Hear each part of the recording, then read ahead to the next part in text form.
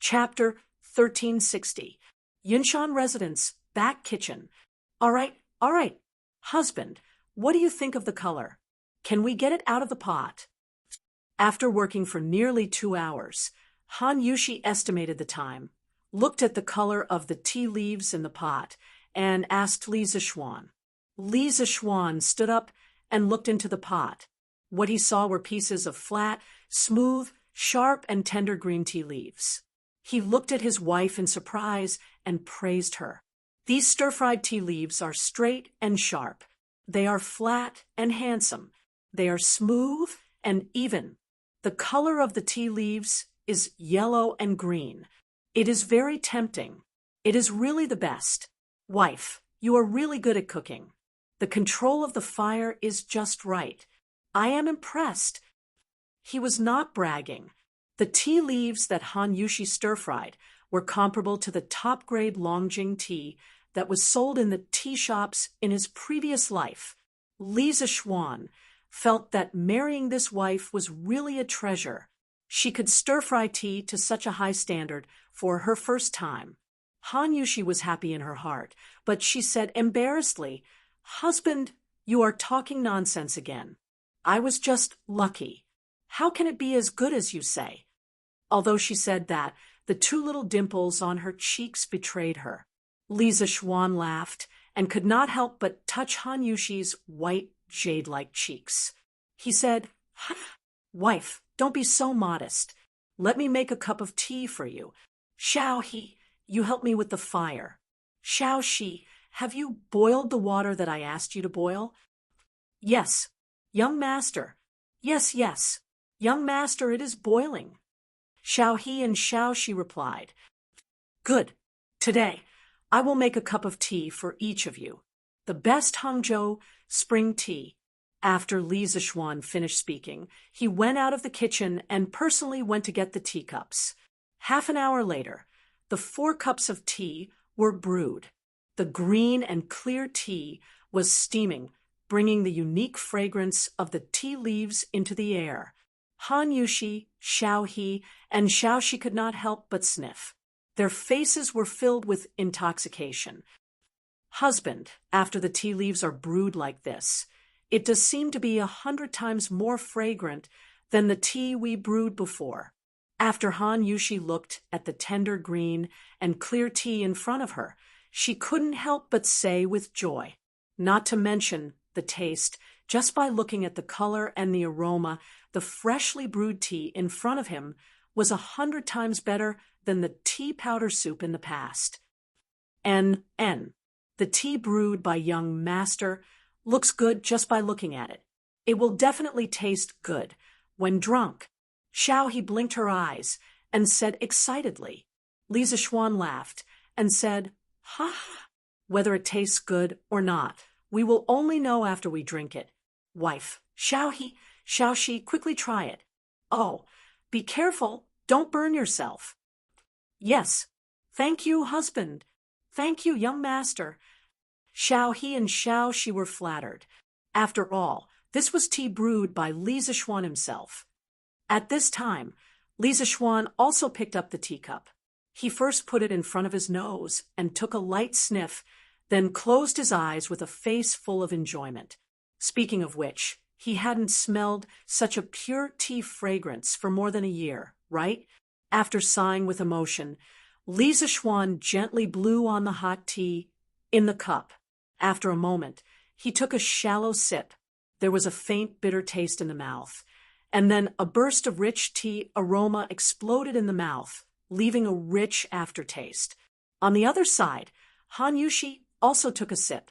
Then her eyes widened, and she exclaimed, "Husband, this tea tastes very special. The texture is smooth, and it leaves a fragrance in the mouth after drinking it. It's simply amazing." Yes. Although Xiao, he can't tell how it tastes good. I just feel that it is 10,000 times better than the tea we brewed in the past. Young master, this tea is slightly bitter, but after savoring it carefully, it is full of fragrance. This feeling is just like life. Listening to the praise of the 3 beauties in the room, Li Zishuan smiled and said, "Ha, Xiao Shi is right. Sometimes drinking tea is like tasting life. There is contemplation in the tea, enlightenment in the contemplation, reminiscence, and life. Wife, take your time to enjoy it. I will bring some tea leaves to the academy to reward the teachers." Drinking tea is like tasting life? Han Yushi couldn't help but be startled. Then she smiled and said, and, husband, you can go now. As for the remaining tea leaves, I will help you with Xiaohe and the rest. And thank you for your hard work, my wife. Li Zishuan nodded, then took a small box of freshly brewed tea leaves and went out in the direction of Yanhuang College. Mo Zhong asked the canteen to boil 2 pots of water and bring them to the meeting room. Also bring some teacups. When he arrived at the academy, Li Zishuan directly called Mo Zhong and ordered, "Yes, Yamacho." Mo Zhong was a little confused, but he still followed the order. "Hey, Yamacho, you came at the right time. This is the list of secret carriers and secret places listed by our physics department. Please take a look." After Mo Zhong left, Li Zishuan had just walked into Guanghua Building when he met Mo Chue. Mo Chue was holding a pile of files. When he saw Li Zishuan coming to the academy, he quickly walked over and said, Li Zishuan glanced at the files in Mo Chue's hands, but he didn't take them. Instead, he said, "I'll look at this later. Everyone has been working hard these past 2 days. Rest for a while. I brought you something good." Li Zishuan said as he led Mo Chue to the big meeting room on the first floor. It was Saturday, and the students had gone home for the holidays. Only the teachers were still busy working overtime in the meeting room. Arriving at the conference room, Li Zishuan cleared his throat and said to the busy teachers of the academy, "Thank you for your hard work. Gentlemen, put down the things at hand and rest for a while. Today, I brought you something good that can lift your spirits and reduce fatigue. Everyone have a good taste." The teachers in the meeting room immediately looked at Li Zishuan. Li Gang stroked his beard and asked curiously, "Yamacho, what is it that can be so magical? Could it be some kind of medicine?" "No, Yamacho, you let us taste it, which means it's not medicine." Yes, Brother Wenji's analysis is correct. It seems that the thing Yamacho is talking about is a new kind of delicacy. Then this old man wants to have a good taste. Yen Silu followed Li Gang and echoed, hearing him say this. Everyone in the room couldn't help but swallow. Delicacy, and it was brought by Li Zishuan himself. How could the taste be bad? Who in the Tang Empire didn't know that Li Zishuan was a veritable food king? Seeing this scene, Li Zishuan showed the wooden box of tea leaves in his hand and said with amusement, "Ha! You don't have to guess anymore. Here it's tea. Today, I've brought you a new way to drink tea. Yamacho, here's the boiled water you asked for." At this moment, Mo Zhong and Mo Yun came in with 2 pots of steaming boiled water. Behind them were 10 or so waiters from the canteen, each carrying a tray of teacups. "Give each gentleman a teacup. Mo Zhong. Mo Yun, you 2 carry the kettles, and come with me." Li Zishuan gave a simple order, and the waiters in the canteen took the lead and got to work. Li Zishuan led Mo Zhong and Mo Yun to stand behind Li Gang. The old gentleman cooperatively stepped aside. Li Zishuan opened the tea box, and immediately a fragrant smell wafted out. Li Gang raised his eyebrows in surprise and couldn't help but close his eyes, greedily breathing in the tea fragrance coming from the tea box. Li Zishuan added a small pinch of tea leaves into the old gentleman's teacup, and then had Mo Zhong pour boiling water into it. The tea leaves first floated on the surface of the water, but they quickly sank. The clear water in the teacup had already turned a tender green color, and it was extremely tempting.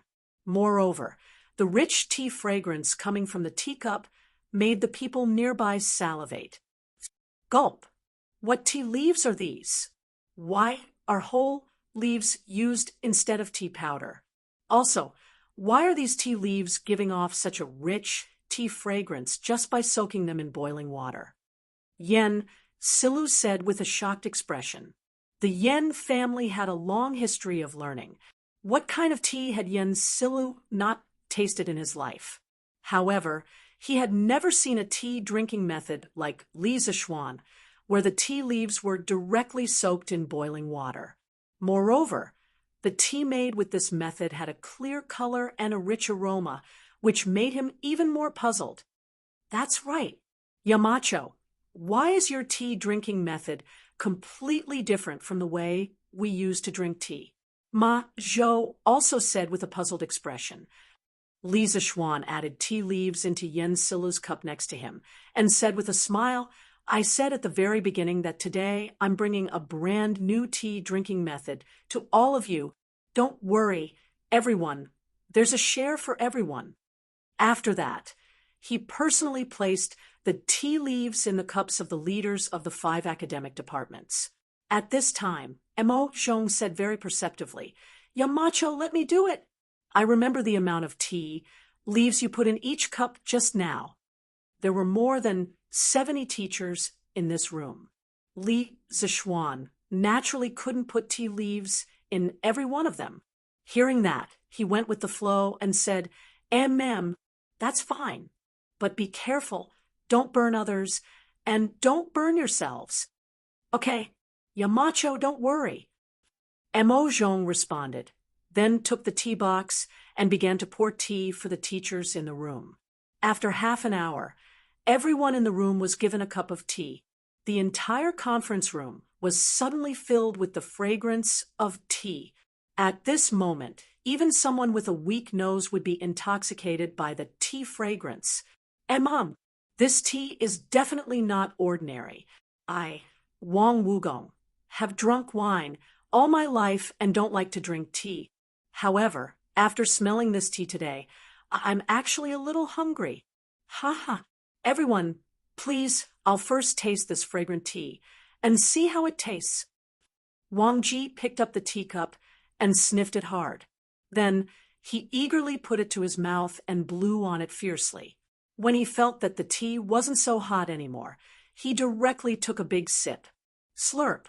The sound of this old drunkard drinking tea was like slurping noodles. It really made people speechless. The texture is smooth, and it's slightly bitter. However, after tasting it carefully, one can feel the rich tea fragrance and even a hint of sweetness. Wonderful. Too wonderful. This elegant sweetness moistens my throat. I can't even bear to rinse my mouth for 3 days. This tea should only exist in heaven. It's rare to taste it in the human world. Wang Ji closed his eyes and savored it carefully.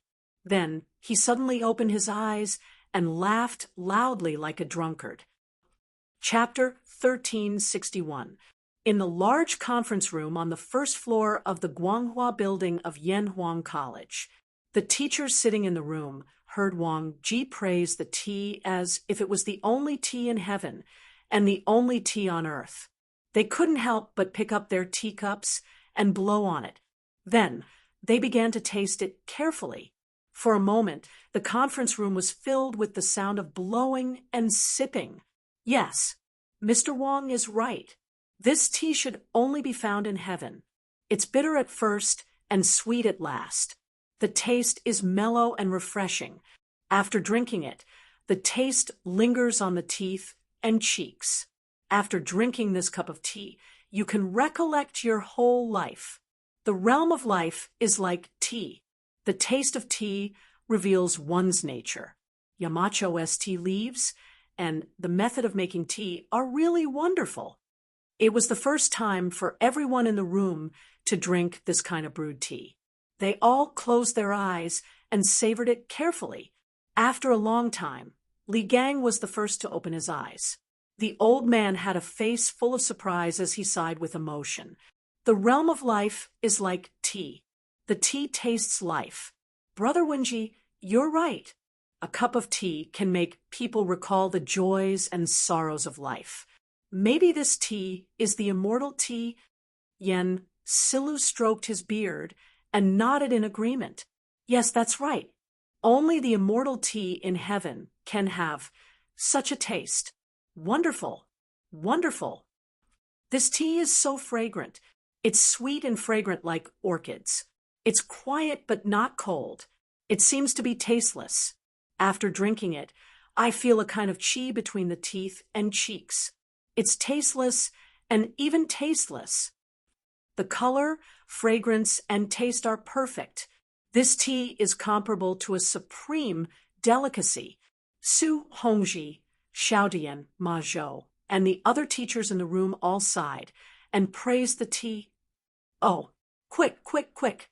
Give me another cup of water. Wouldn't it be a waste if I don't make such good tea 10 or 8 times? Wang Ji, the old drunkard, didn't have the time to sigh. He quickly downed a cup of tea and asked Emo Zhong for water. Li Zixuan was speechless. Generally, tea leaves were only soaked 3 times. The first time the tea leaves were infused with 50% of the soluble matter. The second to fourth soaking was 30%, 10%, and 1% to 3% respectively. 80% of the vitamins and amino acids in the tea leaves could be extracted in the first soak, and more than 95% of the vitamins and amino acids in the tea leaves would be extracted in the second soak. Therefore, if Wang Ji wanted to use the same cup of tea to brew it for 10 or 8 times, it was completely nonsense. If that really happened, he probably wouldn't be able to drink it himself. Oh, this old man does seem a little more spirited. It seems like this tea really has the miraculous effect of boosting one's spirit. At this time, Li Gang suddenly felt his mind become clearer. He didn't know if it was an illusion, so he hesitantly said. As soon as this was said, it immediately received the approval of many people. Yen Silla was pleasantly surprised. It seemed to be the case. Yamacho, not only can your tea taste life, but it can also boost one's spirit. It's really amazing. Ma Zhou said, whether it's color, taste, or effect, this tea is far from comparable to the tea I've drunk before. Wang Ji nodded repeatedly and said, Yes, yes, that's right. Yamacho, where did you get this tea? Where can I buy it? After drinking this kind of tea, how can other teas still taste good? That's right. Yamacho, where can I buy this tea? Hearing Wang Ji's question, the rest of the people came to their senses. As the saying goes, comparisons are odious.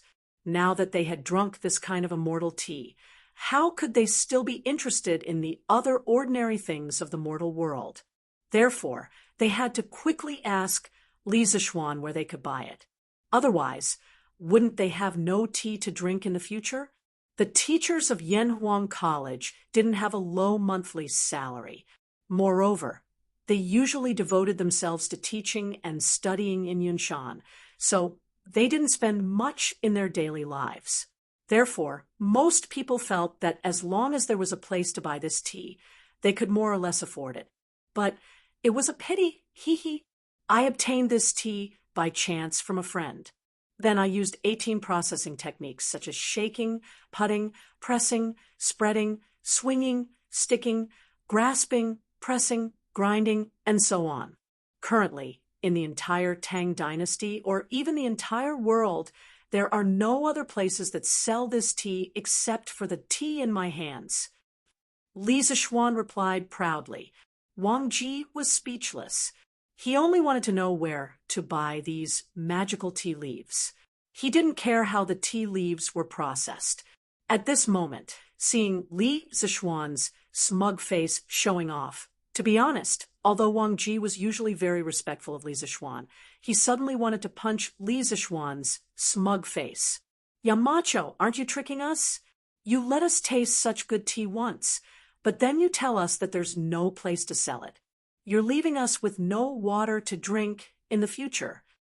The old drunkard looked at Li Zixuan with a bitter face and said he had planned to buy some of this tea to replace alcohol. After all, Li Zixuan had told him before that excessive drinking was harmful to the body, especially for an old man like him. Yes, Yamacho, you gave us such good tea. How can we drink other tea in the future? Aren't you torturing us? Yes, yes. Yamacho, can you get Wonderful Taste Pavilion or Drunken Immortal House to find a way to sell this tea? After Wang Ji's voice fell, the other teachers in the room began to complain, ask. Li Zixuan's face was full of helplessness. He didn't even have much of this high-quality Hangzhou spring tea. If he had known, he wouldn't have taken it out to show off. What a sin! He thought for a moment, then suddenly rolled his eyes and said loudly, Ahem! Everyone, although this tea is not sold elsewhere, I'll leave a box with Mr. Wenji. Whenever you want to drink it, you can ask Mr. Wenji for it. Okay, the tea has been tasted. Everyone, let's do your work. Mo Chue, didn't you have something to show me earlier? Bring it to my office. After giving his instructions, Li Zixuan hurriedly slipped away as if there was oil under his feet. The main thing was that more than 70 men were looking at you with bitter eyes. No one could stand it. Mo Chue hurriedly held the file and chased after Li Zixuan. Oh, this guy also took away his unfinished tea. He was probably afraid that someone would steal it after he left. Everyone in the room turned their gazes to Li Gang at this moment. In their eyes, some were eager to try, some were timid and hesitant, and some were drooling. Li Gang, who was innocently implicated, twitched the corner of his mouth at this moment. Yamacho, you're tricking me. Aren't you passing on your hatred? But when he thought of the wonderful taste of the tea, Li Gang instantly felt that if he was tricked, then so be it. This was a trap worth jumping into. Ahem. Continue with your work. As for the tea given by Yamacho, I won't keep it to myself. Li Gang straightened his face and said to everyone with a serious face. Hearing this, many of the new teachers couldn't help but feel bitter in their hearts. They thought to themselves, you are so respected. When the time comes, even if we want to drink some immortal tea, how would we dare to frequently ask you for it? Li Zixuan left a box of tea leaves for Li Gang, and then sent someone to deliver a small box to Sun Simiao. This could be considered a small benefit for the medical school. After some thought, he also sent someone to deliver a large box of tea leaves to the palace. He even included the brewing method and effects of the tea leaves. This was considered a public bribe to Li Er. Logically speaking, the reason why he could live so well in the Tang Empire was inseparable from Li Er's appreciation and tolerance. Take the incident with the Japanese princess as an example. What he had done could be big or small. If it was a big matter, he would be demoted and stripped of his title. If it was a small matter, he would be reduced to a small matter. In the end, Li Zixuan forgave him because of his outstanding contributions to Yanhuang College and the Tang Empire. This made Li Zixuan feel grateful from the bottom of his heart. Therefore, he decided that from now on, he would be a bootlicker. Once there was something good, like tea leaves, he would send a portion to Old Li and Empress Zhangsun. This way, when he made a mistake in the future, Li Er might be lenient on account of their old friendship. Even if Old Li couldn't do it, Empress Zhangsun would definitely plead for him. It was said that a bootlicker would eventually have nothing, but a bootlicker of the emperor would eventually have everything. At the same time, Li Zixuan also sent someone to inform Zhang Yinhong, Zhang Qianjun, Chao Wendong, Lin Wenyuan, and the other members of the Yanhuang Chamber of Commerce to come to Yun Mountain tomorrow afternoon to participate in the tea tasting conference. He guessed that the reason why Zhang Yinhong came to visit him yesterday was probably because he was interested in the business of the Yanhuang Chamber of Commerce. It just so happened that the land of Jiangnan was an undeveloped land for Li Zixuan. Li Zixuan also had the intention to expand his business to Jiangnan. At night, in the palace. He. Servant Guanyin, you came at the right time.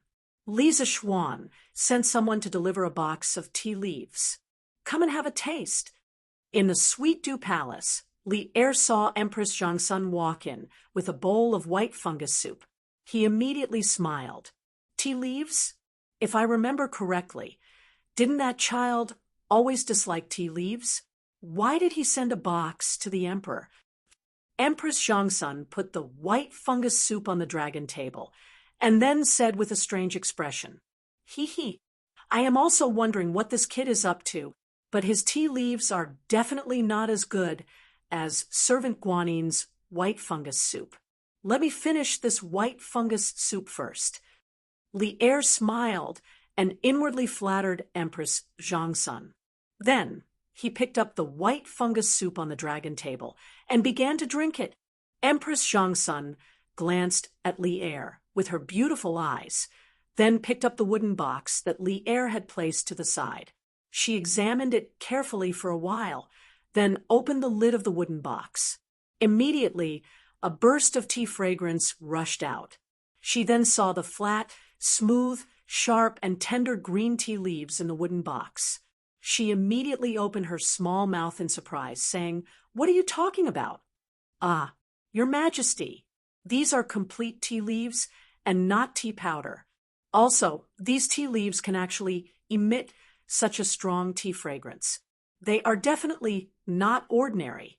There was a note on it. Take a small amount of tea leaves and put it in a cup. Brew it with boiling water. When the water temperature is not too hot, you can drink it. Drinking it can raise one's spirits, reduce fatigue, help digestion, and delay aging? Could it be that these tea leaves are immortal tea? It doesn't need to be cooked and only needs to be brewed with boiling water. Moreover, it has so many effects on the human body. Is Marquis Yong and joking with us? Oh, reduce fatigue and delay aging? These tea leaves have such effects." Hearing this, Li Er raised his eyebrows in surprise and said, "Let someone brew 2 cups. Won't we know once we taste it? If this kid is bragging, I will teach him a lesson." Empress Zhangsun covered her mouth and smiled. "Yes, Your Majesty." Then she ordered the servants to boil a pot of water in the imperial kitchen and bring it over. Nowadays, honeycomb coal and coal stoves were widely used. Of course, the imperial palace also had these. Therefore, it didn't take much time to boil a pot of water. In less than a quarter of an hour, an eunuch came in with a pot of water. Empress Zhangsun personally took it, and then said with a slight smile, "Your Majesty is always busy with state affairs and has to deal with a myriad of affairs every day. Let me make a cup of tea for Your Majesty. Let's see if these tea leaves have the effect of reducing fatigue." Saying this, she took out a small handful of tea leaves from the wooden box and threw it into the jade white teacup. Then she lifted the pot and carefully poured the boiling water into the teacup. Trickles of water flowed down from the opening of the pot and formed a small whirlpool in the teacup.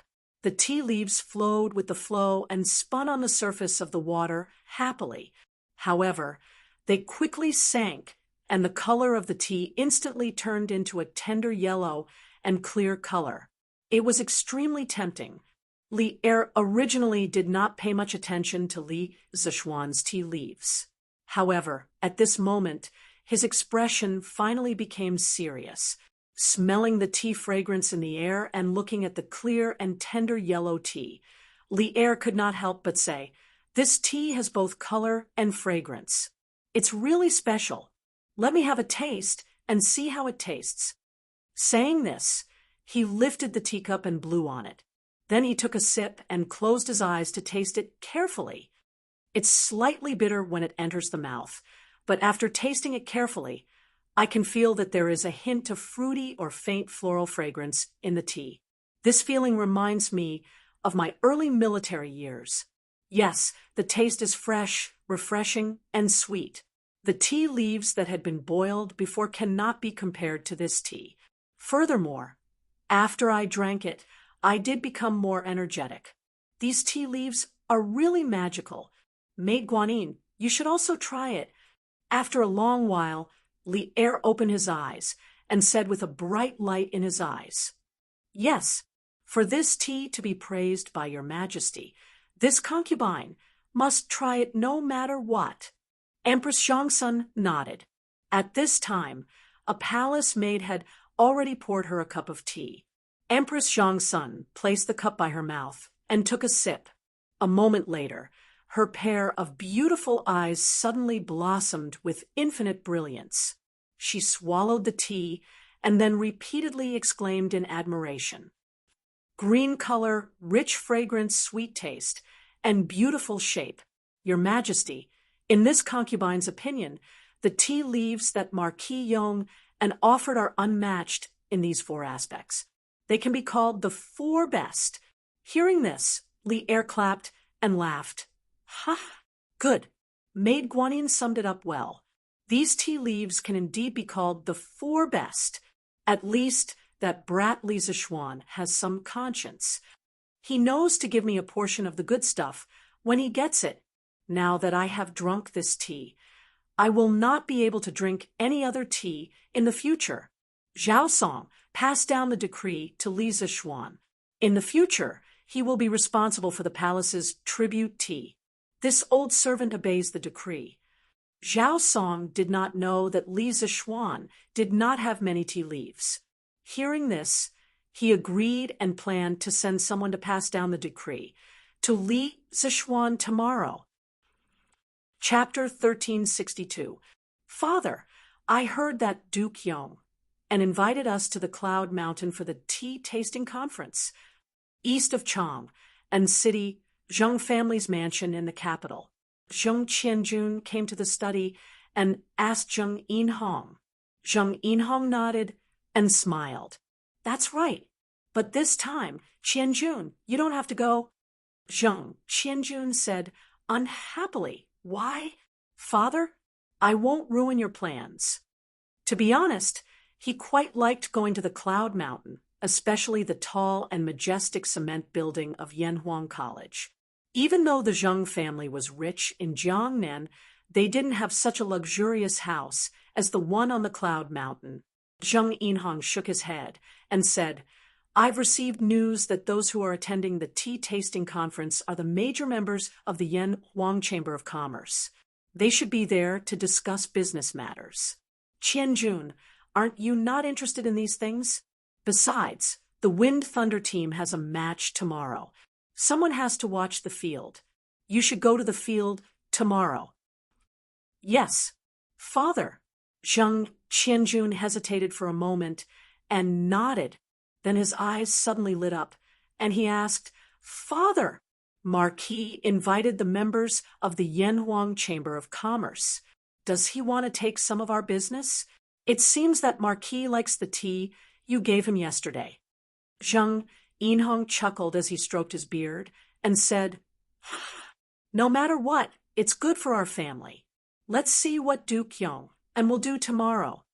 The next day, in the Cloud Mountain residence, Li Zishuan had just finished his breakfast when a servant from the palace came to the Cloud Mountain and told him that Li Er had listed the tea he offered yesterday as a tribute.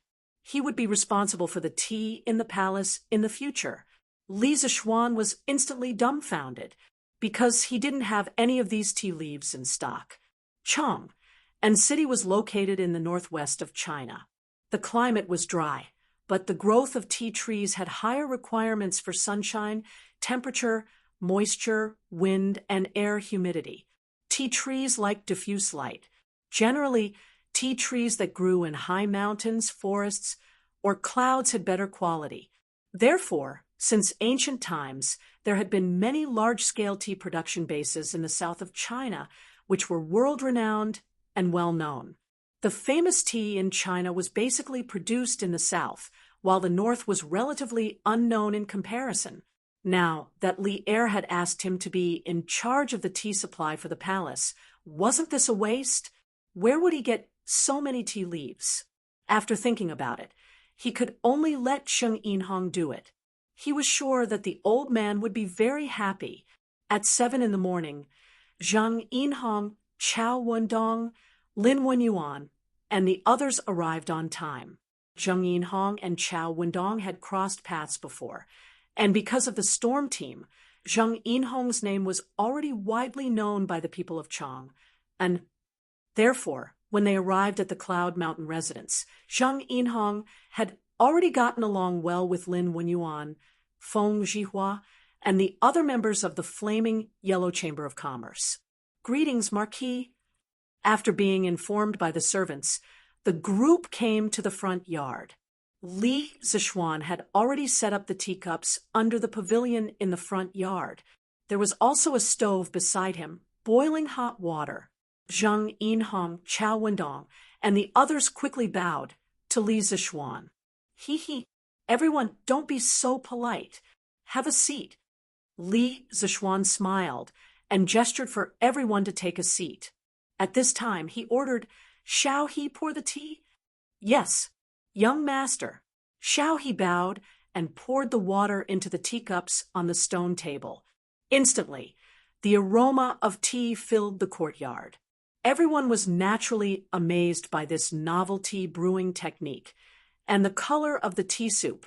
Compared to the previous method of boiling tea powder and various seasonings in a pot, this kind of tea soup brewed with boiling water had a more clear and attractive color. Just from the appearance alone, it was better by a notch. However, what was even more amazing was the taste of the tea. It was bitter at first, then sweet, and left a lingering fragrance in everyone's mouth.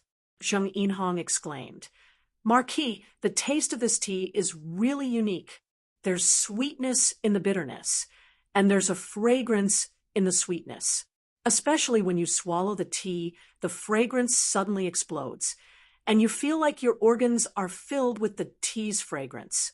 In the past, I didn't like to drink tea made with crushed tea powder. I used fresh tea leaves that were picked and boiled over a small fire before drinking. The taste was very delicious, so before this, I thought that I had created an amazing method of brewing tea. However, compared to Marquis tea today, I really feel that all the tea I drank before was wasted. However, I'm a little curious. Are these tea leaves really the tea leaves that I sent to Marquis the day before yesterday? Why is the taste so different?" Li Zishuan couldn't help but secretly smile. He thought to himself that Zheng Yinhong was quite knowledgeable in the way of tea. He actually knew to give up on using tea powder and use whole tea leaves. However, he used raw tea leaves, so the taste was much worse. As far as he knew, fresh tea leaves could indeed be brewed with boiling water directly. However, the tea that was brewed would have a strong, grassy taste. After all, tea leaves that weren't fried were the most primitive and most natural state of tea leaves. The tea tree was also a type of herb. Of course, these tea leaves are the ones that Villa Master Zheng sent over the day before yesterday. Otherwise, where would I get so many tea leaves in such a short time? Li Zishuan looked at Zheng Yinhong and smiled. However, the tea leaves that Villa Master Zheng sent over, I used a special method to process them. That's why the fragrance is even stronger. Here, everyone, please take a look at the shape of the tea leaves after the processing." As he spoke, Li Zishuan asked Shao Shi to bring over a box of fried tea leaves and handed it to Zheng Yinhong. "Thank you very much, Marquis." Zheng Yinhong received the box with both hands and opened it. He was instantly shocked because the tea leaves in the box had not been brewed with boiling water, yet they were emitting a strong tea fragrance. To him, this was simply unbelievable. Zheng Yinhong had been doing business all his life. He even managed such a big stall like Misty Rain Villa. Naturally, he knew how to conduct himself. He poured out 3 to 4 tea leaves from the wooden box and poured them into his hands. Then, he handed the wooden box to Chao Wendong and said, "Come, Brother Chao, let's take a look." Chao Wendong nodded gratefully at Zheng Yinhong and said, "All right, just nice. Let's broaden our horizons." Soon, everyone was given a few pieces of tea leaves and began to observe them carefully. TSK. These processed tea leaves are all flat and smooth, sharp, tender and green, even and heavy. This is simply amazing. Zheng Yinhong had done quite a bit of research on the way of tea. After a careful observation, he first clicked his tongue in wonder and sighed. Then he asked somewhat uncertainly, "Marquis, have these tea leaves been fried in a pot?" Li Zishuan nodded and praised, Height's Lord Zheng really has good eyesight. These tea leaves are indeed fried." Zheng Yinhong exclaimed. To be able to fry the tea leaves into such a flat, smooth, sharp, and uniform shape, it's really not easy. The person who fried the tea leaves has exquisite skills. It's simply uncanny workmanship. I'm really impressed. Li Zishuan smiled and said, "To be honest, the person who fried the tea leaves is my wife." The ancients usually addressed their wives as lowly wives to outsiders, but Li Zishuan was not used to it. Everyone was shocked. They quickly stood up and cupped their fists. To be able to taste Marquis's wife's culinary skills is truly a blessing of 3 lifetimes. Thank you, Marquis, for your hospitality today. You don't have to be so polite. Li Zishuan said with a smile as he stretched out his hand. Only then did everyone sit down again. At this time, Chao Wendong asked, "Marquis, these tea leaves are so fragrant and elegant. It's so special that it should have a name. I wonder if Marquis has a suitable name in mind?" Yes. How can such an immortal tea not have a nice name? Marquis, why don't you give this tea a name today? Zheng Yinhong quickly agreed. Li Zishuan heard this and pinched his chin.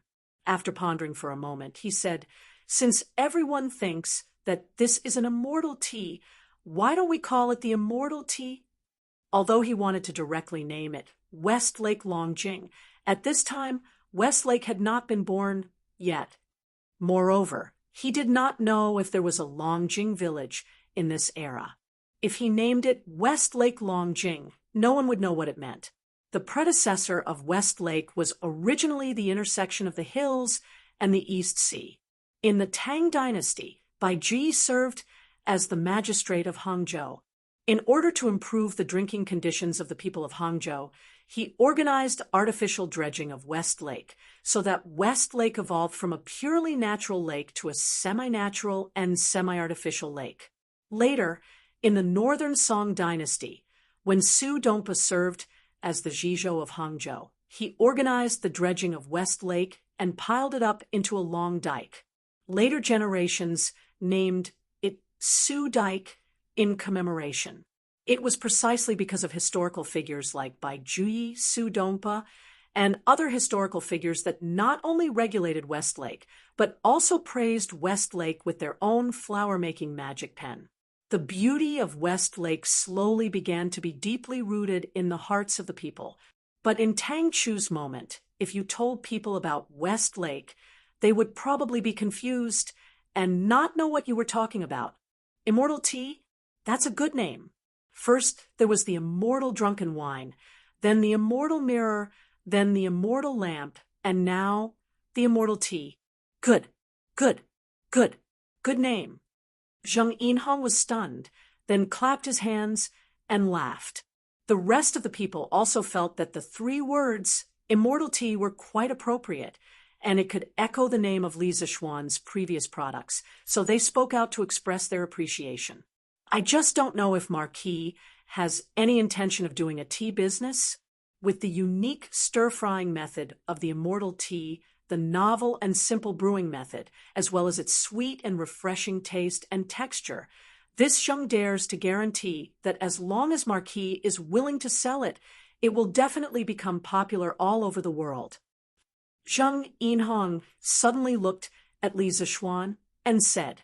Hearing this, everyone came back to their senses, and they all cast their gazes towards Li Zixuan, because this was a very big cake. Li Zixuan was happy. He was waiting for Zhang Yinhong to say this. So he smiled and said, "Ha, of course I want to do this tea business, but I need everyone to cooperate with me." Chapter 1363. 2-in-1 chapter. Oh, Marquis, if you have any orders, I will do my best to cooperate with you. Yinshan residents. Hearing that Li Zixuan wanted to start a tea business and needed everyone's help, Zhang Yinhong's expression changed. He quickly cupped his hands and said, "We are also willing to lend Marquis a helping hand." Chao Wendong and the others also cupped their hands and said. Li Zixuan nodded and said, "Good. With everyone's help, this Marquis has even more confidence in doing this tea business. First, we have to solve the problem of the source of the tea. The weather in the north is dry and not suitable for tea trees to grow, so the tea leaves must be picked from the south." Speaking of this, Li Zixuan looked at Zhang Yinhong and said, "I sent the tea leaves to the palace yesterday. After His Majesty tasted it, he liked it very much and decided to list the immortal tea as a tribute tea. So, in the future, the tea leaves that the palace needs will be collected in the Jiangnan area." Tribute tea? Everyone was shocked, and their hearts were in turmoil. However, Zhang Yinhong's expression changed, and he said, "Marquis, the immortal tea being listed as a tribute tea shows that its quality is unparalleled in the world. But once it is listed as a tribute tea, it should not be sold casually among the people." Hearing this, everyone came to their senses. Chao Wendong nodded and said, "Marquis, what Manorhead Zheng said is reasonable. Once the immortal tea is listed as a tribute tea, how can the people enjoy it casually?" Li Zixuan waved his hand and said with a smile, "You can't say that. His Majesty loves the people like his children and likes to enjoy with them. Besides, we can make a batch of top-grade immortal tea and supply it to the palace. As for the lower-grade ones, we can sell them to the people. When the time comes, the immortal tea will borrow the reputation of the tribute tea and sell it to the people." In the Tang Dynasty, there were no strict restrictions on the tributes to the palace. Every place only needed to deliver the tributes to the court on time. It did not mean that once something was listed as a tribute, it could not be sold among the people. For example, cucumbers had always been a tribute before the Tang Dynasty and during the Tang Dynasty, but could the people not eat it? Obviously not. As long as you have the money, you can definitely buy it. As for the imperial tribute tea, there had never been a precedent before. Zhang Yinhong and the others were only worried because they wanted to be absolutely sure. Marquis' move is brilliant.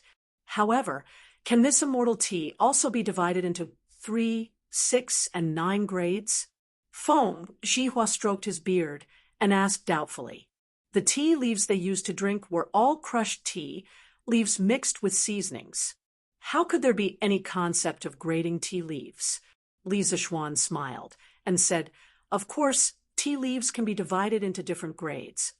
Generally speaking, for fresh tea leaves, the shorter the buds and leaves, the more tender they are, and the smaller the angle between the buds and leaves, the better the quality of the tea leaves.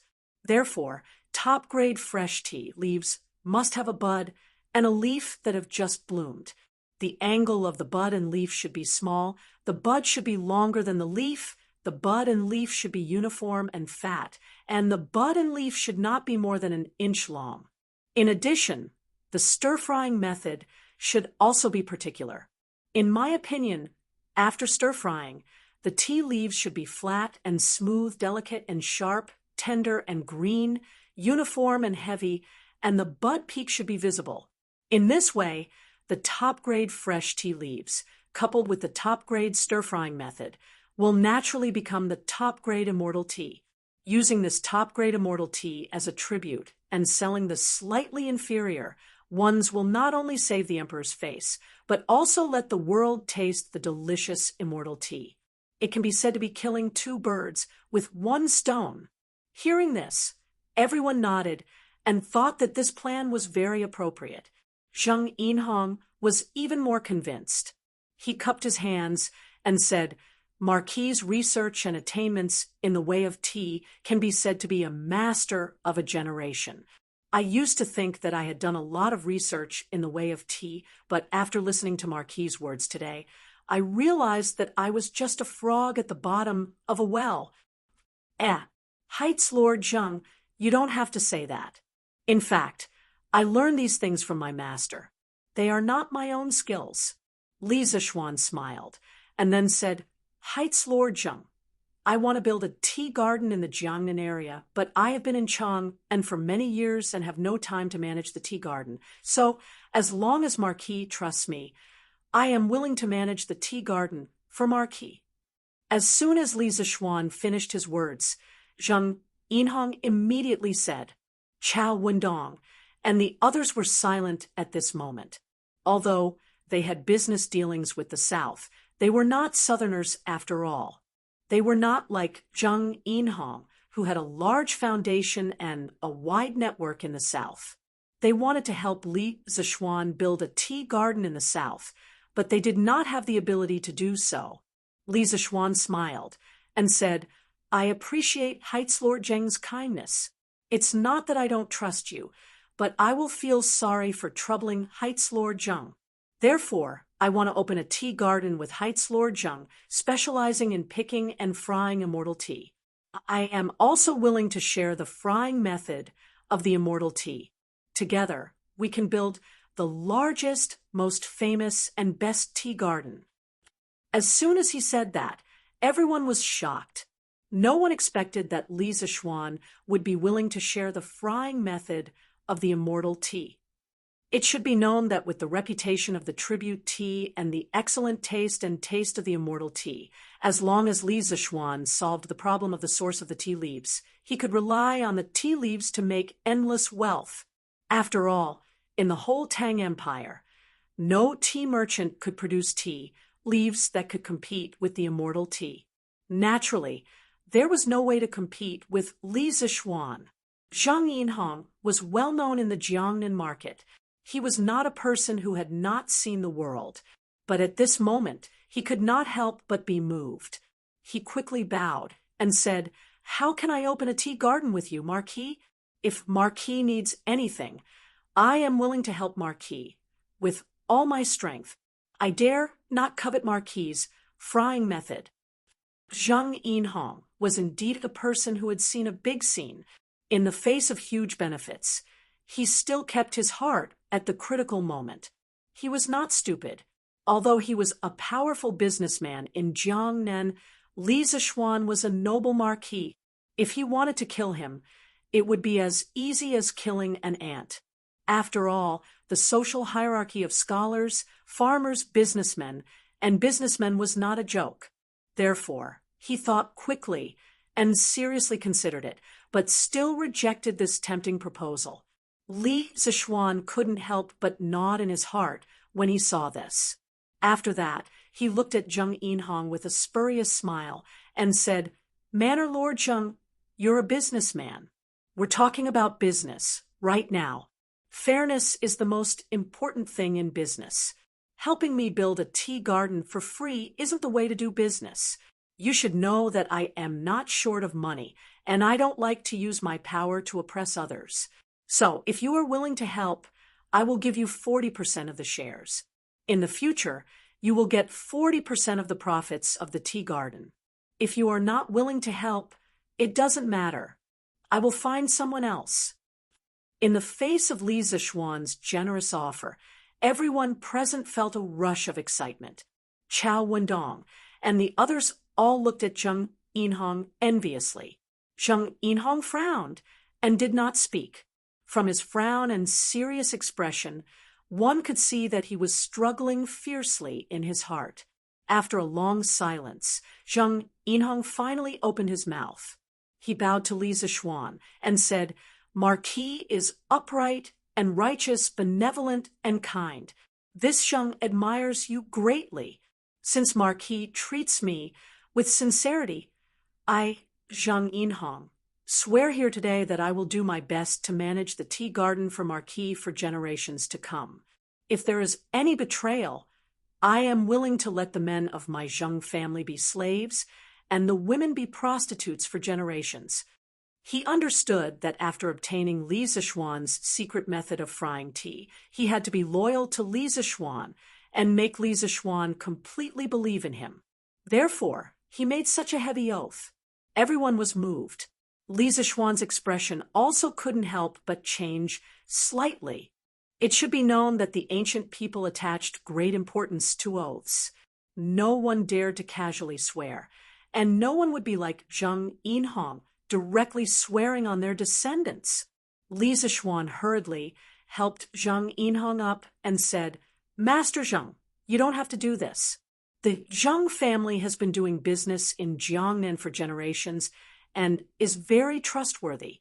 Who doesn't know Master Zheng's trustworthiness? Who doesn't believe you?" To be honest, there were two main reasons why he shared the secret method of frying tea so easily. First, his method of frying tea was actually not difficult to learn. Once the immortal tea was launched, all the tea merchants in the world would definitely be able to figure out his method of frying tea within a year. Instead of keeping the secret method of frying tea a secret, it was better to monopolize all the high-quality tea gardens in Jiangnan while the tea market was still blank. In this way, Zheng Yinhong, the local snake, would definitely be inseparable. Second, Li Zishuan actually didn't plan to do the tea business at first. At most, he wanted to make a small batch of tea for himself and for the people around him to drink. Moreover, he was now devoted to promoting the basic technology of the Tang Empire and didn't want to spend time making money from the tea business. He didn't lack money. However, Li Er listed the immortal tea as a tribute tea and let him be responsible for the tea supply of the palace. Since he decided yesterday to be a bootlicker, he could only bootlicker to the end. Since he didn't have time, he could only delegate to Zheng Yinhong and the others. Anyway, he was confident that with his current status, Zheng Yinhong wouldn't dare to betray him. He believed that Zheng Yinhong was a smart person. Now that Zheng Yinhong had made such a solemn vow, he was even more certain that his judgment was correct. Chao Wendong, who was at the side, also nodded at this moment and said, "The Zheng family is famous in Jiangnan. They are the most trustworthy in the business world. This is indeed known by everyone." Zheng Yinhong looked at Chao Wendong gratefully, then clasped his hands at Li Zishuan and said, "Marquis is so sincere, but I can't refuse. I can only take 30% of the shares of the immortal tea garden. If Marquis is unwilling, then I can only accept it. However, I have a presumptuous request, and I hope that Marquis can agree to it." "Oh, Owner Zheng, please speak." Li Zishuan's expression changed slightly, and he was a little curious. Zheng Yinhong said in a low voice, "I know that Marquis has established the Yanhuang Chamber of Commerce, and I have always been fascinated. I wonder if Marquis can let me join the Yanhuang Chamber of Commerce. 10% of the shares of the immortal tea garden in exchange for a membership in the Yanhuang Chamber of Commerce." In the long run, he was still losing out. After all, the future potential of the immortal tea garden was limitless. However, the reason why he made this suggestion was mainly because he felt that 40% of the shares of the immortal tea garden was too hot. Giving out 10% in exchange for a membership in the Yanhuang Chamber of Commerce would not only protect himself, but also open up a path for the Zheng family. Li Zishuan pondered for a moment, then nodded and said, "I have no objections, but I have an idea. I will give you 10% of the shares of the immortal tea garden. Boss Chao, Boss Lin, Boss Feng, you all can discuss and give 10% of the original shares of the Yanhuang Chamber of Commerce to Owner Zheng. As a reward, This 10% of the shares of the Immortal Tea Garden will be divided equally according to the corresponding ratio. How about it? Back then, the first batch of members of the Yanhuang Chamber of Commerce was determined through an auction. The shares that each person held were determined according to the ratio of the money that they paid, and the amount of goods that they received from the workshop in the future was directly related to the shares that they held in the Chamber of Commerce. To put it simply, Li Zixuan was now using the 10% of the shares of the Immortal Tea Garden that Zheng Yinhong gave up to exchange for 10% of the shares of the Yanhuang Chamber of Commerce with Chao Wendong and the rest. In any case, he would definitely not lose out in this exchange. He still held 60% of the shares of the Immortal Tea Garden. Chao Wendong and the rest looked at each other and nodded. They all said, "We are willing to follow Marquis's arrangements." They were not stupid. The goods that Zhang Yinhong received from the Strange Taste Pavilion workshop were to be shipped to Jiangnan to be sold. It did not clash with their business at all. On the contrary, with 10% of the shares of the Immortal Tea Garden, they would be able to get involved in the tea business. And originally, they would not have been able to get the shares of the Immortal Tea Garden because with their connections, they would not be able to help Li Zixuan set up the Immortal Tea Garden. But now that Li Zixuan had given them the opportunity, how could they not seize it? Li Zixuan nodded his head in satisfaction and said, "In this way, everyone is happy. In a while, I will mark a few of the best locations for the Immortal Tea Garden on the map. When the time comes, Manor Head Zheng can help to set up the Immortal Tea Garden in these places. As for the cost of setting up the Immortal Tea Garden, we will share it." Zheng Yinhong clasped his hands and said, "Yes, Marquis." Li Zixuan smiled, then raised his teacup and said, "Come, everyone, let's use tea as wine to celebrate the addition of a new member to our flaming yellow Chamber of Commerce today." After settling the matters of the Immortal Tea Garden, Zheng Yinhong took the map that Li Zixuan had given him and set off for Jiangnan in the afternoon. In Chang and City, he left Zheng Qianjun to look after the team. On the map that Li Zixuan had given him, the best locations for the Immortal Tea Garden were marked. These locations were almost all places that produced Longjing tea in his previous life, such as Lion Peak Mountain, Longjing Mountain, Chessboard Mountain, Shangtianzhu, Wengjia Mountain, Waxberry Ridge, Manjulong White Crane Peak, and dozens of other mountain peaks. Li Zixuan wanted to use the memory of his previous life to quickly monopolize the production areas of these high-quality tea leaves. Even if someone later found a way to make high-quality tea, the quality of the tea leaves would be far inferior to the Immortal Tea. Of course, other than the task of setting up the Immortal Tea Garden, Zheng Yinhong's top priority in returning to Jiangnan this time was to go to the existing tea mountains and send people to pick a batch of fresh tea leaves as soon as possible to make tribute tea. As for the Immortal Tea Garden, it was estimated that they would have to wait until next year to produce tea. After all, they still had to transplant the tea trees. Chapter 1364. The reason why Zheng Yinhong was willing to fully assist Li Zixuan in opening up the tea plantation, other than being driven by profit, was because he felt Li Zixuan's sincerity. He had interacted with many officials in Jiangnan and Chang, but Li Zixuan was the first official to talk business with him as an equal. This moved Zheng Yinhong and gave him a good impression of Li Zixuan. Looking at Chao Wendong and the others' attitude towards Li Zixuan, it wasn't hard to understand why Zheng Yinhong swore loyalty to Li Zixuan and would never betray Li Zixuan.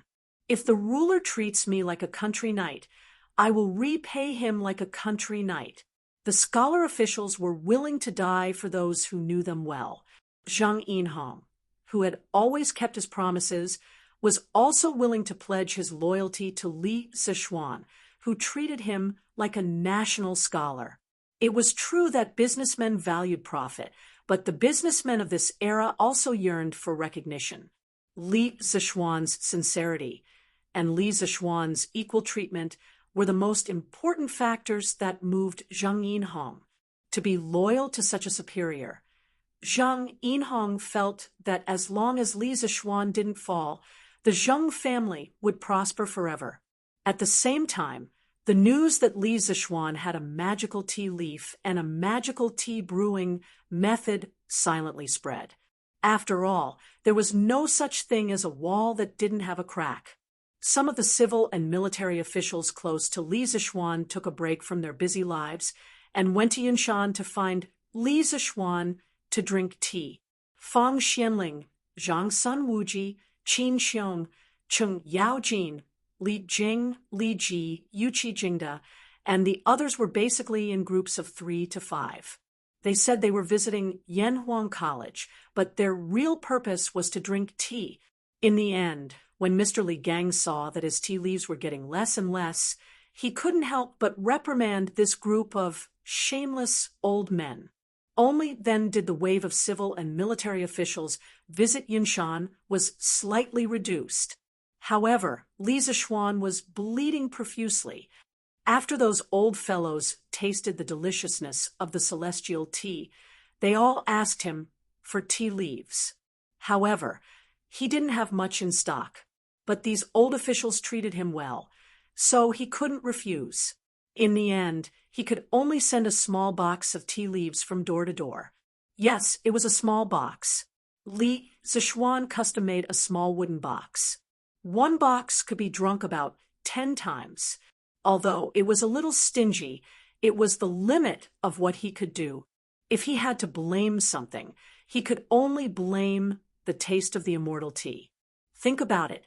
Even old drunkards like Wang Ji and Cheng Yaojin liked to drink tea. How could the taste be bad? It was a pity that Weizheng was far away in Henan province. Otherwise, this old troll would definitely come to ask for tea leaves. Li Zixuan, who didn't have much in stock, only hoped that Zheng Yinhong could quickly send a batch of stir-fried immortal tea to Chang. And yes, he also taught Zheng Yinhong how to stir-fry the immortal tea. Jiangnan province was nearly 1,000 miles away from Chang, and if fresh tea leaves were to be transported to Chang and then processed, the transportation cost would be too high. Therefore, Li Zixuan asked Zheng Yinhong to pick, stir-fry, and process the tea leaves on the spot. When the time came, the finished product would be directly sent to Chang, and early in the morning, Li Zixuan had just finished his sword practice and was about to go to Yanhuang College. However, at the gate of the college, he met someone he didn't expect to see. San Bao. Li Zixuan looked at the disheveled, dirty, and ragged beggar in front of him. Seeing that the beggar's face was very familiar, Li Zixuan thought seriously for a moment before he suddenly cried out in surprise, "Young master, San Bao is back. San Bao is finally back. Woo woo." San Bao looked at Li Zixuan in a daze. Seeing that Li Zixuan recognized him, he immediately knelt on the ground and hugged Li Zixuan's thigh, crying and wailing. The few soldiers behind him also quickly knelt down. These people were sent by Li Zixuan to follow San Bao to search for ores. Get up quickly. What happened to you? Didn't I send you to Sichuan to search for ores? Why are you in such a sorry state?" San Bao's miserable cries alarmed the people in the courtyard. Han Yushi and Lan came out one after another. The guards outside the courtyard, Pang Feiji, Lu Feng, Lu Yun, and the other guards also looked over. Li Zixuan quickly pulled San Bao up from the ground and asked. It would have been better if he didn't ask. The moment he asked, San Bao cried even harder. With snot and tears, he said, "Young master, San Bao is back." San Bao almost couldn't make it back, but San Bao found a vanadium mine for you. Li Zixuan could feel the sadness from San Bao's words, so he quickly asked, "Why did you almost not make it back? Did someone in Sichuan make things difficult for you?" At this point, Li Zixuan's tone became very unfriendly. Someone actually dared to bully the people he sent out. Wasn't this a slap to his face? Sanbao slightly controlled his emotions and replied, Young master, we found the vanadium mine on a mountain in Feng province, but we were caught by a group of people from the Tang tribe. They said that we offended their sacred mountain and wanted to kill us. Later, we revealed our identities and met the leader of the Tang tribe. He asked us why we were digging for ores on the sacred mountain. I told him the truth and said that I was helping you find the vanadium mine, but he didn't believe me. He said that he had never heard of a vanadium mine on the mountain and wanted to kill us. Later, the local county magistrate came with people in time and saved our lives. However, the Tang tribe didn't allow us to take the ore away from the mountain. Later, we took advantage of the darkness to steal a few pieces of ore, but we were discovered by the Tang tribe. They sent people to chase us all the way until we left Yeyang County. At that time, we completely got rid of them, but at that time, we lost all our travel expenses and fishing talismans. We could only beg along the way and relied on the help of a few kind-hearted people to finally make it back. Li Zixuan was silent for a while after hearing this. He had expected that there might be some twists and turns in this trip. Although the Sichuan region had long been included in the political system of the Central Plains Dynasty due to the geographical isolation and distance from the political center, and the fact that there were many Di, Chong, Man, Liao, and other ethnic groups in the Sichuan region, and around the basin, the land of Sichuan had become the border of the dynasty. There were many noble clans and tribes, and the various forces were also tangled and complicated. Therefore, he had previously told Sanbao to try his best not to have any conflicts with the local forces. However, he didn't expect Sanbao to be in such a miserable state, almost starving to death on the way. After a moment of silence, Li Zixuan patted Sanbao's shoulder and said, Sanbao, you've suffered. Don't worry, I'll help you get back at the Tang tribe for all the grievances you've suffered. Yes, yes. Sanbao nodded vigorously. Then he scratched his head and said, Young master, is there anything to eat? Sanbao is hungry. The few soldiers behind him also rubbed their stomachs and looked at Li Zixuan with an embarrassed expression. Li Zixuan hurriedly ordered, Xiaohe, quick, go get some food and drinks for Sanbao. And the others? Yes, young master. Xiaohe hurriedly ran into the house. Li Zixuan said to Sanbao, and the rest of you come in and sit down to eat and drink slowly. You've all worked hard along the way. Yes, young master. Yes, Marquis. After a while, Xiaohe and Xiaoxi brought in a bowl of freshly cooked noodles and a large bowl of chopped green onion and egg soup. This was commonly known as minced meat noodles. Each of them had a bowl of noodles and some minced meat on top. Sanbao and the rest sat on the stone table in the courtyard and wolfed down the noodles. Ah, Sanbao, eat slowly. No one is going to snatch it from you. Don't choke. It was Lan Er's first time seeing someone wolfing down food like that. She was shocked and hurriedly tried to persuade him, which was rare of her. Oh, thank you for your concern. Sanbao won't choke. Sanbao replied to Lan Er as he ate. In his heart, he was thinking that it was better to choke to death than starve to death. He hadn't eaten such delicious noodles in a long time. Lan Er, don't disturb them. Li Zixuan patted Lan Er's head and said softly.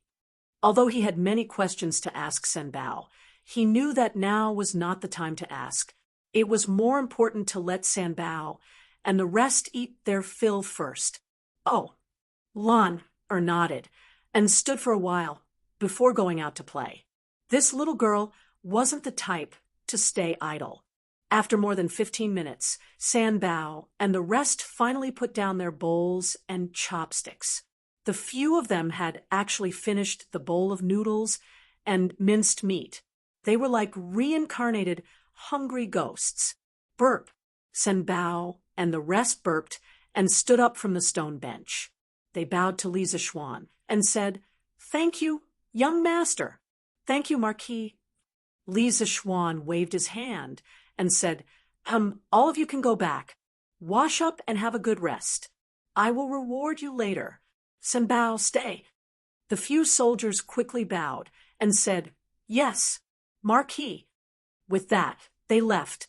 Li Zixuan looked at Sanbao and asked, "Sanbao, you said that the local Chang people see the mine as a sacred mountain. Why is that?" Sanbao thought for a while and replied, "Young master, I think I heard a farmer mention this before. That mountain is called the Lan family volcano. It is said that this mountain can attract soldiers from all over the world. As long as someone passes by it with a sword, he or she will feel that the sword is being pulled by some kind of force. Later on, people think that this mountain has the power of the gods and won't let anyone go up it." Lan family volcano. Li Zixuan frowned. He suddenly felt that this name was somewhat familiar. He quickly searched for relevant information in his mind. A moment later, his eyes widened as he said in disbelief, "You're saying that the mountain is called the Lan clan's volcano? Is there a mountain called the Sharp Mountain next to it?" Sanbao was stunned and looked at Li Zixuan as if he was looking at a god. She said, "Young master, how did you know that there is a sharp mountain next to it? You are really amazing. There is indeed a sharp mountain next to the Lan family volcano, but Sanbao hasn't gone up there yet." Li Zixuan's face was filled with excitement. He said, "That's great. That's great." He could basically conclude that the place that Sanbao and the rest went to was the modern-day Sichuan Panzihua. The Lan family volcano and the Sharp Mountain were the largest natural vanadium titanium magnetite mine in the modern day. In the 21st century, other than the United States, which extracted vanadium from potassium, vanadium, and uranium, or the other major vanadium-producing countries extracted vanadium from vanadium titanium magnetite, Sanbao and the rest had really found a treasure this time. The local Chang people mistook this mountain for a divine mountain. Li Zixuan thought that this was ridiculous because the magnetite in vanadium titanium magnetite was very strong. It was normal for it to attract iron swords. It had nothing to do with divine force at all. "Oh, right. Young master, these are the ores that we stole from there. We dropped a lot of them when we were running for our lives. There are only 2 left." Sanbao took out 2 fist-sized dark gray stones from his clothes and handed them to Li Zixuan. Li Zixuan took the stones. From their appearance, they looked like iron ores. However, upon closer inspection, the color of the stones was slightly lighter than iron ores. They were also slightly lighter than iron ores. After observing for a while, Li Zixuan looked at Sanbao and said, "If I let you lead the way, can you still remember the way?" Sanbao nodded and said, "Yes, yes. Young master, don't worry. Sanbao definitely knows the way." Li Zixuan nodded and said, "Then you can go and rest first. You did a good job this time. I will definitely reward you handsomely."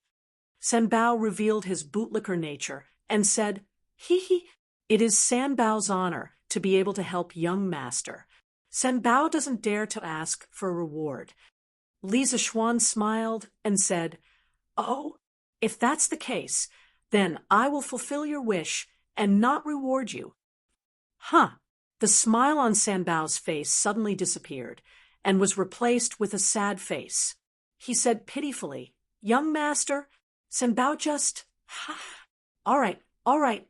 You should go back and rest. As for the reward you deserve, this young master will definitely not give you a single copper coin less." Li Zixuan laughed and said, Han Yushi and the rest also smiled. Sanbao scratched his head and realized that Li Zixuan was just teasing him. He was not angry. Instead, he smiled and bowed. "Sanbao, Thanks, young master. Li Zishuan nodded and said something to his wife before leaving with the vanadium titanium magnetite. Mr. Wang, please come with me for a while. After arriving at the academy, Li Zishuan went to the chemistry department's office and found Wang Ji. Oh, Yamacho, I'll be right there. Wang Ji was memorizing the Yanhuang College's confidentiality regulations. When he heard Wang Ji, he quickly put down the booklet and followed Li Zishuan out of the office. Speaking of which, whether it was the students or the teachers in the academy, they would take out the academy's confidentiality regulations and madly memorize them whenever they were free. After all, this week's confidentiality examination was of great importance to everyone, and no one would not take it lightly. Yamacho, why are you looking for me? Wang Ji followed Li Zishuan into the meeting room and asked eagerly. He was in a hurry. Li Zishuan took out the vanadium titanium magnetite and smiled. Mr. Wang, the people I sent out have found the vanadium titanium magnetite. The most important thing now is to verify if there is vanadium in it. What? Found the vanadium titanium magnetite? Then what are we waiting for, Yamacho? Let's go straight to the workshop. Wang Ji was pleasantly surprised. Li Zishuan had told him that vanadium pentoxide was an important catalyst in the process of producing sulfuric acid. Now that they had the vanadium titanium ore, it meant that the workshop could finally produce sulfuric acid on a large scale. Chapter 1365. Yanhuang College. In the meeting room of Guanghua Building, Wang Ji's face was full of excitement. He pulled Li Zishuan to the workshop, completely forgetting that he wanted to deal with Li Zishuan as soon as possible, so that he could go back and memorize the confidentiality regulations. As the leader of the chemistry department, Wang Ji had the most thorough understanding of the chemistry textbooks compiled by Li Zishuan. No one understood the important role of sulfuric acid better than him. It could be said that in the chemistry textbooks written by Li Zishuan, a considerable number of chemical reactions were directly or indirectly related to sulfuric acid. As early as last year, Wang Ji had experimented by himself and used green alum to produce dilute sulfuric acid. However, that method could produce dilute sulfuric acid in small amounts, but it was obviously impossible to produce sulfuric acid or concentrated sulfuric acid in large amounts. Later, Li Zishuan introduced him to the method of using sulfur dioxide and vanadium pentoxide as a catalyst, heating it in the air to produce sulfur trioxide, and then producing concentrated sulfuric acid. He had been looking forward to Li Zishuan quickly finding the legendary vanadium mine, but he didn't expect to wait for 4 months. Now that the vanadium mine had finally arrived, how could he not be excited? Under Wang Ji's urging, the two quickly arrived at the ironworks of the workshop.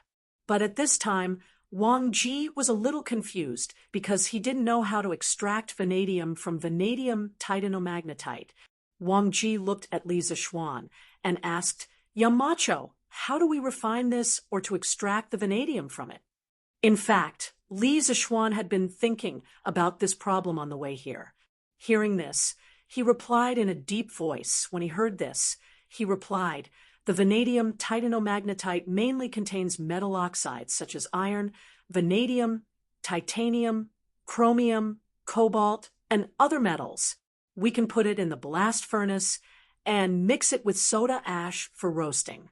Under the action of high temperature and sodium salt as an additive, the silicon oxide tetrahedron and silicon oxide tetrahedron containing vanadium in the vanadium titanomagnetite will be destroyed, exposing the vanadium and transforming it into pentavalent vanadium. After that, the sodium ions in the soda ash would react with it. The resulting sodium vanadate salt would be soluble in water, but the residues of the other impurities would not be soluble in water. Therefore, we can use the method of soaking in water to hydrolyze the crude vanadium, then filter out the impurities, and precipitate the refined vanadium salt from the solution. After the refined vanadium salt is precipitated and calcined, we can obtain the catalyst we need, vanadium pentoxide. The method Lisa Schwann was talking about was called the process of extracting vanadium by roasting with salt. It was a relatively primitive method of extracting vanadium. The sodium salt could be used as the choice of soda ash, sodium carbonate, sodium sulfate, or table salt, sodium chloride.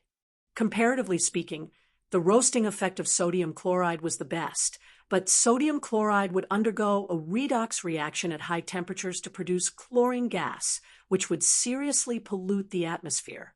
Therefore, Lisa Schwann did not choose this method. In addition, the main advantage of adding sodium carbonate for roasting was that the equipment needed was simple and the raw materials needed were readily available. For example, soda ash. Although no one in ancient times could synthesize it artificially, there was a lot of soda ash in nature. However, the drawback of this method was also obvious, and that was waste, because the main product of this method was vanadium pentoxide. The other metal components such as iron, titanium, chromium, cobalt, and so on were directly filtered out as residues, especially iron. It should be known that the iron content of vanadium titanomagnetite was as high as 20% to 30%, but the vanadium content was less than 2%. Therefore, this method of extracting vanadium was a great waste for iron. However, Lisa Schwann did not care about this now. What he needed was vanadium, not iron. Wang Ji now had a good foundation in chemistry, but after listening to Lisa Schwann's theory of the vanadium extraction process, he still could not quite catch up. He stood there for a long time before he finally reacted. Then he nodded and said, "Since Yamacho has a method, then I will do it. However, I still need Yamacho's guidance from the side." An old man in his 40s or 50s asking for guidance from a young man in his teens. This scene was strange, no matter how one looked at it. However, when Wang Ji said this, his tone was natural and there was no awkwardness at all. He admitted that he was far inferior to Li Zixuan in chemistry. Good, then let's begin. Li Zixuan nodded and said, while Li Zixuan was immersed in scientific research, in Chang and City, in the palace, old Li, who had just finished the morning court, was enjoying tea with his family in the garden of the West Court. He was now completely in love with the taste of the immortal tea. If someone were to bring him a cup of the same tea as before, he would definitely ask someone to pour it away, because compared to this immortal tea, the old tea was simply rubbish. In addition, old Li clearly remembered that when Li Zixuan delivered the divine tea to him that day, he also gave him a note. On the note, it was clearly written, "Drinking it can refresh one's spirit, reduce fatigue, aid digestion, and slow down aging." Yes, that was what he valued the most about the slow down aging part. Last year, when Li Er asked Li Zixuan if there was a way to live forever in the world, Li Zixuan mercilessly refuted him. Therefore, he could not ask Li Zixuan if the immortal tea could really slow down aging. However, he believed that Li Zixuan would definitely not say such things, so he chose to believe him. What's more, the immortal tea itself tasted so good. What reason did he have not to like drinking it? In fact, drinking tea could slow down aging. This Li Zixuan really did not lie to Li Er. This was because the tea polyphenol in the tea had an inhibitory effect on various oxidative enzymes and could efficiently eliminate free radicals. It was the fastest antioxidant pathway. At the same time, it could inhibit the production of free radicals and activate the body's antioxidant enzyme system. Research showed that the antioxidant effect of tea polyphenol was significantly better than vitamin E, and the anti-aging effect was 18 times stronger than vitamin E, and it had a synergistic effect with vitamin C and E. However, if he wanted to rely on tea to live forever, then Li Zixuan could only say to old Li, "You think too much." If the tea was really so amazing, then wouldn't the people who sold tea in the modern era all become rich? Ha ha. Guanyin maid, you say Li Zixuan really has a big mouth.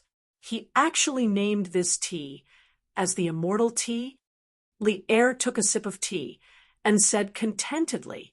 Empress Zhangsun smiled and said, the tea brewed from the tea leaves has a clear color and a smooth taste. When drunk, the tea fragrance is endless. Moreover, drinking this tea can reduce fatigue and slow down aging. Just based on these, I think it is not an exaggeration to call it the immortal tea. Li Er smiled and did not deny it. However, the eyes of Consort Yin, who was sitting opposite him, lit up. She hurriedly asked Empress Zhangsun, Sister, can this immortal tea really slow down aging? Women loved beauty, especially the women in the imperial harem, who didn't want to be able to stay young forever. Empress Zhangsun smiled faintly and said, This is only what I heard from the Marquis of Yong. And whether or not younger sister believes, it is up to you. Consort Yin smiled and said, The Marquis of Yong, and is so young, yet he is proficient in both the pen and the sword. Since he said so, it must be true. I just don't know when he can supply large amounts of this immortal tea to the imperial harem. Changle, who was at the side, smiled and said, After Brother Xiao Xian supplies the immortal tea to the imperial harem, Changle will definitely drink tea every day. Li Chengqian was speechless and said, Changle, how old are you? You're already thinking of slowing down aging? Li Er also looked at his daughter with a face full of amusement and adoration. Changle smiled sweetly and said, Changle doesn't want to grow up. This way, I can always accompany imperial father, imperial mother, and imperial brother crown prince. As soon as these words were said, it immediately caused laughter everywhere. For a moment, the garden was very warm. After a while, Zhao Song walked over and whispered a few words into Li Er's ear. Li Er's eyes flashed, and then he stood up and said, I have some matters to deal with. Changle, Chengqian, accompany your mother to drink tea.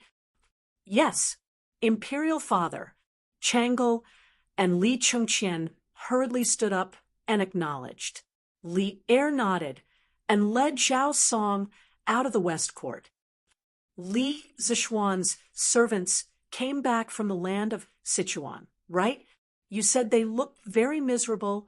After exiting the West Court, Li Er asked as he walked. Zhao Song bowed slightly and said, Yes, Your Majesty. At the beginning of the year, the Marquis of Yong and sent his servants to Sichuan to search for ores. Many people knew about this matter. This morning, his servants returned to Lantian with a few soldiers. Their clothes were tattered, and they looked very miserable. Li Er frowned and said, Did they encounter bandits on the way? Or did they encounter an accident in Sichuan? But they have Li Zixuan's fish talismans. What kind of accident could they encounter in Sichuan?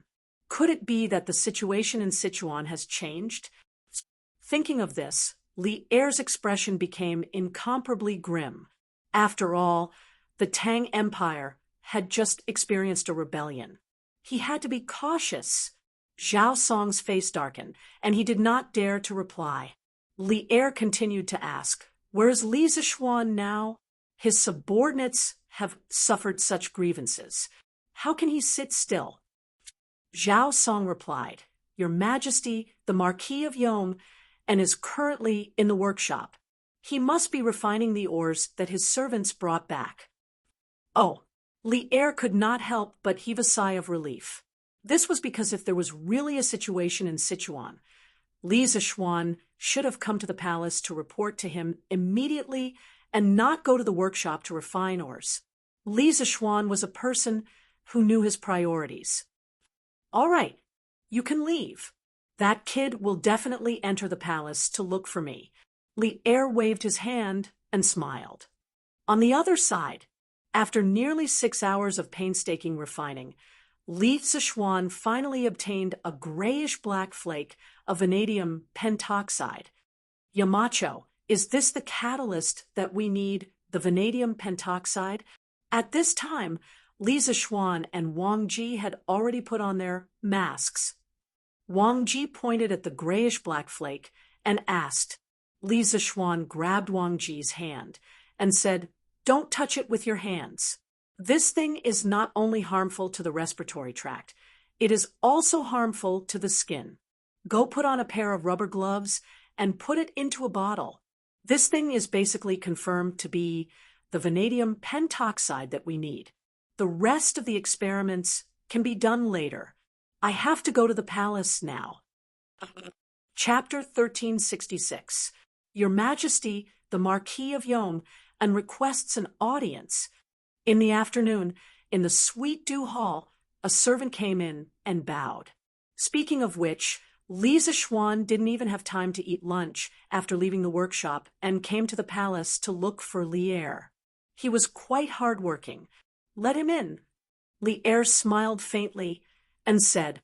After a while, Li Zichuan walked in from outside and bowed to Li Er. "Your subject greets your Majesty." Rise." Li Er nodded and said, "You have been holed up in the Cloud Mountain all day. How come you have the time to come to the palace to see me today?" This was asking the obvious. However, he had to ask the obvious. If he directly said the purpose of Li Zichuan's visit, Li Zichuan would definitely think that he was being monitored, and there would be hostility between the ruler and his subject. Old Li wasn't that stupid. Li Zichuan cupped his hands and said, "Your Majesty, your subject is here today to ask for the mining rights of an ore vein. Your Majesty, please grant me." A while ago, when Guan City was breached and the Chui family's rebel army was annihilated, Li Er not only promoted Li Zichuan to an official position, but also rewarded Li Zichuan with the mining rights of 3 mineral veins. However, at that time, Li Zichuan did not specify which 3 mineral veins they were. It was basically equivalent to old Li giving him a blank check that he could fill in at will. Today, Li Zichuan wanted to write the name of the Lan family's volcano mineral vein on this check. When Li Er heard this, he couldn't help but laugh. He said, "Yo, are you here to collect a debt from me? Tell me, what ore vein do you want? Gold mine, silver mine, or copper mine?" Li Zichuan bowed and said, "Your Majesty, your subject doesn't want gold, silver, or copper mines. Your subject only wants a vanadium titanium magnetite or vein in Jiannan province. Your Majesty, please grant me this." After the Qin Dynasty destroyed Ba and Shu, they implemented the county system in Sichuan and established Ba County and Shu County in the former Ba and Shu regions. In the first year of Zhengguan, Li Er abolished the state and county system and changed Yi province to Jiannan province. Jiannan Dao was one of the 10 daos under the heavens. It mainly referred to the 30-plus prefectures and hundreds of counties in the Sichuan region. Li Er was puzzled. Vanadium titanium magnetite, what kind of mine is this? What was its use? Why have I never heard of it? Although he had heard from Zhao Song that Li Zichuan had sent people to Sichuan to look for ores, he did not know what kind of ores Li Zichuan was looking for, let alone what vanadium titanomagnetite was. Li Zichuan cupped his hands and said, "Your Majesty, your humble servant's workshop needs a catalyst called vanadium pentoxide. With it, your humble servant's workshop can mass-produce sulfuric acid. As one of the 3 acids and 2 bases in engineering, sulfuric acid has a wide range of uses. It wouldn't be an exaggeration to call it the cornerstone of Great Tang's industrial industry, and the catalyst can be extracted from vanadium titanium magnetite." Although Li Er had not done any in-depth research on chemistry, this was the first time he had seen Li Zichuan introduce something to him so seriously. Thus, he could not help but pay more attention to this vanadium titanomagnetite. Your Majesty does not know much about engineering. Can you tell me what the sulfuric acid is used for? And that vanadium mine, other than producing sulfuric acid, what else can it be used for? Asking questions when he did not understand was what made Li'er different from other monarchs. In terms of magnanimity, there were very few monarchs who could compare to him. Furthermore, in the Sichuan region, there were many noble clans and tribes. The various powers were tangled and complicated. Old Li had to get a clear understanding of the matter, so that he could weigh whether the vanadium mine in Sichuan was worth mining or not. Li Zishuan thought for a while, and picked out some things that Li'er could understand. He answered, "Your Majesty, sulfuric acid has a wide range of uses. In the future, it can be used to make more powerful gunpowder, extract stone paint, and make fertilizer that can increase the yield of crops. In the future, sulfuric acid can be used to refine copper and increase the purity of copper. In the future, the generators in the Ba River hydropower station will require refined copper. Furthermore, with sulfuric acid, your humble servant can also make batteries." As for the stone paint, it was petroleum. Before Shen Kuo's Dream Creek writings, there were records of petroleum in the book of the former Han. Hearing this, Li'er's face was filled with shock. He muttered, "More powerful gunpowder? There is more powerful gunpowder in this world. Fertilizer that can increase the yield of crops? Also, what are the batteries that you mentioned just now?" The things that Li Zishuan said were all inconceivable to Li'er. He couldn't help but be shocked. Li Zishuan smiled and replied, "Your Majesty, the gunpowder that your humble servant offered earlier was the most primitive, simplest, and of course, the weakest type of gunpowder. The gunpowder that your humble servant mentioned just now is more than 10 times more powerful. Just 100 caddies is enough to destroy half a city. As for the fertilizer that can increase the yield of crops, it can increase the yield of crops by 30 to 40%. However, sulfuric acid alone is unable to produce powerful gunpowder and fertilizer. The industrial foundation of the workshop is still needed. As for the batteries, once we have sulfuric acid, we can immediately start making them. Your Majesty should know that your humble servant made a battery for the telegraph machine. Compared to the previous battery, this battery has more power. When marching to war with the battery, it can ensure that the telegraph machine can maintain communication with the rear for a long time." When Li'er heard this, he couldn't help but be moved.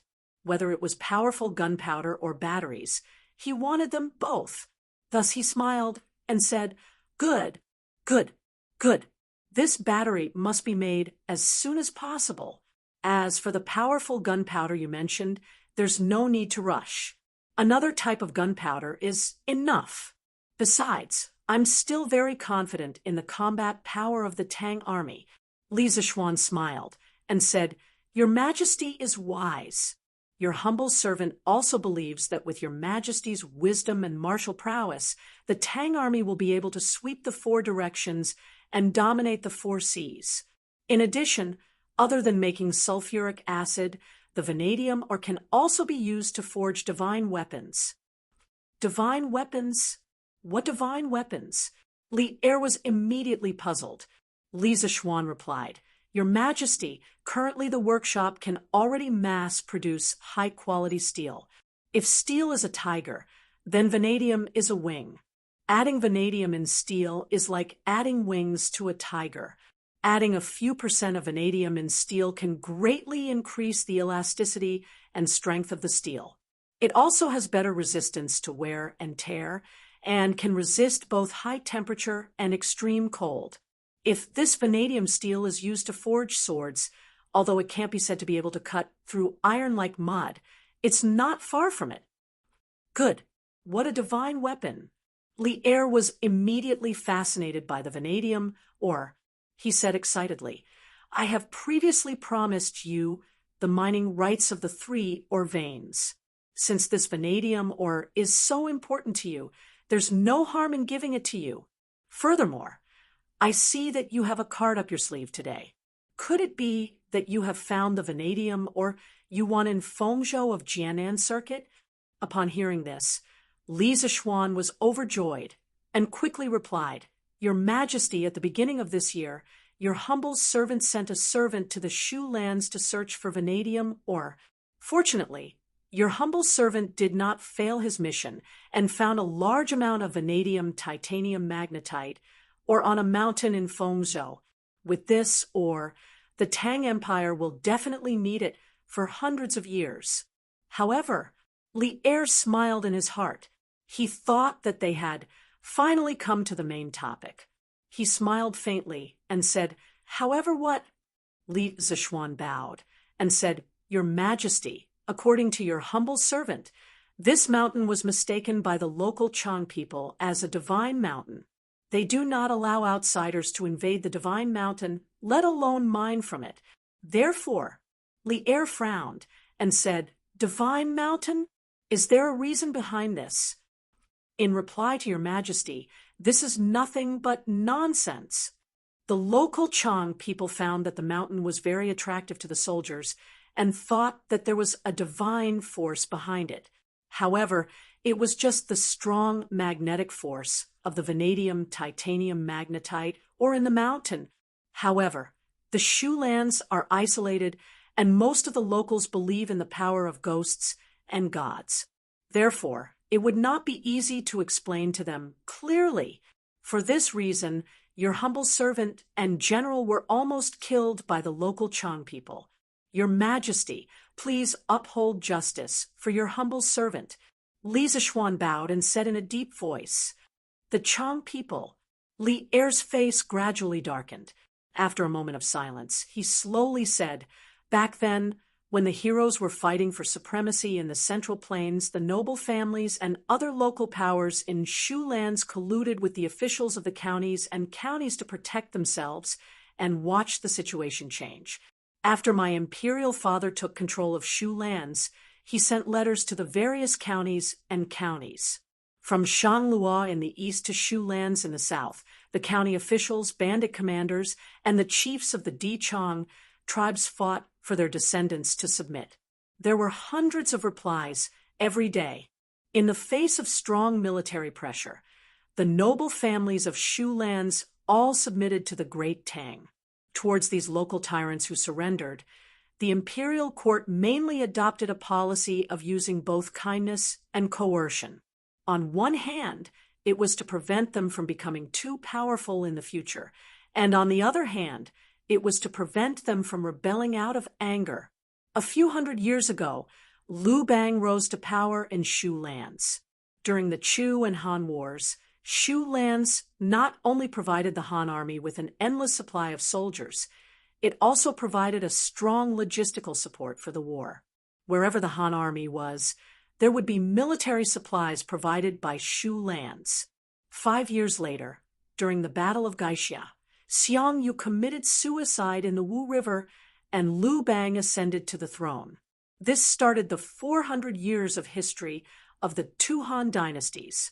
Bashu contributed all of its energy to Liu Bang's empire, supporting the war for many years with its own strength.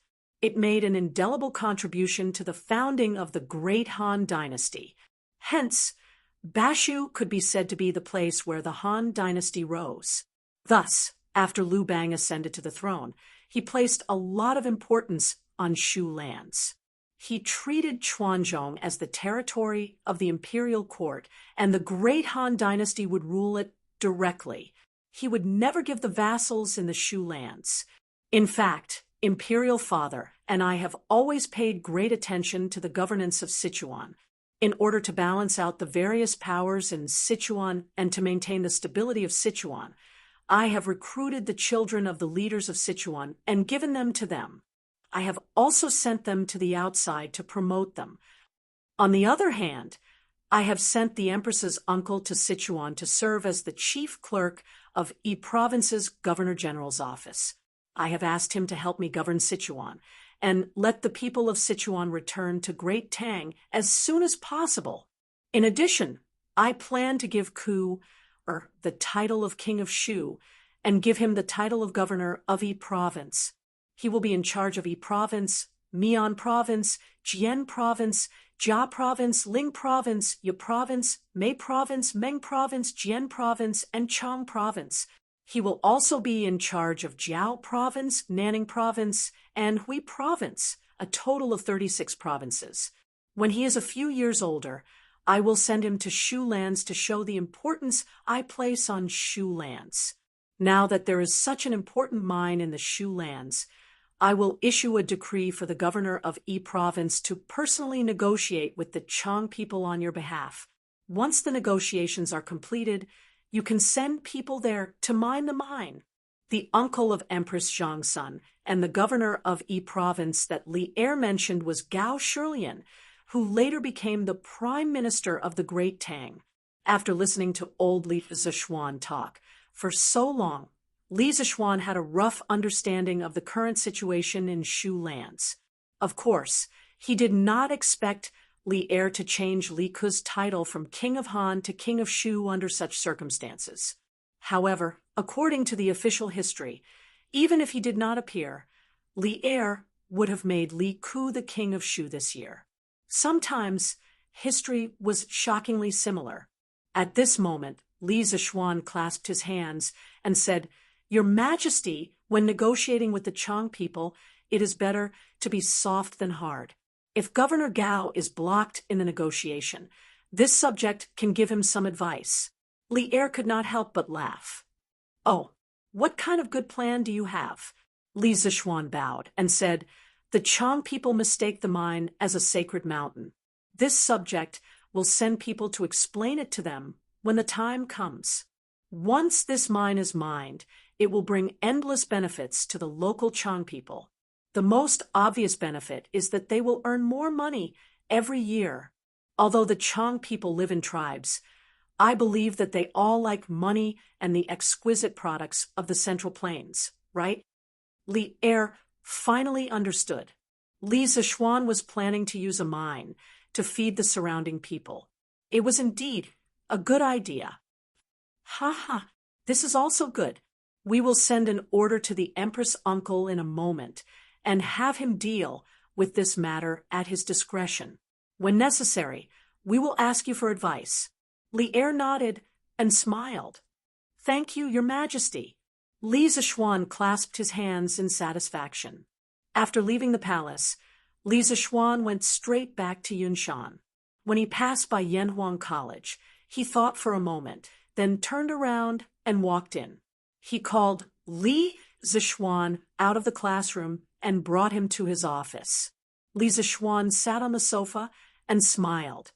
"Little Ke, you should have learned most of the financial management knowledge that I taught you, right?" Li Ke clasped his hands and said, "I have not learned much of Yamacho's knowledge. How can I say that I have learned most of it?" Li Zishuan could not help but laugh. "Ha ha, you brat, you are still being modest. All right, I called you here today because I have something important to discuss with you. Yamacho, please speak." Li Ke sat up straight and looked at Li Zishuan. He was all ears. Li Zishuan nodded and said in a deep voice, "I went to the palace today. According to His Majesty, he intends to change your title to Prince of Shu and give you the position of Governor of Yi Province.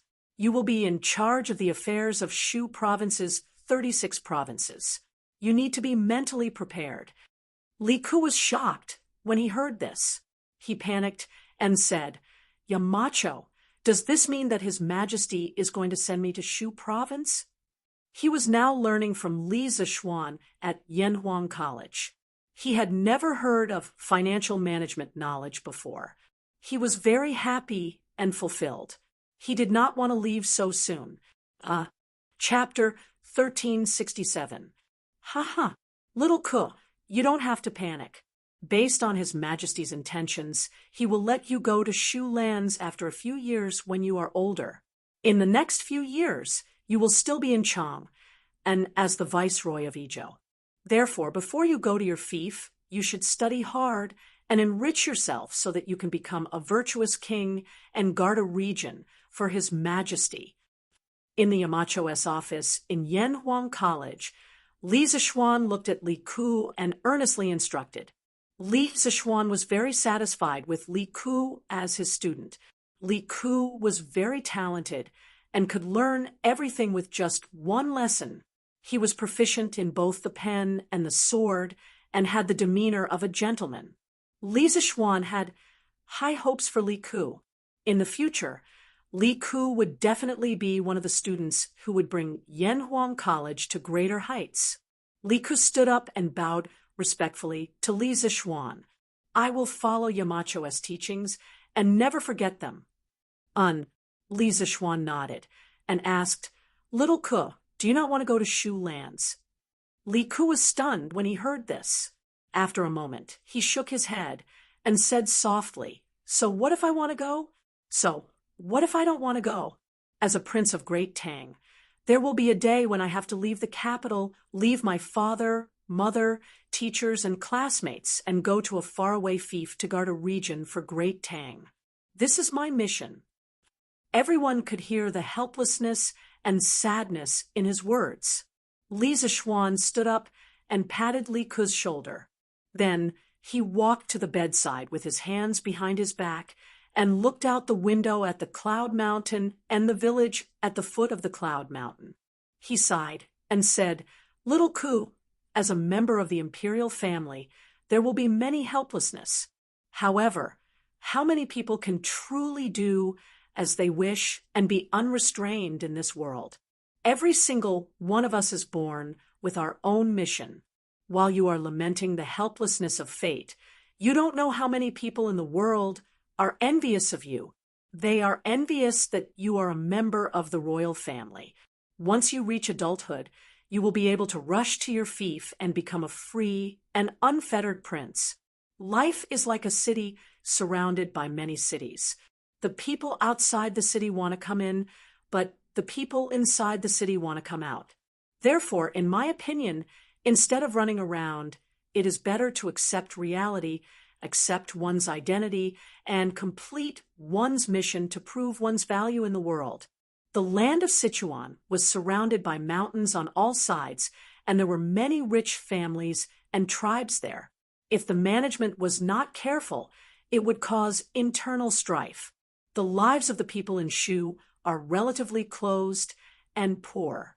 In the future, you will bring what you have learned from Yanhuang College and His Majesty's decree to Shu to take charge of the noble families and tribes there. You will make the people in Shu as rich as the people in Chang, and His Majesty and Her Majesty will definitely be very pleased. And I will also be very pleased. This was an inheritance of hope that wasn't limited by space or region. Moreover, don't you think that this kind of life is more meaningful? At this point, Li Zixuan turned around and looked at Li Ku with a burning gaze. In fact, he understood Li Ku's feelings very well. Anyone who was chased out of their hometown by their parents at a young age to a strange place would feel helpless. Li Ku was a member of the royal family. Although he was mentally prepared, he couldn't help but feel sad when he knew that he would have to go to Sichuan in a few years. Li Ku's eyes gradually became clear. He bowed deeply and said, Thank you, Yamacho, for your guidance. Ku will definitely bring the knowledge from Yamacho to the people of Shu. Ku, I won't blame the heavens or accuse others anymore. When he was at a loss, Li Zixuan helped him see the fog and pointed out the direction. He was really grateful to Li Zixuan. Hearing this, Li Zixuan smiled and said, Haha, that's good. Then from today onwards, you can take some time to practice at Yanhuang Bank. The things I taught you are only limited to theory. Little Ku, you have to combine theory and practice. In the future, if you use these economic methods in Shu, you will definitely reap miraculous results. Yes, Yamacho. Li Ku nodded. Suddenly, he asked curiously, May I know why Yamacho came to the palace to see my father? Oh, Your master is here to ask His Majesty for a mine in Sichuan. It's like this. Hearing Li Ku's question, Li Zishuan briefly explained the matter of the vanadium titanium magnetite mine in Feng Province. Hearing this, Li Ku cupped his hands and said, Mountain Elder, don't worry. When I go to Shu lands to take up my post, I will definitely take care of the people there, so that Mountain Elder can mine in Shu lands without worries. Li Zishuan laughed and said, Then your master will thank your Highness King of Shu first. Ha ha. Sure enough, in the afternoon, a group of soldiers brought Li Er's imperial edict out of Chang and city and headed towards Sichuan. In the evening, a few eunuchs came to Yunshan and invited Li Ku back to Chang and from Yanhuang College. They said that Li Ku had to attend the morning assembly tomorrow. Li Zishuan guessed that tomorrow morning, Old Li would definitely announce that Li Ku was going to be the king of Shu. At night, in the palace, in the Ganlu Palace, Li Er looked at the map of Sichuan on the dragon table and was in a daze. At this moment, Zhao Song walked in from outside and stood beside Li Er. He whispered, Your Majesty, the spy sent to Jiangnan, Yuezhou a few days ago has returned. Hearing this, Li Er could not help but be shocked. He quickly recovered and asked, How was it? Did you find Li Yu's biological father and mother? Zhao Song bowed slightly and answered, Your Majesty, according to the spy's report, Miss Li Yu's father is called Fu Lingyan and her mother is called Lu Yixue. It is said that Fu Lingyan was originally a rich family in Taiyuan. In the 3rd year of the Sui dynasty's day, the world was in chaos and Taiyuan was also affected. In order to avoid the war, Fu Lingyan brought his wife and daughter and fled to Chuyun village in Yuezhou. They stayed there for more than 10 years. However, Fu Lingyan and Lu Yixue passed away last year. Miss Li Yu came to Chang and from Yuezhou alone. By chance, she met Meng Wenhao. After that, she became friends with the Marquis of Yong and became a reporter in De Tang Daily's editorial department. 3 years of day. Li Er frowned and seemed to have thought of something. Then he asked doubtfully, She is just a young girl. After losing her parents, why would she come all the way to Chang? And Zhao Song bowed and said, I heard from an old woman in Chuyun village that Li Yu is not Fu Lingyan and Lu Yixue's biological daughter. She is an adopted daughter. Li Yu must have come all the way to Chang and to find her biological father and mother. However, the other villagers in Chuyun village do not know about this. Only the old woman said so. No one knows if it is true or not. Not biological. She is definitely not biological. Li Er stood up and began to pace back and forth with his hands behind his back. After a while, Li Er waved his hand and said, All right, I know everything. You may leave first. Yes, Your Majesty. Zhao Song bowed and left. In the hall, only Li Er's soft sigh was left. Li Yu, are you related to him or not? On Yunshan Mountain, Li Zishuan was thinking about making light bulbs. Previously, when Mo Lingwei had made the microscope, Li Zishuan had said that he wanted to make a light source that was more convenient and stable than the sun. He was talking about light bulbs. Otherwise, relying solely on the reflected sunlight to provide illumination for the microscope would greatly limit the application of the microscope. Therefore, Li Zishuan planned to start making light bulbs. It just so happened that the hydropower station would be completed in a few months. At that time, the first electrical appliance would definitely be light bulbs. After all, it was easier to make these things. Li Zishuan quickly fell asleep as he pondered over the method to make light bulbs in his heart. The next day, early morning, Li Zishuan woke up from his sleep and found that Han Yushi had woken up earlier than him. Wife, what are you planting in this flower pot? Han Yushi was using a small shovel to loosen the soil for the flower pot. Li Zishuan was curious and quickly went forward to ask, "Ah, husband, you're up?" When Han Yushi heard the sound, she quickly turned around and replied with a smile, "Husband, I'm planting Bai Dizi. In our yard, there are orchids, peonies, and azaleas, but only Bai Dizi is missing. I asked someone to buy this flower seed from a merchant in Shi City. It's already April now, so it's just right to plant this. Bai Dizi? What flower is this?" When Li Zixuan heard this, he was puzzled and couldn't help but walk forward. "Husband, don't you know about Bai Dizi? The Bai Dizi flower is snow white and looks like a silkworm cocoon. The silk in the cocoon is as fine as silk. It's especially beautiful when it blooms." Han Yushi looked up at Li Zixuan and said with a smile, "It's snow white and looks like a silkworm cocoon. Wife, let your husband take a look at this Bai Dizi seed." Li Zixuan still didn't understand what Bai Dizi flower was. He went forward and asked Han Yushi for some Bai Dizi flower seeds. He put them in his hand and examined them carefully. He saw that the seed coat of the seeds was black, and there was a layer of white hair on the seed coat. When he peeled off the seed coat, there was a layer of milky, white membrane-like endosperm attached to the seed coat. Seeing this, Li Zixuan suddenly exclaimed, "Cotton? Bai Dizi is actually cotton." In his previous life, he wasn't a spoiled, rich second generation who lived in seclusion. He was a village boy through and through. Of course, he had seen cotton seeds before, which was why he was able to recognize it at a glance.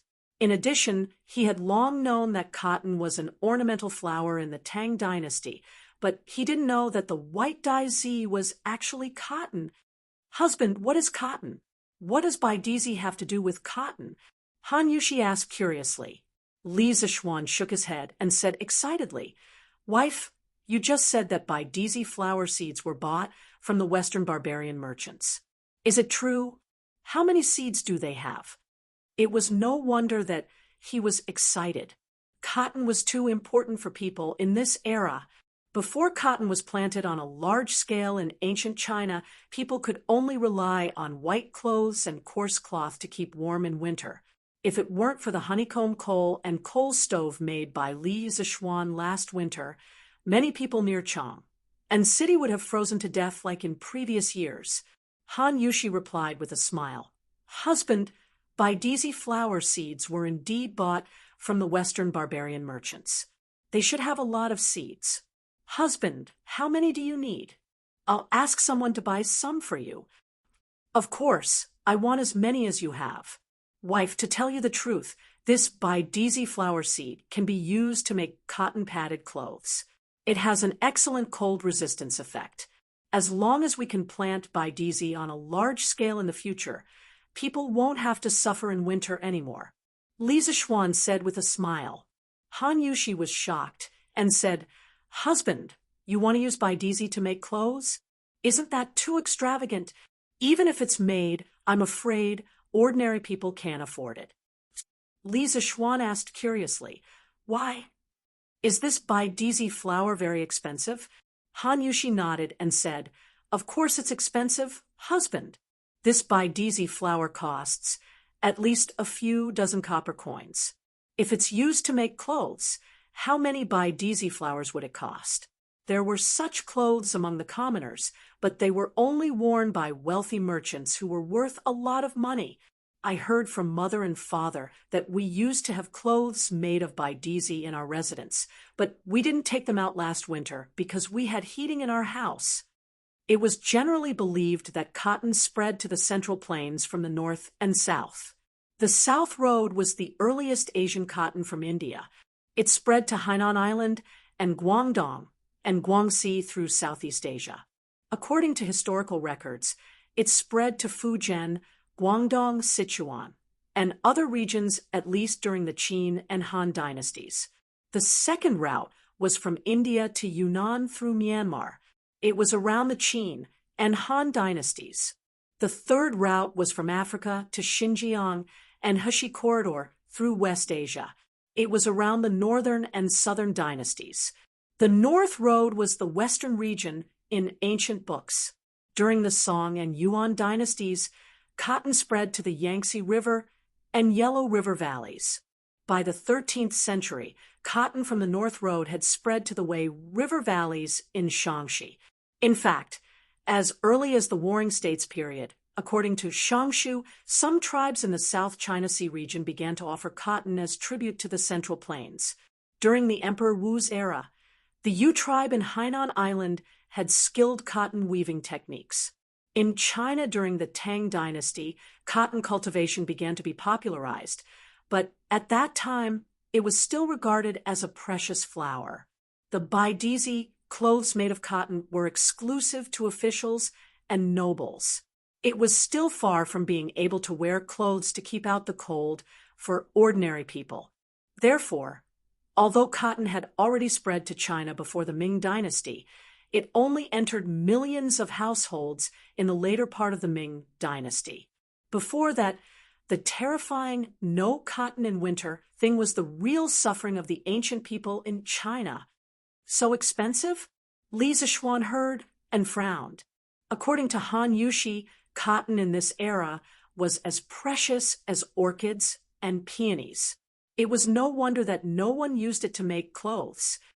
No matter how expensive it is, we have to buy it. Wife, how many baidizi seeds can we buy from the merchants in the western region? Li Zixuan gritted his teeth and said, the reason why cotton was expensive now was that it had not been widely planted.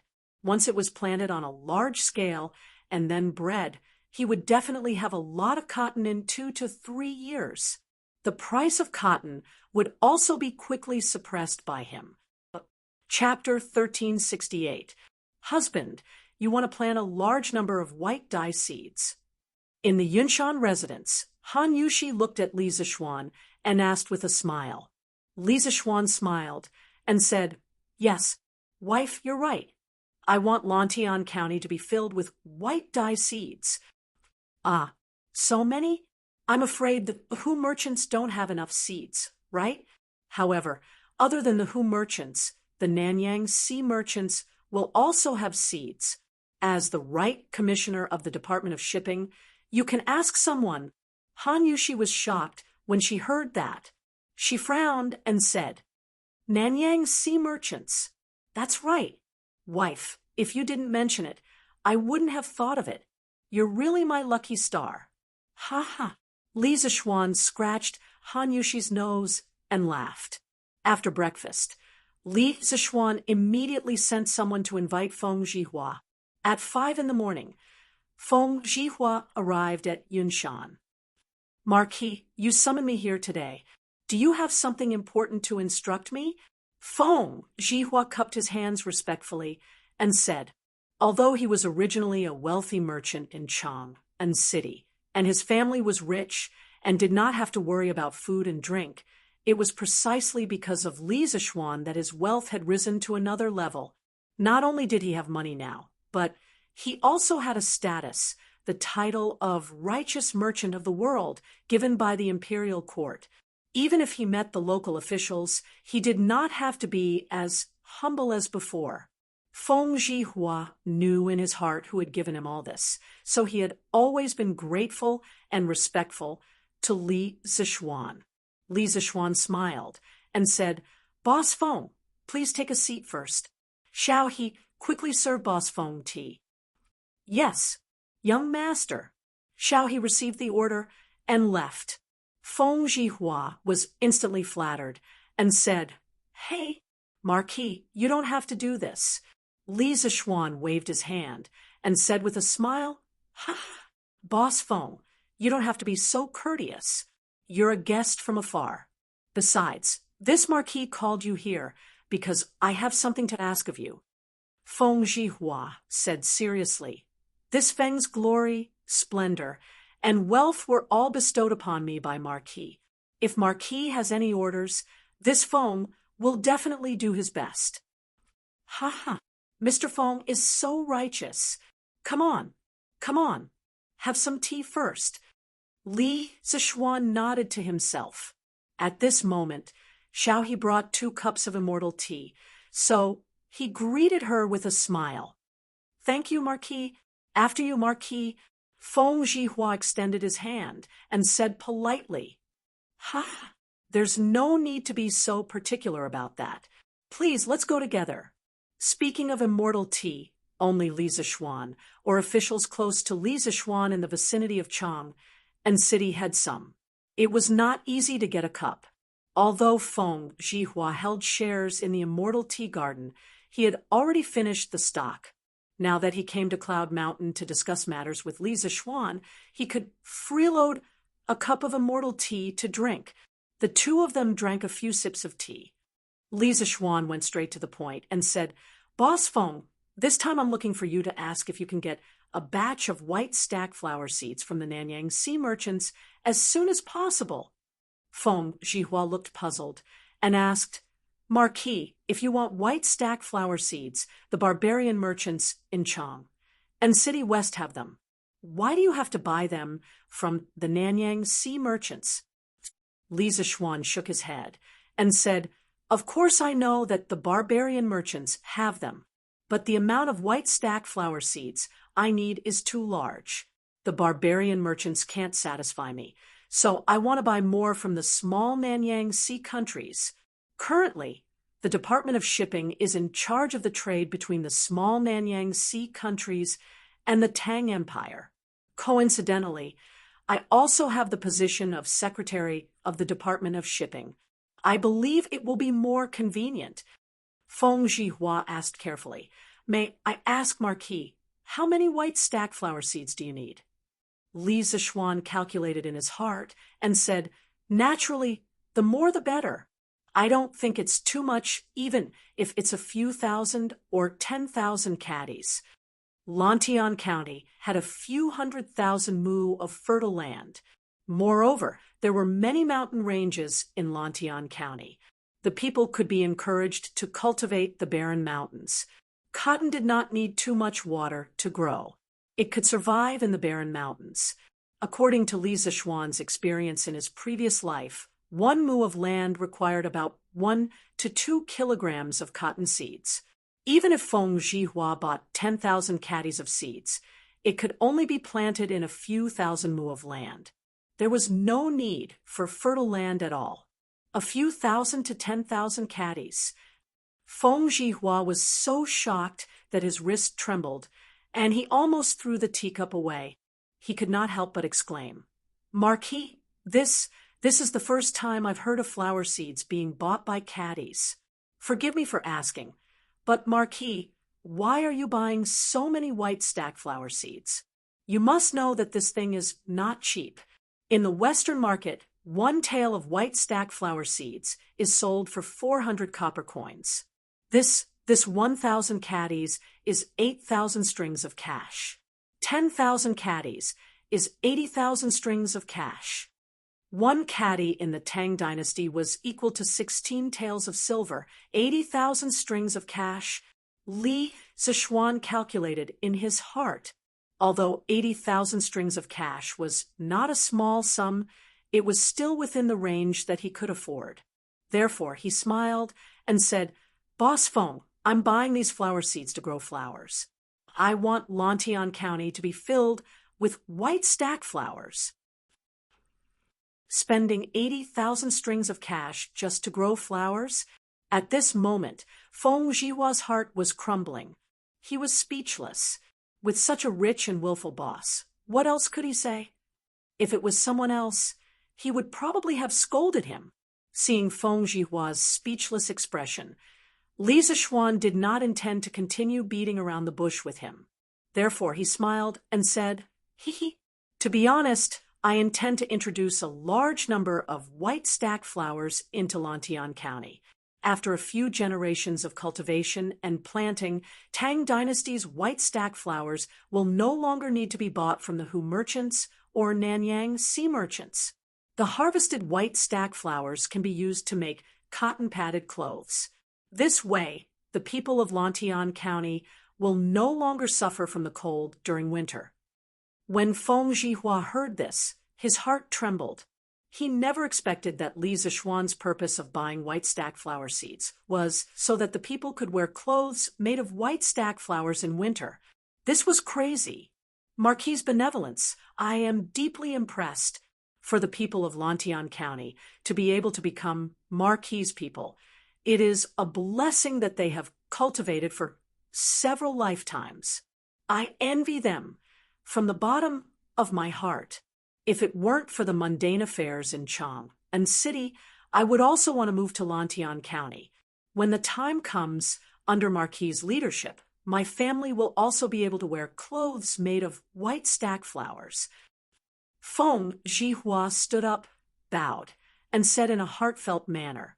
As for the last two sentences, they were both a joke and also the truth.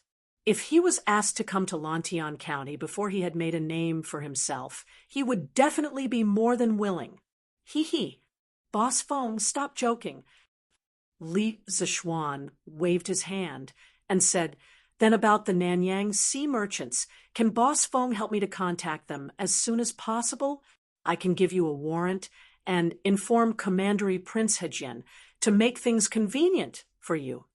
Feng Zhihua clasped his hands and said, I am willing to do anything for Marquis. Last year when I went out to sea, I did not die and got to know many sea merchants. Today, I will go back to my residence to make some arrangements. Tomorrow, I will lead the fleet down south to the Guangdong port to buy white stack flower seeds from the sea merchants. Li Zixuan stood up and said, in that case, thank you very much, Boss Feng.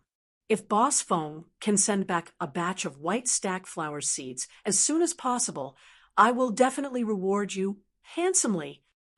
I don't dare to accept your reward. It is my honor to be able to serve Marquis. Feng Zhihua's eyes suddenly flashed and said, Marquis, the amount of white stack flowers seeds you need this time is too large. I'm afraid it will be inconvenient to carry copper coins for the transaction.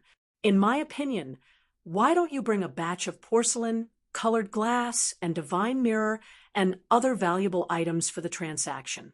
These items are very popular with the merchants from the small Nanyang countries. The price they offer is usually several times more expensive than what we sell in Tang Dynasty. This way, Marquis, you can also save a lot of money. Li Zixuan's eyes lit up, and he clapped his hands and said, that's right. Why didn't I think of this? How about this? I will let the workshop take out a batch of colored glass cups, and divine mirror worth 80,000 strings of coins, and give them to Boss Feng to exchange for 10,000 caddies of white stack flower seeds. If it is not enough, I will make up for it. If there is any extra, it will be Boss Feng's hard work fee. Of course, no matter what, I will remember this favor from you. These glass products were worthless to Li Zixuan, but to the aristocrats of the small Nanyang countries, they were priceless treasures. This time, they could be used to exchange for cotton seeds. Li Zixuan felt that this business was really worth it. Feng Zhihua wanted to reject, but Li Zixuan waved his hand and said, Boss Feng, you don't have to reject. You have spent a lot of money on this trip to Guangdong. How can a businessman suffer a loss? Although Feng Zhihua took the waterway this time, the cost of the journey was not small. The maintenance of the boat and the hiring of craftsmen, laborers, and sailors all cost money. Since Li Zixuan had said so, Feng Zhihua could only helplessly cup his hands and say, all right, I will try my best to bring back more white stack flower seeds for Marquis. Chang and City Imperial Palace. In the morning court, Li Er announced a major event. He appointed Li Ku as the king of Shu and appointed him as the governor of Yi province. He would be in charge of the affairs of the 36 provinces in Jiannan province.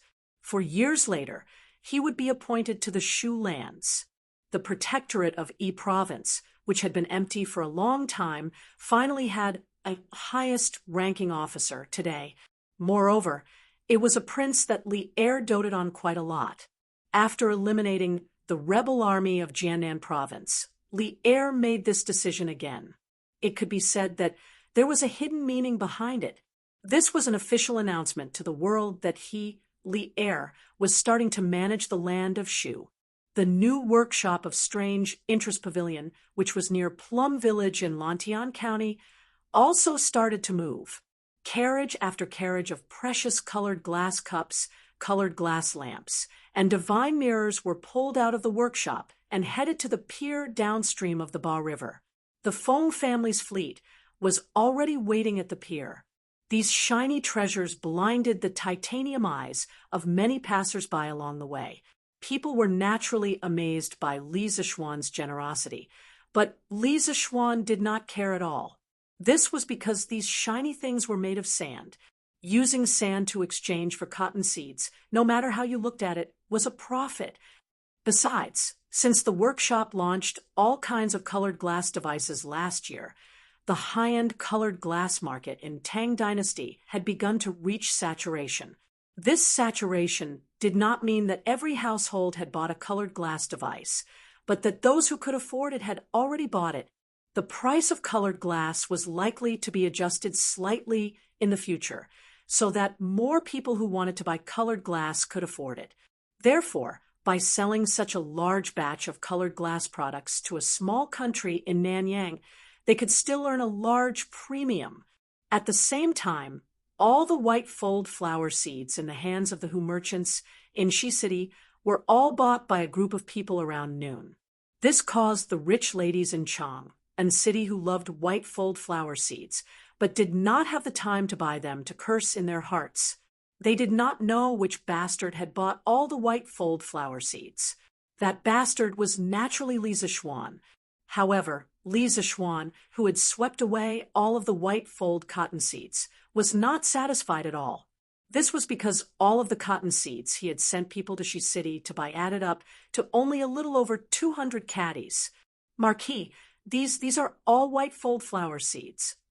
In the afternoon, Lantian County's county magistrate, he was summoned by Li Zishuan to Yinshan. When he saw 4 sacks of white fold flower seeds in the front yard, county magistrate, he was stunned. County magistrate, he has good taste.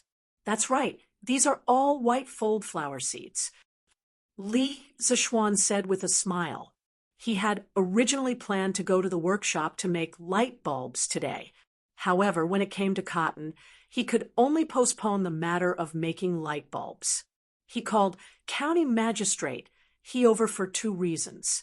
Firstly, he wanted county magistrate he to encourage the people to cultivate wastelands and prepare to plant cotton. Secondly, he wanted to listen to county magistrate he's recent work report. Good taste. County magistrate, he wanted to curse. He thought to himself, do I need you to praise me for having good taste? What I want to hear is why you want to get so many white fold flower seeds, okay? Gulp. County magistrate, he swallowed a mouthful of saliva and laughed dryly. Is the Marquis planning to plant the entire Cloud Mountain with white stack flowers?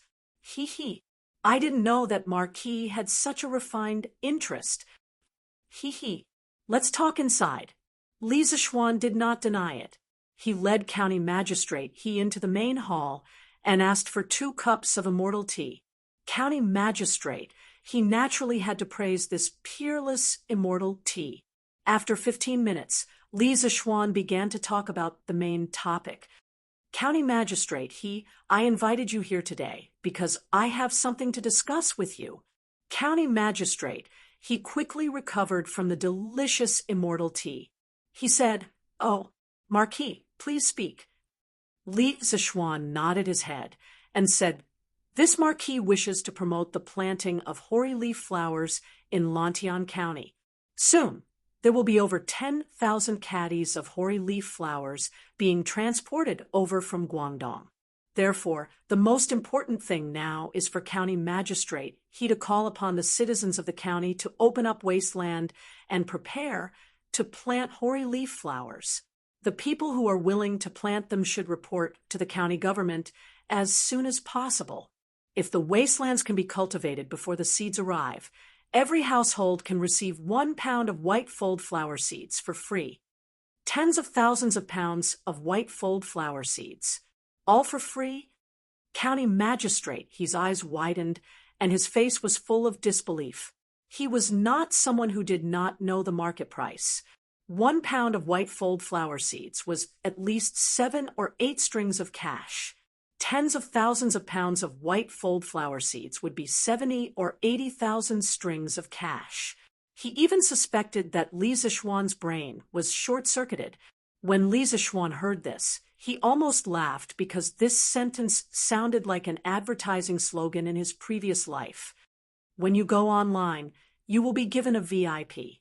Ingots and diamonds will all be given for free. Ahem.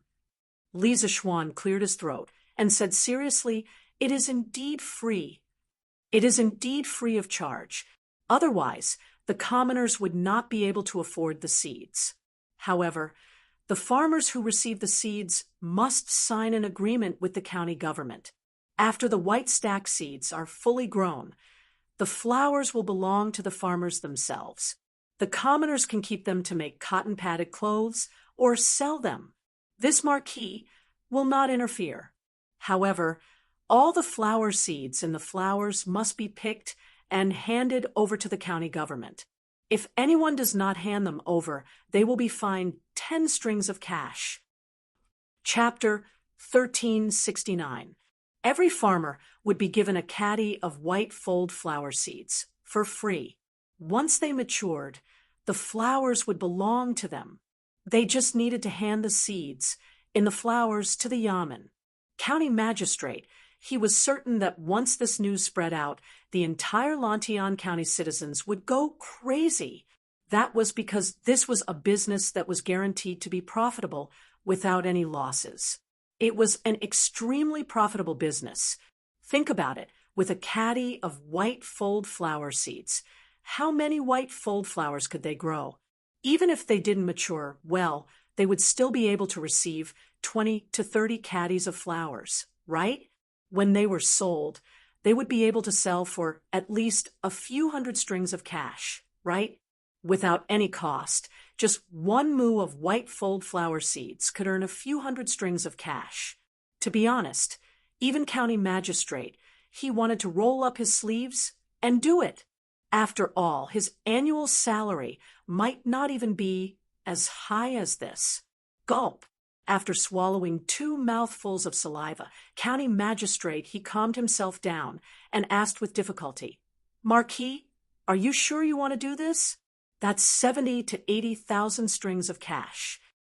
Although the money wasn't his, he still felt the pinch for Li Zixuan.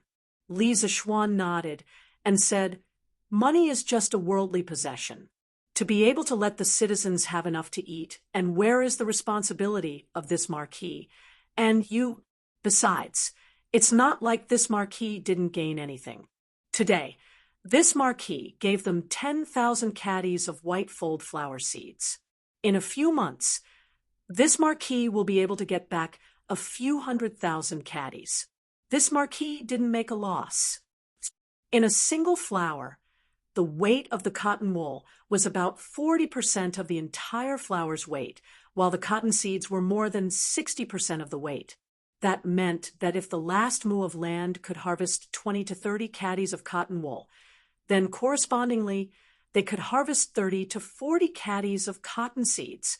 Furthermore, this yield was estimated based on the lowest yield.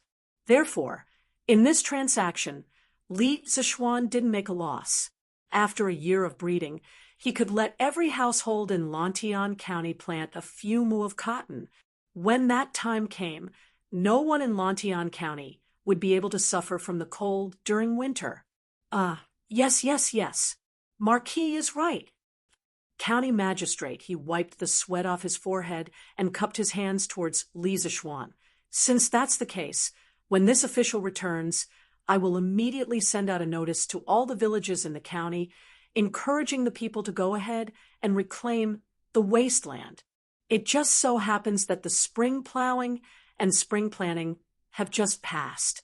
The commoners have plenty of time. Yes, that would be the best. Li Zishuan nodded. County magistrate, he was about to get up and leave when he suddenly remembered that he had another matter to attend to. Thus, he cupped his hands and said, "That's right, Marquis. Your mansion in Lantian County has basically been completed. If you have time in the near future, you can go over and see if there's any place that isn't to your liking. This official will get the craftsman to make some changes." If this was in his previous life, if someone told Li Zishuan that his house was completed in the center of the county with its own courtyard and mountains, Li Zishuan would definitely be overjoyed. But now, Li Zishuan only raised his eyebrows. His heart didn't waver at all. He lightly said, "Yes, this marquis will go over and take a look when I have time. County magistrate, how's the situation in the county recently? Is everything all right?" Although the mansion in Lantian County was the true marquis residence of Yong, and Li Zishuan didn't plan to completely move there for the time being because of Yanhuang College. At most, his father and mother would go over to oversee the mansion. Thus, Li Zishuan didn't care much about the mansion. What he cared about was the development of his fief.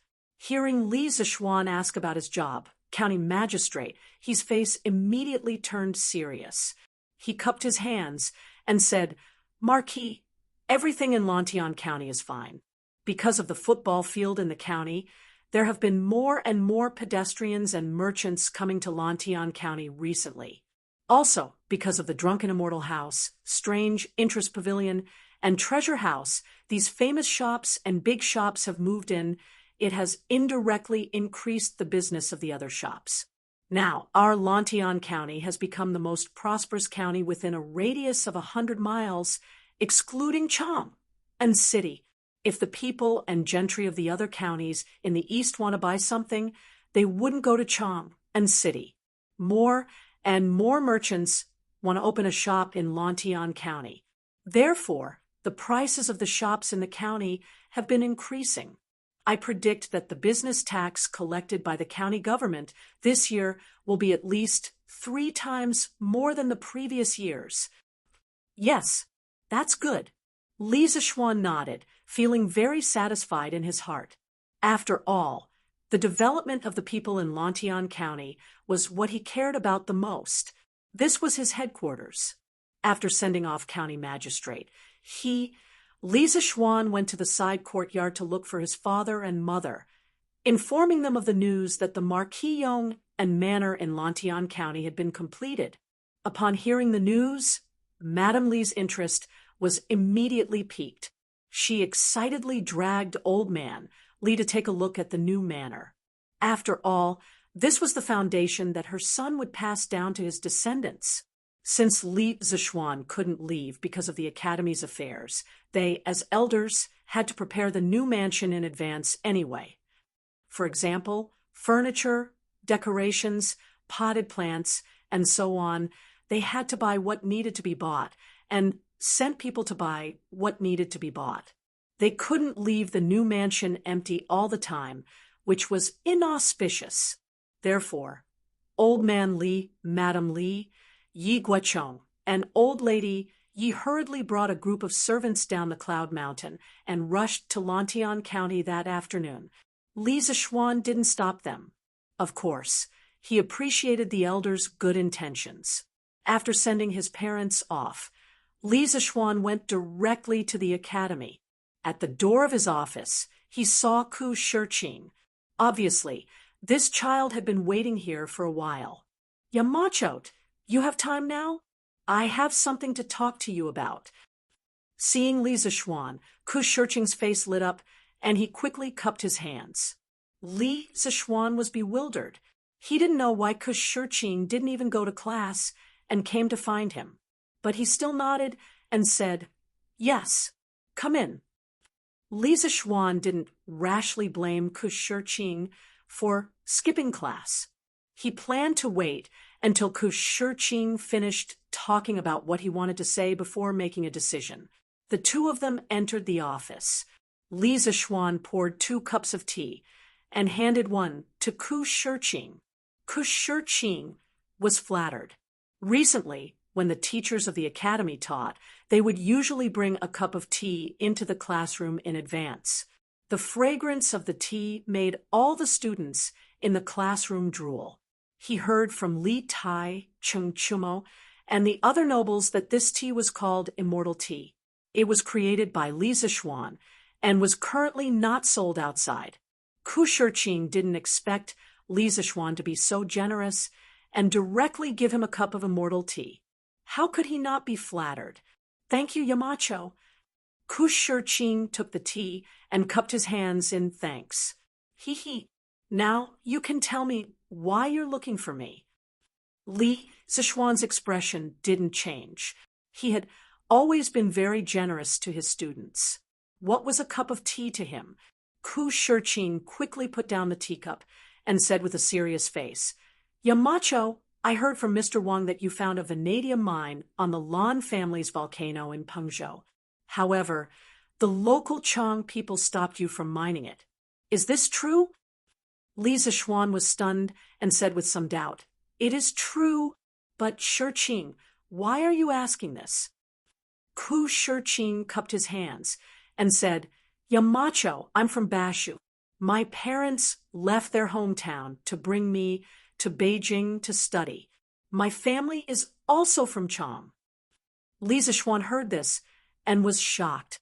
He said with some disbelief, Shiqing, you're saying that you're from Chang? Ku Shiqing nodded and said, That's right. I grew up in the Chang tribe. The Chang people live in poverty and rely on the mountains to survive. Due to geographical reasons, the Chang tribe has been isolated from the outside world for generations. Although everyone's life is poor, there is no oppression and no corrupt officials. The people are happy and content. However, the Chang people only pursue food and clothing for generations. No one knows how to read or study. My father is not from Chang. He was a scholar in Kaifeng. Because he was in love with my mother, he lived with her in the Chang tribe. My father taught me to read and write since I was young. He wanted me to be a scholar in the future. When I was 12 years old, I was recognized by a scholar in Bashu. He recommended me to the Imperial College. I didn't disappoint him. I passed the Imperial College's examination and entered the School of Mathematics. Later on, I met Yamacho. My parents were worried about leaving me alone in Chang, and so they followed me. I know the Chang tribe that Yamacho's servant met in Bashu. Their leader is called Qiao Feng. This tribe is the largest Chang tribe in Bashu. If Yamacho wants to mine there, I can go to Shu and persuade their leader. Qiao Feng. When Li Zishuan heard the name of the Chang tribe in Bashu, he almost jumped up. He wanted to ask Ku Shiqing if Qiao Feng knew the 18 dragon subduing palms. That's right. His name is Qiao Feng. Does Yamacho know this Chang leader?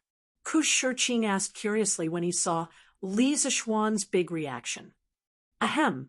Li Zishuan shook his head to get rid of the nonsensical thoughts in his head and asked, I don't know him. I don't know him. Shiqing, which Qiao and Feng is this Qiao Feng? Ku Shiqing poured 2 drops of tea on the table and wrote Qiao Feng on it. Yamacho, it's this Qiao Feng.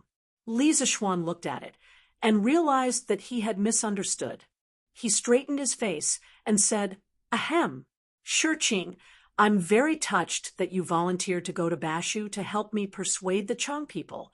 But how is your relationship with the Chang tribe in Bashu? Will they make things difficult for you? Will they listen to you? Ku Shiqing's volunteering made Li Zishuan feel relieved. Before this, he had been thinking about who to send to persuade the Chang people in Bashu. Even so, he had to make sure that Ku Shiqing wouldn't be in danger. After all, San Bao and the others had almost died in the hands of the Chang people in Bashu. Chapter 1370. Yamacho, don't worry. We, the Chang people, won't hurt the Chang people. Yanhuang College, Yamacho's office. After hearing Li Zixuan's worries, Shurqing quickly explained.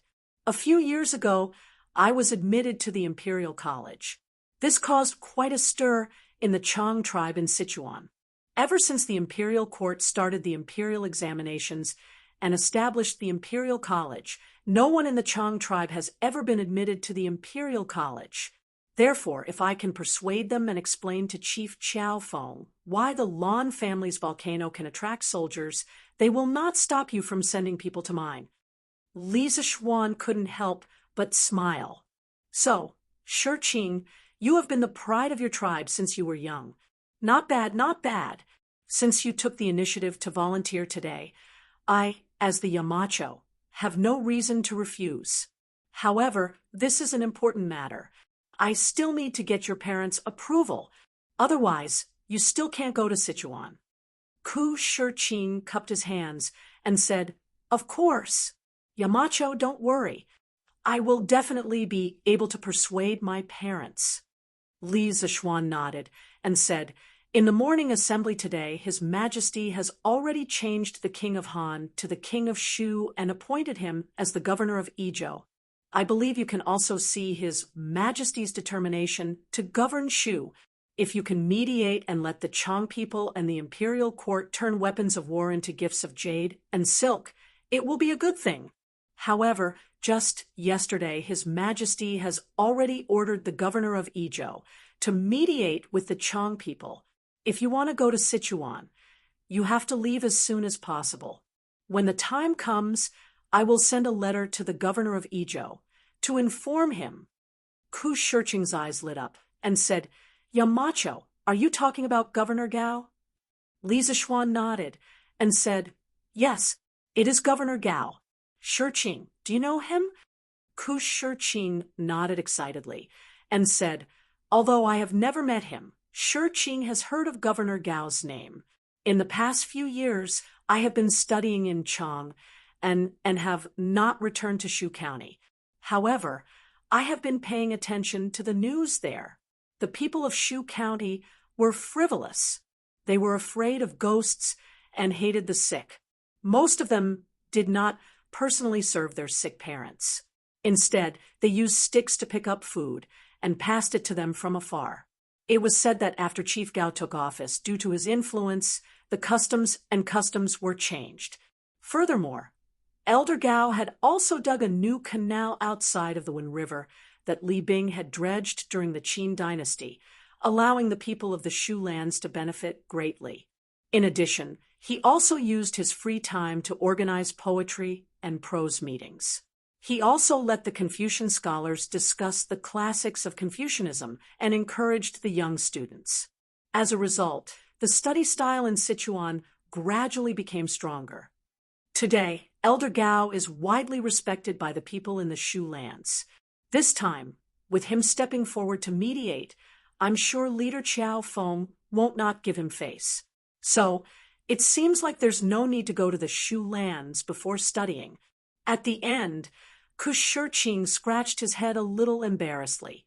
After all, he had skipped class to come to Li Zixuan and volunteered. But now, he realized that there was no need for him to go.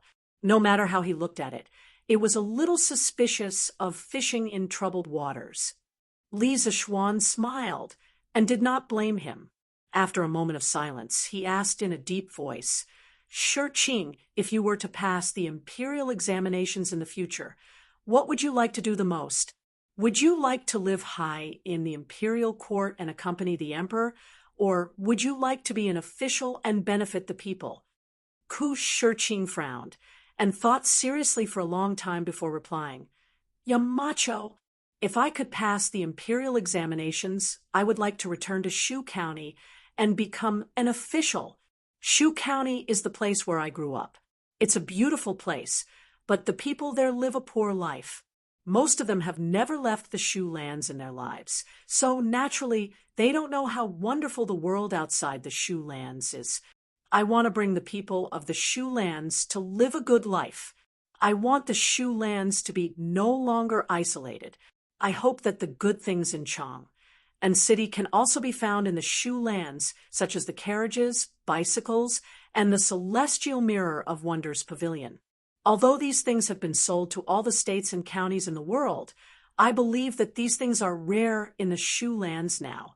As the people of the Tang Empire, I think that the people of the shoe lands are no different from the people of Chang. And they should also live a good life and use the advanced engineering products created by Yamacho. If there's a chance, I will definitely benefit the people of my hometown in the future. Li Zishuan stood up and patted Ku Shirqing's shoulder. He laughed and said, "Ha, good. The most important thing is to not forget your roots. Shirqing, I'm very pleased that you have such thoughts. The shoe lands have been isolated for many years. This is true. This time, I'm mining the vanadium mine in Feng Province. I've thought of using the mine to help the people in the surrounding areas become rich. When the time comes, I'll pay for them to build roads and bridges. If they're willing to help, they'll be able to get a good salary. So, if your parents agree, I still hope that you can make a trip to Shoe Lands. As a local, you should know the customs of the people there the best. If you can get the tribal power there to be understood, I can even let the people of the Yanhuang Chamber of Commerce open a shop there and bring all the fine goods from Chang and city over. This way, the communication between the Shoe Lands and the Central Plains will become more frequent, and the lives of the people will become better." "What? Yamacho, are you serious?" Ku Shirqing was pleasantly surprised. If that was the case, then more than half of his dreams had been realized by Li Zishuan. Li Zishuan smiled and said, "A gentleman's promise is worth 1,000 gold. What I said, of course, is true." "That's great. That's great. Thank you, Yamacho. I'll go back and discuss with my parents. Tomorrow, I'll leave for the Shoe Lands. When the time comes, I'll definitely pass on Yamacho's goodwill to Chief Qiaofeng. I'm sure he won't refuse."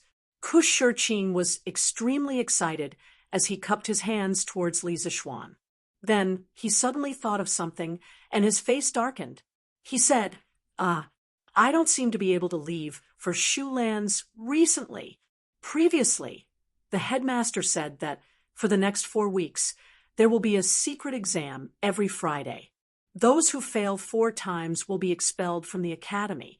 No matter what, the students have to wait until the exam ends this Friday before they can leave. Li Zishuan heard this and secretly praised this child's meticulousness. He thought for a while and asked, "Shirqing, how's your memorization of the secret exam from the school? If I let you take the exam now, are you confident?" Ku Shirqing frowned and thought for a moment. He gritted his teeth and cupped his hands. "Return to Yamacho. I'm confident." Li Zishuan smiled and said, "That's good. There's still some time before school ends. You can start the exam now. I'll grade your exam tonight.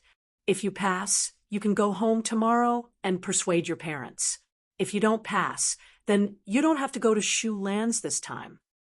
Although he wanted Ku Shirqing to go back and discuss with his parents tonight, he had emphasized the importance of confidentiality in front of all the teachers and students of the school last week. As the one who set the rules, how could he open the back door for Ku Shirqing at this time? Ku Shirqing nodded heavily and said, "Yes, Yamacho." Li Zishuan turned around and took out a sealed document from the drawer. After opening it, he took out a test paper. Then, he took a pencil from the pen holder on the table and handed it to Ku Shirqing. He said, "Find a place in this office and start the exam. The exam will last for an hour." He had already prepared the exam papers for the Academy's confidentiality exam. He even prepared 4 sets. It just so happened that there was 1 set per week. Ku Shirqing should be the first person other than him to see the exam papers. Ku Shirqing took the test paper and nodded. "Okay, Yamacho. Husband, aren't you going to sleep yet?" After dinner, Li Zishuan went straight to the study. Han Yushi glanced into the study when she passed by and asked, "N, wife, you go to sleep first. I'll go to sleep after I finish grading this exam." Lisa Schwan looked up and said softly, this exam paper was naturally the confidential exam paper that Ku Shirqing had just finished in the afternoon. "N, then husband, don't stay up too late." Han Yushi nodded and went upstairs to sleep. Li Zixuan's gaze returned to the exam paper. He gently stroked the red pen on every part of the exam paper. Fill in the blanks, multiple choice questions, decision questions, short answer questions. He read 10 lines at a glance and finished grading in about 10 minutes. 99 points. Not bad, not bad. This Ku Shirqing's foundation is really good. No wonder before I went to the Imperial College, he was the best in the School of Mathematics. He is a good seedling. Looking at the bright red 99 points on the exam paper, Li Zixuan praised. In this way, Ku Shirqing could leave the academy tomorrow and go home to discuss the trip to Sichuan with his parents. In fact, letting Ku Shirqing go to Sichuan was not Li Zixuan's plan. It was just added at the last minute. Ku Shirqing had the ability and the dream. As a Yamacho, Li Zixuan naturally had to give his student a stage to realize his dream. What was Li Zixuan's dream when he had just transmigrated? Li Zixuan would definitely answer that he wanted to be a carefree marquis, and then rely on his wealth to live a life of luxury with his wife. But now he was a marquis and a Yamacho of the academy. His dream was to help his student realize his dream. He wanted to be a dream godfather and let his student become the most outstanding person no matter where he went. He wanted to have students all over the world. When that time came, he would become the most powerful person in the world, because by then, any student would be able to hold their own. The next morning, Li Zixuan arrived at Yanhuang College. Coincidentally, Ku Shirqing was waiting for him in front of Guanghua Building. It was time for the students to have their breakfast. Yamacho, when Ku Shirqing saw Li Zixuan walking towards him, he hurriedly went up and greeted him nervously. Li Zixuan smiled and said, "Why? Are you worried that you didn't pass the exam?" Ku Shirqing nodded and said, "Although I checked my answers last night when I returned to the dormitory, I still feel a little nervous. After all, I really want to go to Sichuan." Li Zixuan patted Ku Shirqing's shoulder and laughed. Don't worry. You scored 99 points this time. According to the rules of the academy, you have passed. I will give you special permission not to participate in the next few exams. But I can't give you the exam papers now. After all, the other students haven't taken the exam yet. You can go back and discuss with your parents about the trip to Sichuan. If your parents agree, you can ask someone to send a message to me and then go directly to Sichuan. As for the academy, I will give you some time off. When you return, you can go and study by yourself, just like Meng Wenhao and Iron Egg, who went to war with the army. As for Chief Gao, I will write a letter to him today. When you are there, he will take care of you." Ku Shirqing said gratefully, "Thank you, Yamacho. Then I will take my leave." "Yamacho, take care." Li Zixuan nodded and said, "And if you are going to Sichuan, you take care too." After the academy helped Ku Shirqing with his request for leave and handed his secret exam results to Yen Silu, Li Zixuan went down Yinshan and rowed towards the pier at the lower reaches of the Ba River. At the pier, 5 large merchant ships of the Feng family were ready to set off, because they did not buy a lot of seeds in Guangdong, only a little more than 10,000 jin. Feng Zhihua only sent out 5 merchant ships. "Marquis, why are you here?" Feng Zhihua, who was directing the loading of goods at the pier, inadvertently saw Li Zixuan riding over. He quickly went up and greeted him. Li Zixuan dismounted from his horse and said with a smile, Boss Feng has acted righteously this time and personally helped this marquis go to Guangdong to purchase the white stack flower seeds. This marquis has to send Boss Feng off no matter what. Feng Zhihua was flattered and said, Thank you, Marquis, for sending me off. Ha! It's my pleasure, it's my pleasure. Li Zixuan waved his hand and took out a piece of paper and a painted letter. He handed it to Feng Zhihua and said, Here, this is this Marquis's order, and this Marquis's personal letter to Jun Wangyi, thinking that sending someone to deliver the letter would not be as fast as sending it by sea. I will have to trouble Boss Feng to personally deliver this letter to Jun Wangyi. When the royal prince sees this letter, he will definitely make it convenient for you. The convenience he was talking about was not asking Li Xiaogong to open a back door for Feng Zhihua. He, Li Zixuan, was not someone who liked special treatment. For this sea trade, he would not let Feng Zhihua pay any less of the taxes that should be paid in Guangdong. The reason why he still needed to write a letter was because he wanted to borrow the power of the Department of Commerce to get the small countries in Nanyang to ship more white stack flowers to Guangdong to sell. Feng Zhihua took the warrant and the letter with both hands and said, Marquis, don't worry. I will personally deliver this letter to the royal prince of Hejian. Coincidentally, at this time, all the goods on the dock had been loaded. A red sun jumped out of the horizon and shone on the surface of the Ba River, reflecting the clear and crystalline waves. Feng Zhihua cupped his fists and said, Marquis, the time has come. The fleet should set sail. This Feng will bid farewell here. This time, I will definitely bring back as many white stack flowers as possible for the Marquis. Marquis, may we meet again? Li Zixuan also cupped his fist and said, See you later. Feng Zhihua nodded and then turned to walk towards the big ship. Raise the anchor, raise the sails, set sail. A moment later, the sailors on the big ship shouted, and the fleet of 5 big ships finally set sail towards the east. Chapter 1371. After watching the fleet leave, Li Zixuan went straight to the workshop. His family had bought over 200 caddies of cotton seeds from the Hu people yesterday. These few days, he had to start making arrangements for the servants in the residence to start growing the seeds. And growing the seeds required a type of machine, a nutrient bowl manufacturing machine. If the cotton seeds were directly scattered in the ground, a large portion of them would not germinate. The survival rate was extremely low.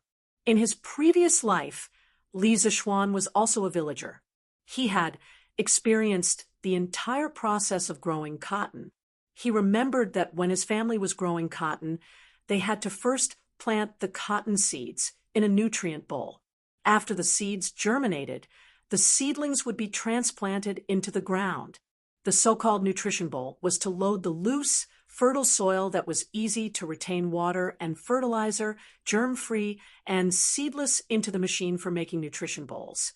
Through the machine, cup-shaped nutrition bowls with a diameter of 11 centimeters and a height of 10 to 12 centimeters were manufactured.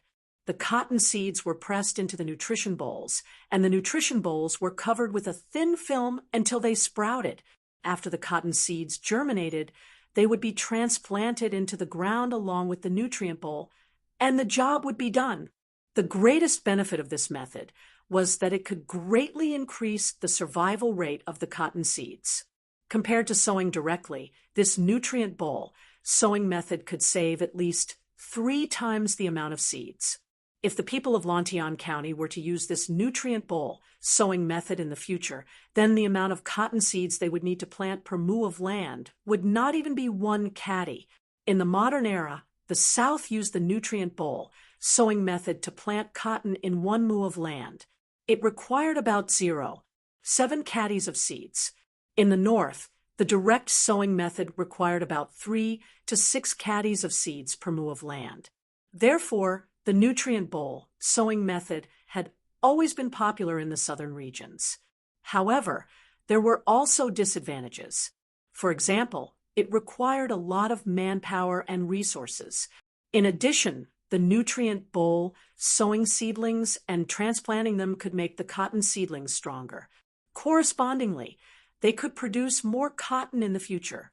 Therefore, not only did this method save on seeds, it also guaranteed a high yield. Moreover, the most important thing was that this method of growing cotton had not appeared in this era. Why was cotton only an expensive flower in the Tang Dynasty for people to admire? Why was it not planted on a large scale? Because it was expensive. But why was it expensive? Other than the fact that there were very few people in the Central Plains who needed to import cotton, the most important reason was its low survival rate and low yield. Very few people were willing to plant it on a large scale. As the saying goes, the rarer something is, the greater its value. Thus, this cotton could only be treated as a precious flower for people to admire. As for using it to make clothes, that would be too extravagant. Only a fool with a lot of money would do such a thing. Therefore, Li Zishuan planned to promote his nutrient bowl planting technology. First, he had to go to the workshop to build a nutrient bowl manufacturing machine. He planned to make a hand-pressed nutrient bowl manufacturing machine for cotton. At this time, Li Zishuan was thankful that he came from a rural family in his previous life. Otherwise, he wouldn't know about these things. It wasn't difficult to make this kind of handheld cotton nutrition bowl making machine. Its structure was similar to the pushrod honeycomb coal mold made by the workshop previously that was used to shape coal blocks, while this one was used to shape fertile soil. Therefore, Li Zishuan came to the workshop and explained it to Faubert. Faubert immediately understood and promised that the hand-pressed cotton nutrition bowl machine would be ready and sent to Yunshan Mountain by noon. Only then did Li Zishuan return to Cloud Mountain in satisfaction. At the same time, dozens of Yamen runners ran out of Lantian County. Each one of them held a notice and ran to the villages in all directions. The people from the county Yamen came to put up notices? What's going on? The Yamen runners actually came to our family manor to put up notices. It's really too strange. On the wall at the entrance of the family manor, the commoners looked at the notice that had just been put up and gathered together to discuss it. In the past, if the Yamen needed to announce something to the commoners, they only needed to put up notices in key places in the city. It was very rare to see a notice directly sent to the village like today. It was no wonder that these villagers felt it was strange. However, it could also be seen that county magistrate, he was very attentive to Li Zishuan's orders this time. Elementary Scholar Yu. Where is Elementary Scholar Yu? Quickly let Elementary Scholar Yu see what's written on the notice. He's coming, he's coming. Quickly make way. Elementary Scholar Yu is coming. Elementary Scholar Yu, quickly read it for us. What's written on the notice? Could it be that the county Yamen is going to increase our taxes again? Amidst the numerous calls, Yu Dahang, who had met Li Zishuan a few times before, walked out of the family manor. Uncle Zhong, Marquis, is in charge of Lantian County right now. The county Yamen won't increase our taxes, so don't make wild guesses. Can you let me see what's written on the notice first? Yu Dahang comforted Zhong Lijing, and then looked at the notice on the wall. After a while, he was completely stunned. Elementary Scholar Yu? Elementary Scholar Yu? What's wrong with you? What's written on the notice? Could it be that old Zhong, guessed correctly? Zhong Lijing saw that Yu Dahang's eyes were wide open as he stood there in a daze without saying a word. Instead, he looked very surprised. He hurriedly pulled on Yu Dahang's sleeve and said worriedly, "That's right. Elementary Scholar Yu. What's written on the notice?" The commoners were also anxious and started to shout.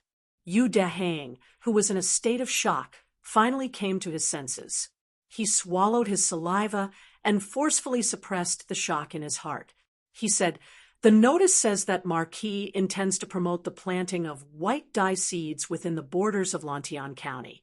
He has already asked someone to buy the seeds. From today onwards, as long as a farmer is willing to plant white dye seeds, you can immediately go to the county yamen to report. Before the seeds arrive, as long as a farmer is able to cultivate 1 mu of wasteland, they can go to the county yamen to receive a caddy of white dye seeds for free."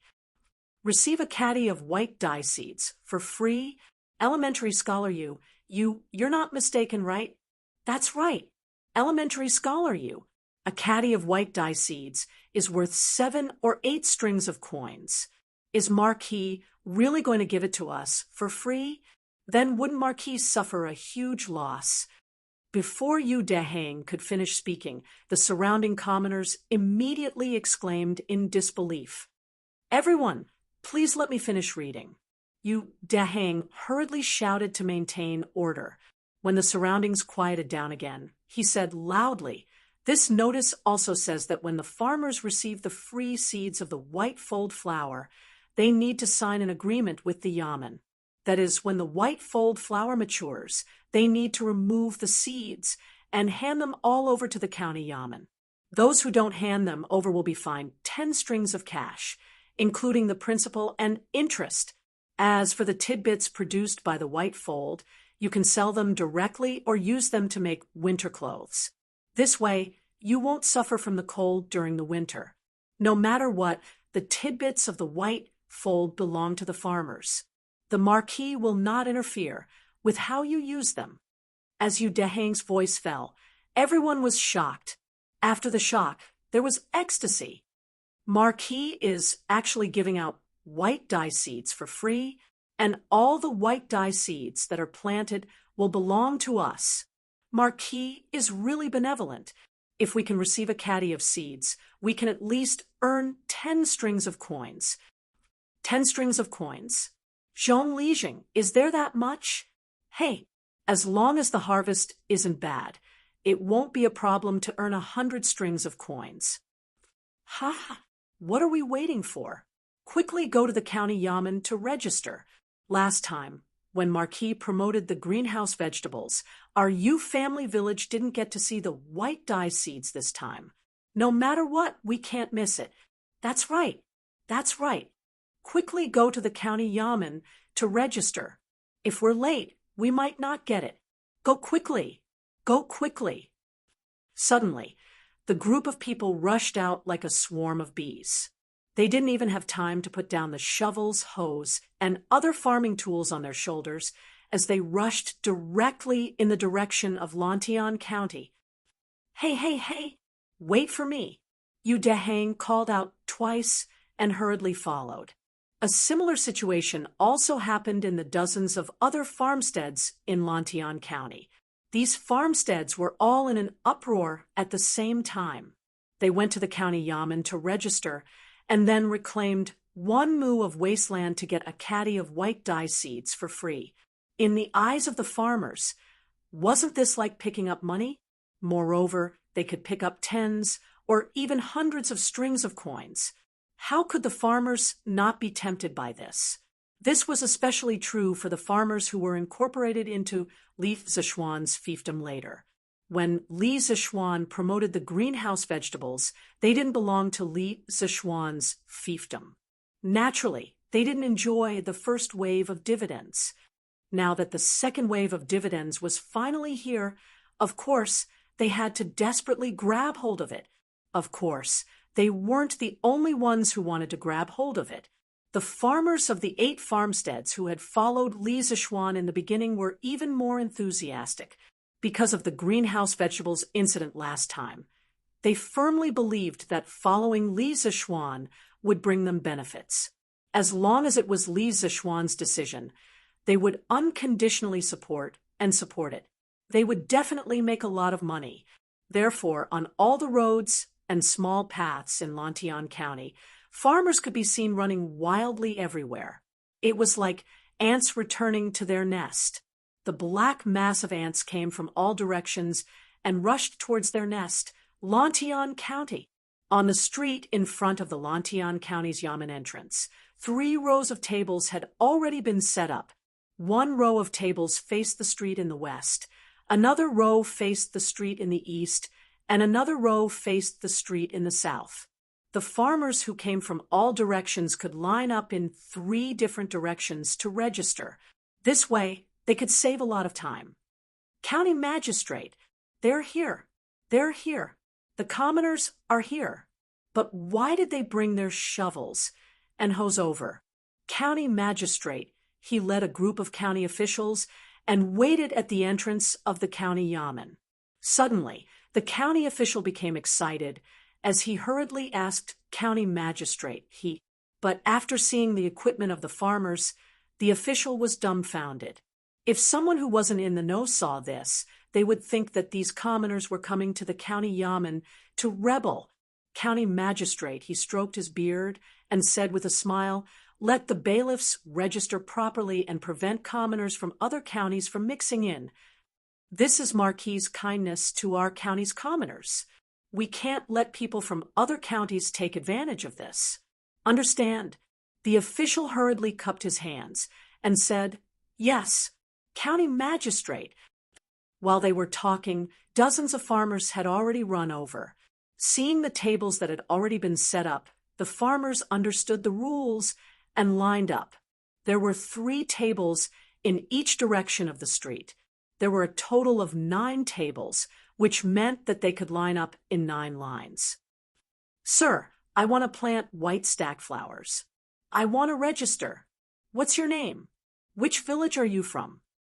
"My name is Lu Meng from Liujia village." "Mom, good. I've already registered for you. Marquis will be able to buy the seeds back in half a month. Before that, you have to cultivate a mu of wasteland. It's best if it's a hillside that's facing the sun. That way, the harvest will be better. You understand?" "Understood. Understood. Thank you for your reminder. Next." The quiet entrance of the county yamen suddenly became lively.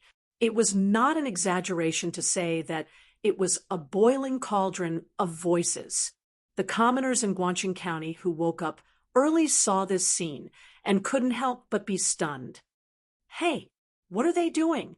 Why are they all gathered at the county yamen? It seems that they are all farmers from outside the county." "Farmers? What are they doing here at the county yamen?" I know. I just saw the notice at the county yamen. It said that Marquis intends to promote the planting of white stack flowers in Lantian County. Those who are willing to plant can register at the county yamen. As long as they can cultivate a mu of wasteland within the stipulated time, they will be able to get a gene of white stack flower seeds for free. What? A gene of white stack flower seeds for free? Is there such a good thing in this world? No, I want to register too. Bah, Boss Wong, what are you so happy about? Do you have any fields at home? Don't tell me you want to take the seeds and sell them for money. The notice said that after receiving the seeds, you have to sign an agreement with the county yamen. When the harvest time comes, the white stack flowers will belong to the commoners. However, all the seeds must be removed and handed over to the county yamen. If you don't hand it over, you will be fined 10 strings of coins. Boss Wong, if you receive it now, you will have to pay 10 strings of coins in the future. Oh, so that's how it is. Then this old man won't receive it. I'll leave the opportunity to these farmers. TSK, this time, the farmers outside the city are going to be rich. With a gene of seeds, the white stack flower seeds can be sold for dozens of strings of coins. Sigh, what a pity. Who asked us to not be farmers? At this moment, these city dwellers began to envy the farmers. It was really strange. As time passed, the lines of farmers in the 3 directions grew longer and longer. The line in the south was about to reach the city gates. tens of thousands of farmers outside the city suddenly flooded into Lantian County. This city that wasn't considered big suddenly became crowded. Those businessmen who came to Lantian County to do business, or those who came to watch the football match, saw this scene and began to inquire about what had happened. It didn't matter if they didn't ask, but once they did, they were so shocked that their jaws dropped. Everyone couldn't help but sigh at the good welfare of the citizens of Lantian County. From time to time, Li Zishuan would give red packets to the citizens. Furthermore, it was the kind of red packets that were worth hundreds of strings of coins, and the matter here quickly spread to the other counties. Chapter 1372. Have you heard? The Marquis of Yong wants to give every farmer in Lantian County a caddy of white fold flower seeds for free. What? Why is Marquis giving so many white fold flower seeds to the farmers? Seeds. The Marquis said that the white stack flower catkins will belong to the farmers. The farmers can use them to make cotton-padded clothes or sell them for money. When the time comes, we just need to hand in the seeds. Oh my God, there's such a good thing. Can we get the flower seeds if we go? Tisk, in your dreams. We are from Xinfeng County, the Marquis of Yong, and only gives them to the farmers in Lantian County. Lantian County. It's Lantian County again. Last year, Marquis only promoted the greenhouse vegetables in Lantian County. At that time, the farmers who planted the greenhouse vegetables earned hundreds of strings of coins. A few months ago, when Marquis was building the dam, he also prioritized the young adults in Lantian County. I heard that not only are there meat for every meal, but the wages are also high. Now, Marquis wants to plant white fold flower seeds to make winter clothes for the people of Lantian County. Why didn't His Majesty give Xinfeng County to the Marquis of Yong? And as a fief, Sai, who said it wasn't. Last year, matchmaker Zhao recommended a kid from Lantian County to my daughter, but my wife didn't agree. Now, it's his turn to disagree. This prodigal woman. Ha ha, old Wang, your wife has no taste. It's not that I want to criticize you, but this kind of woman needs to be taught a lesson. Yes, she needs to be taught a lesson. Ha ha, serves you right for being unlucky. Look at my two daughters. They married to Lantian County at the beginning of the year. Now, they're living a good life. After the greenhouse vegetables and dam building incident, Li Zishuan came up with another benefiting the people policy, which caused a huge uproar among the people in the surrounding counties of Chang. And although there were no newspapers to promote it, the current momentum of public opinion was even more terrifying than being on the headlines of the newspapers.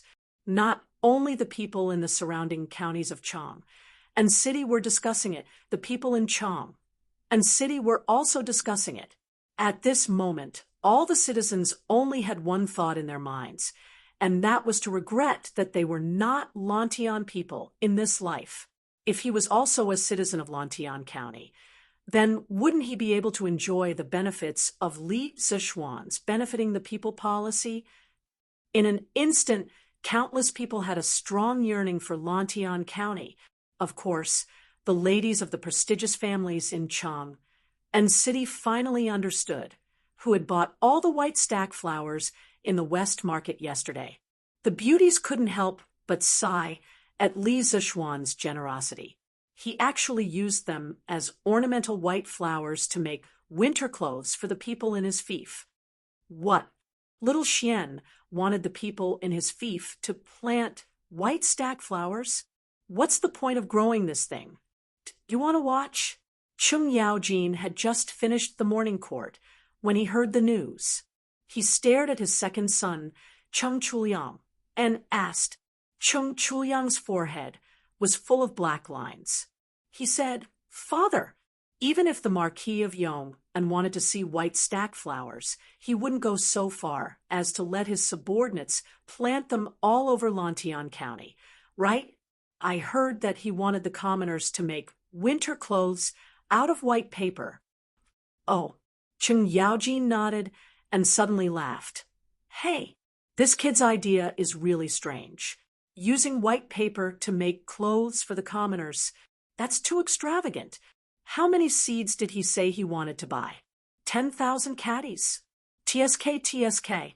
70 to 80,000 strings of coins. That's really generous. Cheng Chuyang asked tentatively, Father, then should we follow this time? Last year, when Li Zishuan promoted the planting of greenhouse vegetables in his fief, Old Cheng's and Old Qin's families also promoted it. Although there was a difference of half a month, their family's farmers earned a lot of money because of it. The Cheng family also gained a good reputation for being benevolent. Now that Li Zishuan wanted to promote the planting of white stack flowers, should the Cheng family follow?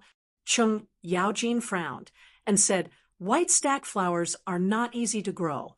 Since little Xian dares to promote it, he might have a better way to grow it.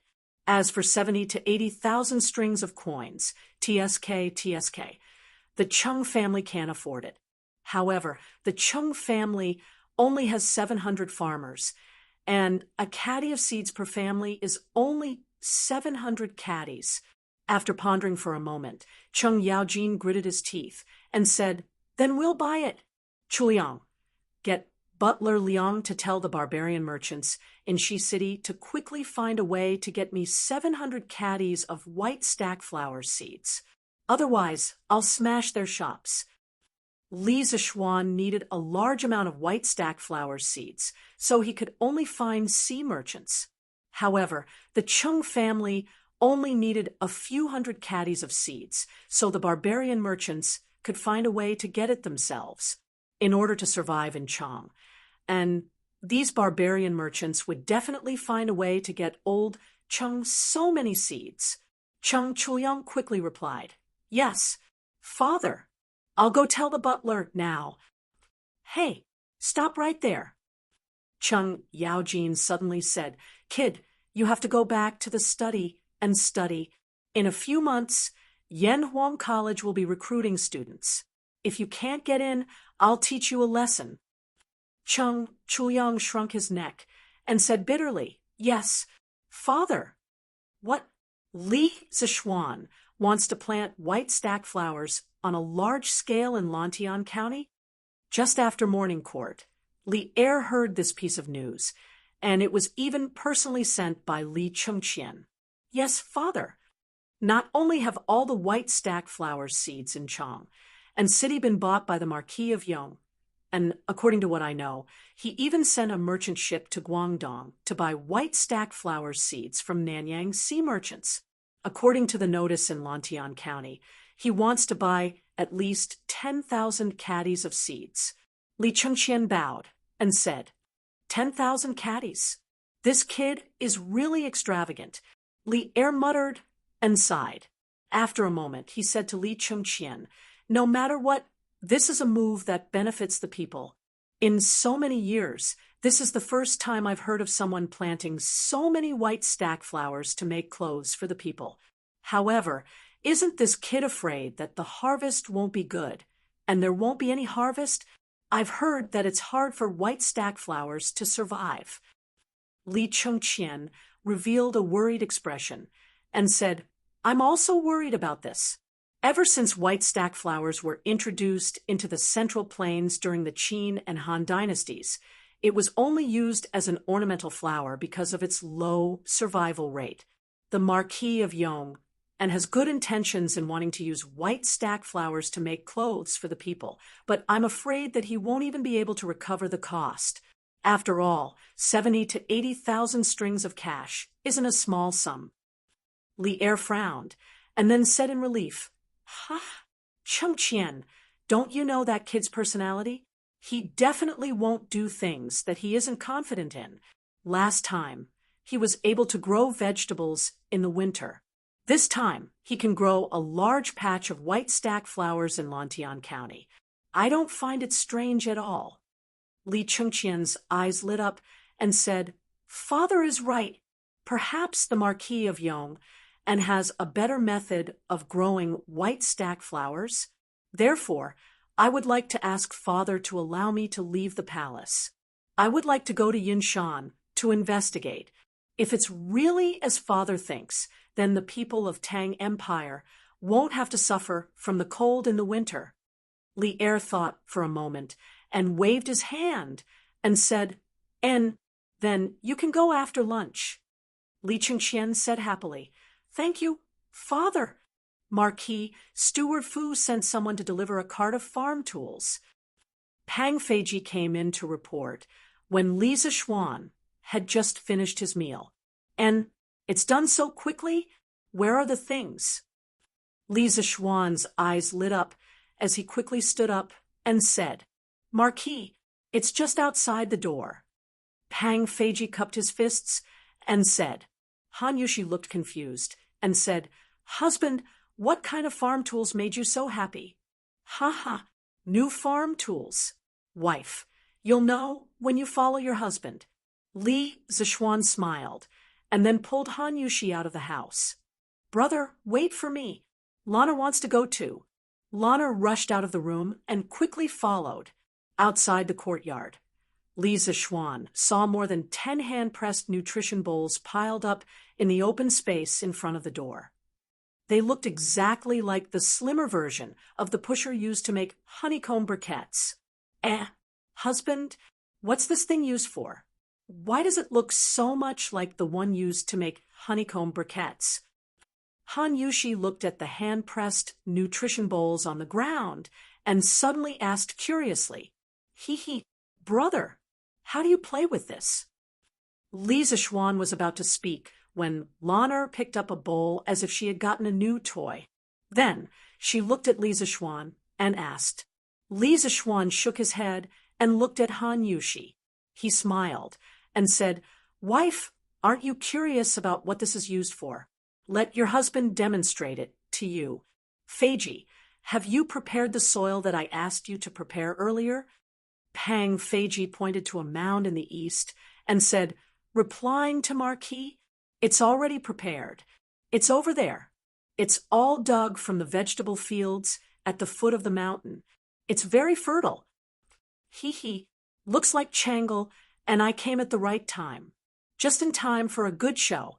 After Pang Feiji finished speaking, a young man's voice suddenly came from the courtyard. Who else could it be other than Li Chengqian? As for Changle, after hearing that Li Chengqian was coming to Cloud Mountain, she quickly asked Li Er for a chance to leave the palace and followed along. "Greetings to your highness. Greetings to your highness." The servants and guards of the Li family had all seen Li Chengqian and Changle before, so they quickly bowed and greeted them. Li Zishuan, Han Yushi, and Lana also prepared to greet, but Li Chengqian waved his hand and said, "No need to be so polite." "Xiao, Xian, you don't need to be so polite either." Then he excitedly walked in front of Li Zishuan and asked, "Xiao, Xian, these farming tools of yours should be related to the planting of the white stack flower, right?" Since Li Zishuan did not allow them to greet, then Li Zishuan would not be so bored as to do something unnecessary. However, after hearing Li Chengqian's guess, a hint of surprise flashed across his eyes. He then praised, "Chengqian has good eyesight. You guessed right. This thing is indeed related to the planting of the white stack flower." Changle asked curiously, "Brother Xiao Xian, what does this thing have to do with the white stack flower?" Changle, "Look, why does this thing look like it's used to make honeycomb briquettes?" Li Zishuan laughed and said, "Let me demonstrate. Changle, you and Chengqian will know after seeing it." Chapter 1373. This thing is called a nutrient bowl. By stuffing fertile soil into it and pushing it out like I am doing, you will get cup-shaped mud cubes. These mud cubes are the nutrient bowls for the white stack flower seeds. If you press 2 seeds into the nutrient bowl, they will sprout in about 7 days. At the mound of soil next to the Yinshan residence, under the gaze of Li Chengqian, Changle, Han Yushi, and the others, Li Zixuan showed himself to explain. First, he poked the alms bowl with all his might into the mound of soil. After it was filled with soil, he stepped on the push rod, and the soil was pushed out in the shape of a cup. This was the nutrition bowl. Then Li Zixuan took out 2 seeds and pressed them into the circular pit in the center of the nutrient bowl. The entire process was completed. Hee, this is fun. Brother, Lan, I will help you. Seeing Li Zixuan easily make a cup-shaped mud cube, Lan Er's interest was immediately piqued. She excitedly rushed over to give it a try. Li Zixuan was speechless. You are just a little taller than the alms. How can you play with it? Go to the side and watch. Don't dirty your clothes. Lan Er pouted. Humph, I won't. Brother, you look down on me. Lan Er will make one for you to see. After saying that, the little girl imitated Li Zixuan's previous actions. She picked up the alms and poked it into the mound of dirt. Hee, this thing is indeed interesting. I will give it a try too. Perhaps the innocent Lan had awakened Li Chengqian's childish nature. This fellow also eagerly picked up the alms and walked towards the mound of dirt. Brother Crown Prince, wait for me. Changle also wants to try. It was rare for Changle to come out, so she naturally wanted to play to her heart's content. She followed closely behind Li Chengqian with the alms and walked towards the mound of dirt with the alms. Your Highness, you can't. The leader of the Eastern Palace Guards, who followed Li Chengqian, hesitated for a moment before stepping forward to stop him. Li Chengqian waved his hand and said, It's fine. I am just giving it a try. There is no danger. When the guard heard that, he did not continue to stop him. Brother Little Xian, can you teach Changle one more time? Changle carried the alms bowl and walked to Li Zixuan's side, smiling sweetly. Looking at this bright and beautiful smile, how could Li Zixuan say no? He nodded helplessly and said, All right then. Chengqian, Changle, I'll demonstrate it to you again. First, push the alms bowl into the mound with all your strength. You must use all your strength, or else the soil won't be able to fill the alms bowl, and the nutrition bowl you push out will be incomplete. Bang, bang, bang. Li Zixuan, Changle, and Lan all followed Li Zixuan and poked the alms bowl into the mound. After a while, Li Zixuan continued, When you think it's about time, step on this push rod and push the dirt out. Yes, that's it. It might take some effort.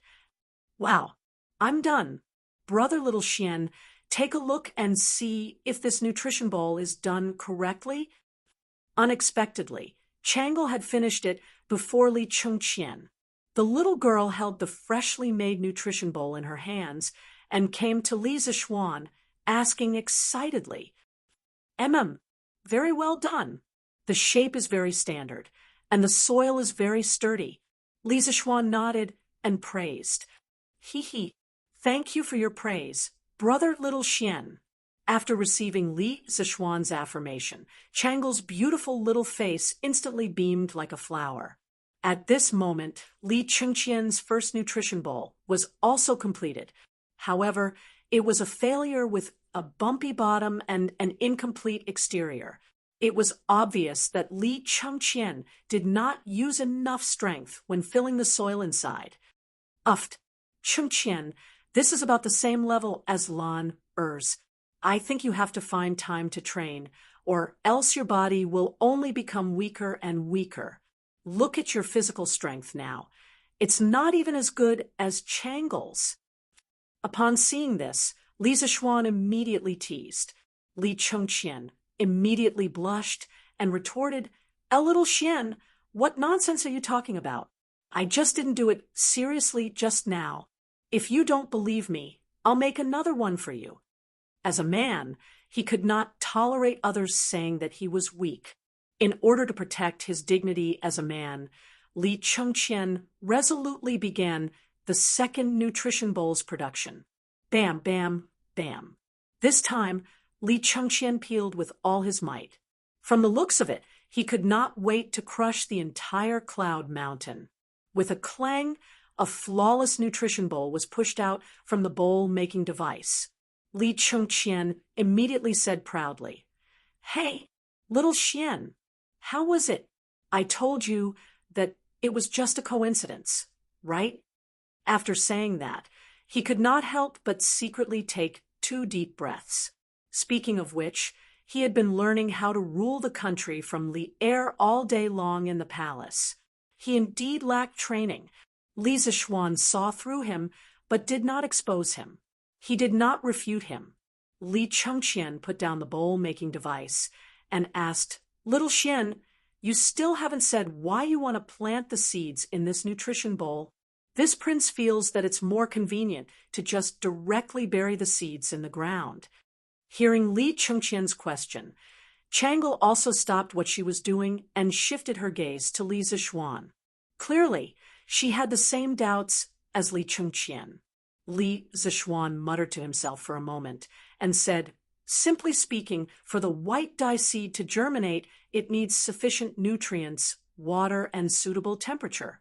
If the seeds were directly buried in the ground, then there is a possibility that less than 1 in 10 will survive.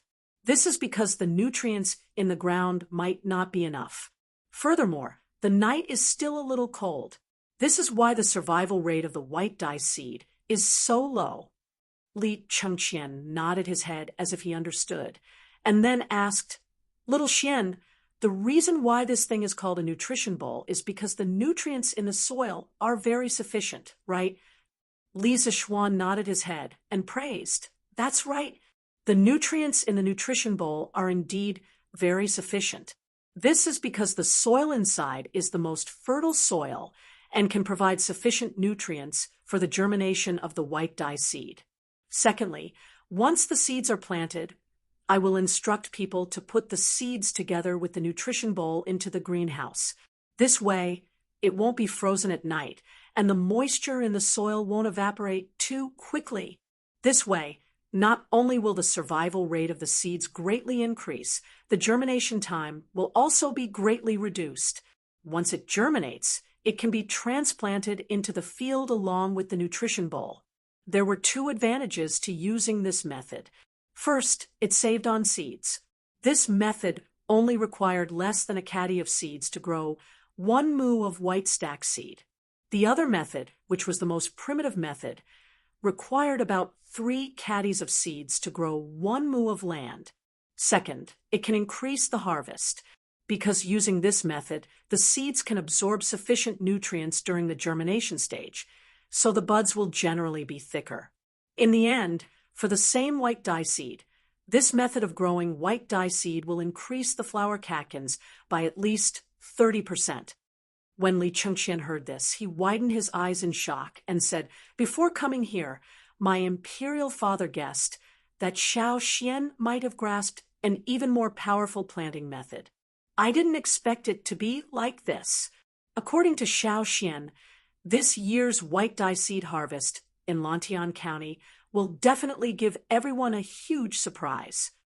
Changle also nodded her head and said, "Brother Xiao Xian, if your method is feasible, then it will completely solve the problem of the low survival rate of the white dye seed.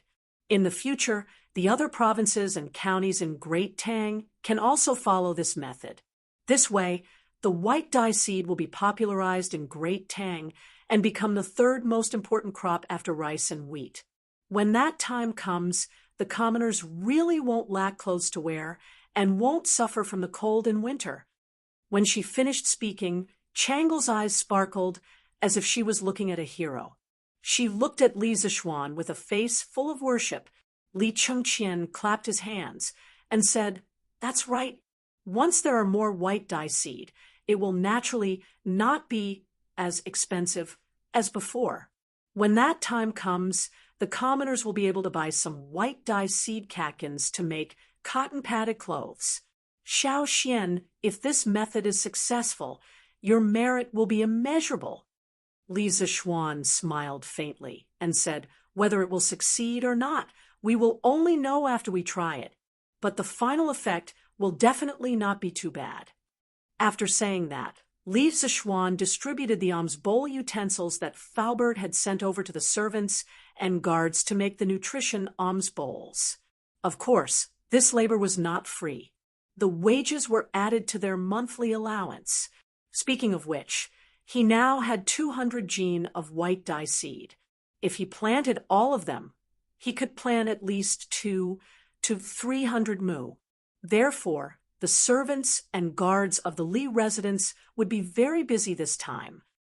AI, Xiao Xian, did you notice that Changle's physical strength is really much better than before? Li Zichuan called everyone into the house. Li Chengqian dragged Li Zichuan to the back. At this moment, he suddenly said sneakily. Li Zichuan looked carefully and saw that although Changle had personally made a few nutrition alms bowls, her complexion was still normal. Her face was not red, and her heart was not out of breath. Indeed, as Li Chengqian said, her physical strength was much better than before. He turned his head to look at Li Chengqian and joked, "What, Chengqian, do you admit that your physical strength is not as good as Changle's? Generally, a weak body means a weak kidney. This kidney deficiency is not scary, but you have to pay attention to recuperation and exercise." Stop. Li Chengqian almost vomited blood.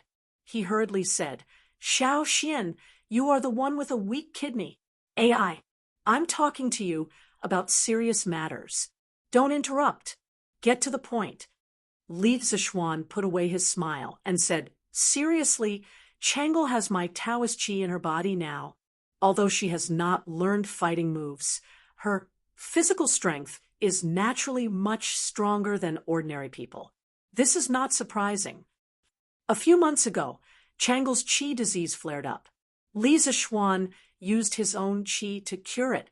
In addition, Changle usually practiced Tai Chi very seriously, so she had already cultivated qi. With Li Zichuan's help, she unexpectedly succeeded in drawing qi into her body.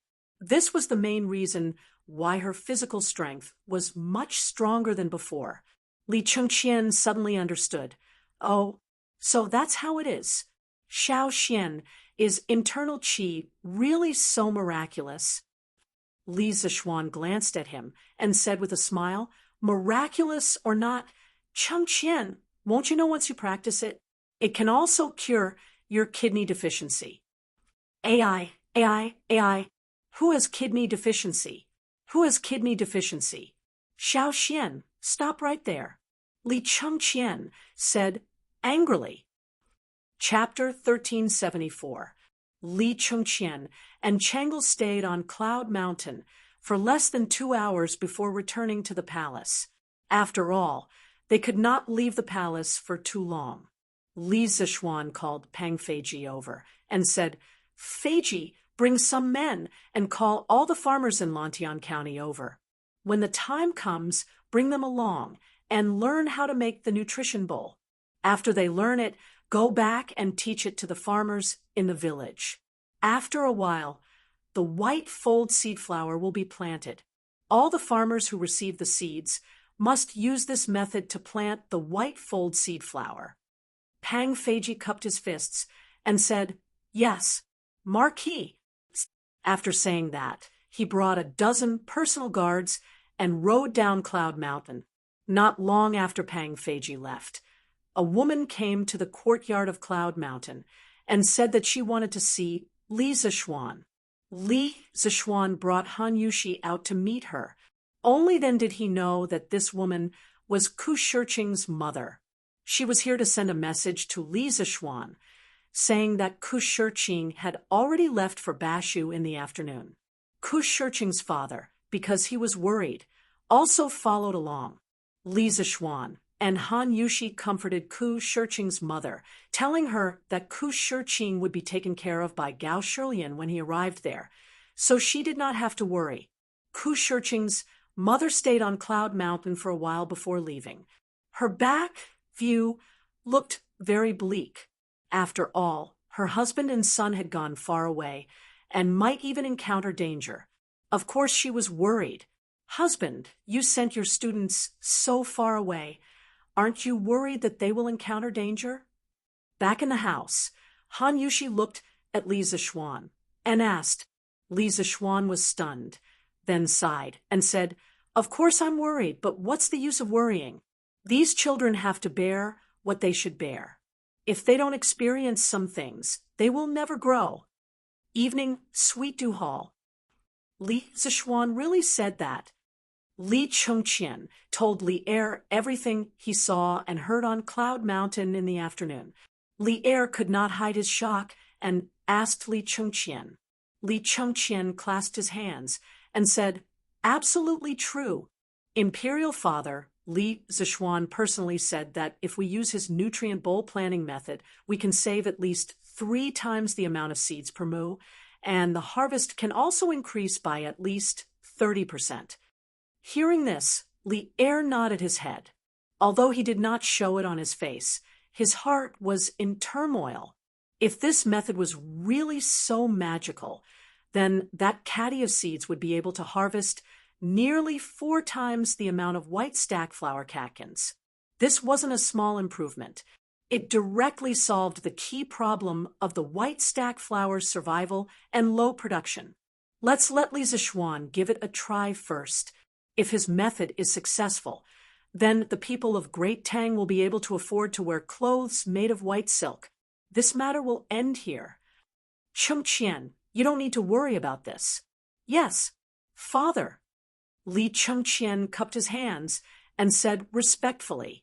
At this moment, Zhao Song rushed in from outside the hall and bowed. "Your Majesty, something's wrong." Li Er's face turned solemn as he asked, "What's the matter?" Zhao Song replied, "Your Majesty, Tuli Khan has sent an envoy requesting to surrender to Great Tang.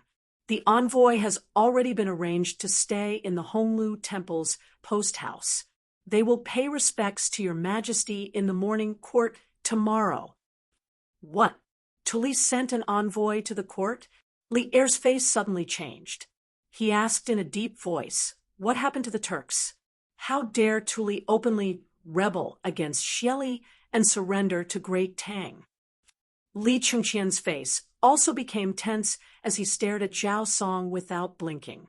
Zhao Song bowed slightly and said, "Your Majesty, according to the spies, at the beginning of this year, Xieli suddenly recruited soldiers from Tuli Khan.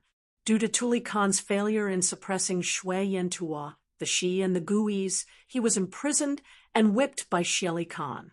Tuli Khan held a grudge, so he did not lend any soldiers to Xieli this time. When Xieli Khan heard the news, he was furious and directly sent troops to attack Tuli Khan. Tuli Khan's strength was not enough. Seeing that the royal court was in danger, he sent an envoy to Great Tang for help. Tuli's son, Ashina Helyuo, is also in the envoy. Li Er's eyes flashed, and his expression gradually eased. He sighed softly and said, "The Turks are actually having internal strife. This is really a heaven-sent opportunity." Then he looked at Zhao Song and ordered, "Tomorrow morning, let Tuli's envoy enter the court for an audience." "Yes, Your Majesty," Zhao Song responded, then said, "Your Majesty, today, a student from Yanhuang College left the capital and is heading to Bashu." "Bashu?" Li Er's heart skipped a beat. Then he smiled and said, "This student is probably going to Bashu because of Li Zixuan's vanadium mine there, right?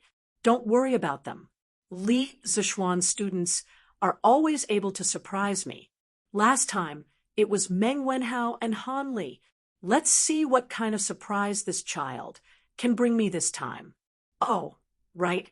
Immediately send someone to inform Li Zixuan to attend tomorrow's court." "Yes. Sai, why do you think His Majesty wants me to attend court? For no reason. TSK, doesn't he know that I live far away? I'll have to travel through the night again today." The next morning, before dawn, Li Zixuan was already dressed and washed up with Han Yushi's help. Although he wasn't sleepy, he had to leave before dawn. Li Zishuan couldn't help but grumble softly. Uffed. When Han Yushi heard that, she couldn't help but giggle. She helped Li Zishuan comb his hair and said with a smile, "Husband, other people have studied hard for decades in hopes of being able to enter the imperial court one day. But why do you look like you have a deep grudge when you hear that you have to attend morning court?" Li Zishuan pinched Han Yushi's fair fingers and said with a naughty smile, "What does the poem say? Oh, it's the harem of 3,000 beauties. From then on, the emperor won't attend morning court. As for your husband, he only needs you, my wife, so he's too lazy to attend morning court.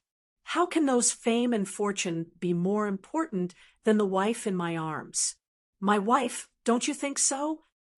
Han Yushi's tender face turned red. She hurriedly shook off Li Zishuan's big hand and said angrily, "Husband, you're talking nonsense again. Don't move. Let me help you comb your hair quickly. Don't miss the time." Okay. I'll listen to my wife." Li Zishuan knew that Han Yushi couldn't resist teasing, after saying that he was no longer naughty. At this time, Han Yushi suddenly said, "Husband, you should think of it this way. With your current rank and status, you should attend morning court every day. It's His Majesty who saw that you have multiple positions and that the Yunshan residence you live in is quite far from the imperial palace. That's why he specially allowed you to not attend morning court every day. So you should be grateful to His Majesty." My wife's words make sense. Li Zishuan's eyes lit up and said with a smile, "If that's the case, then I have the motivation to attend morning court. Confucius was right. Behind every successful man, there's a good woman." Han Yushi patted Li Zishuan's back and said unhappily, "Husband, you're talking nonsense again. When did Confucius say that? Okay, husband, your hair is done. Go and have some food. Otherwise, you'll definitely be hungry after standing in court for so long." Haha, my wife is so considerate. After coming out of the gentle home, Li Zishuan and Pang Feiji rode together and became a pair of brothers in distress. They held torches and rushed through the night. Oh, strictly speaking, this wasn't called the night road. Perhaps it should be called the dawn road, the last trace of darkness before dawn. Fortunately, the road from Yunshan to Chang and had been paved with cement. Otherwise, no matter how good one's horsemanship was, they wouldn't dare to ride on the rugged mountain road like before.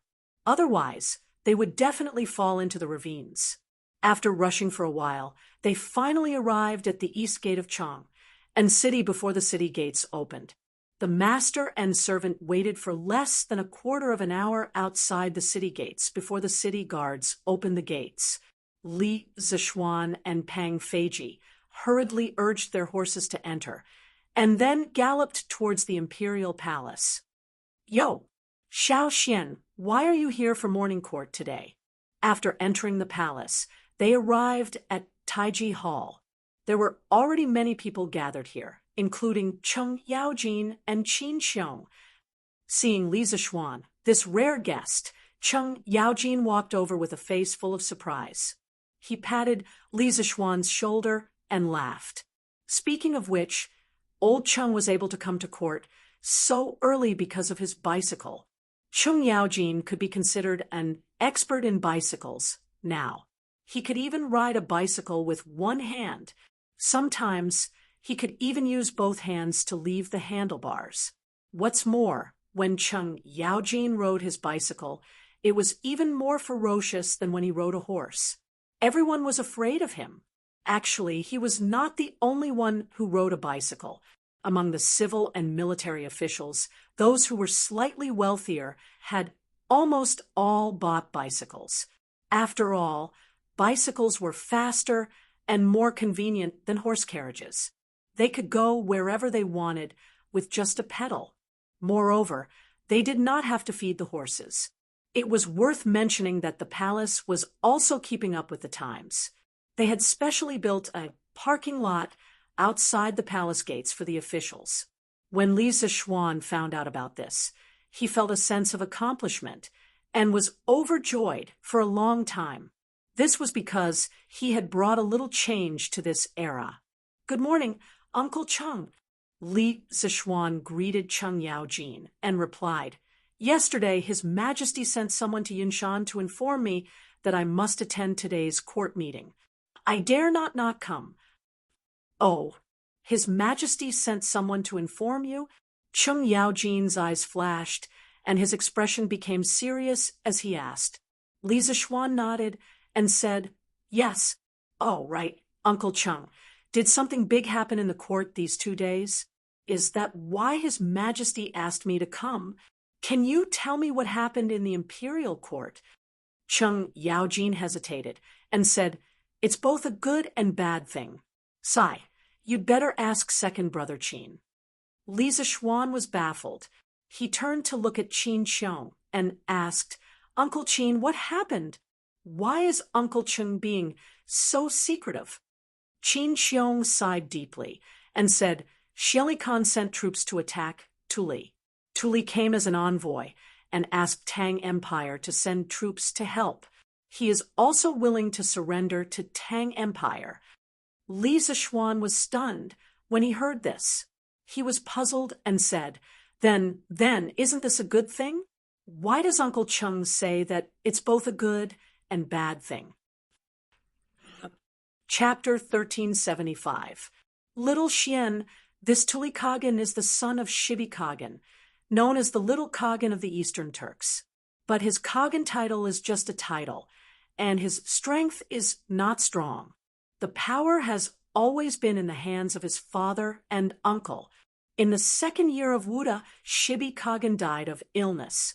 The one who took the throne was not Tuli, but Tuli's uncle Silafoshi, Chuluo Kaghan. In the fourth year of Wuda, Chuluo Kaghan died, and Tuli's other uncle took the throne aggressively. He is the current Xieli Kaghan.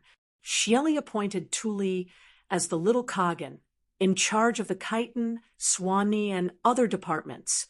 Because Tuli Kaghan did not have a fixed tax on his subordinates resented him.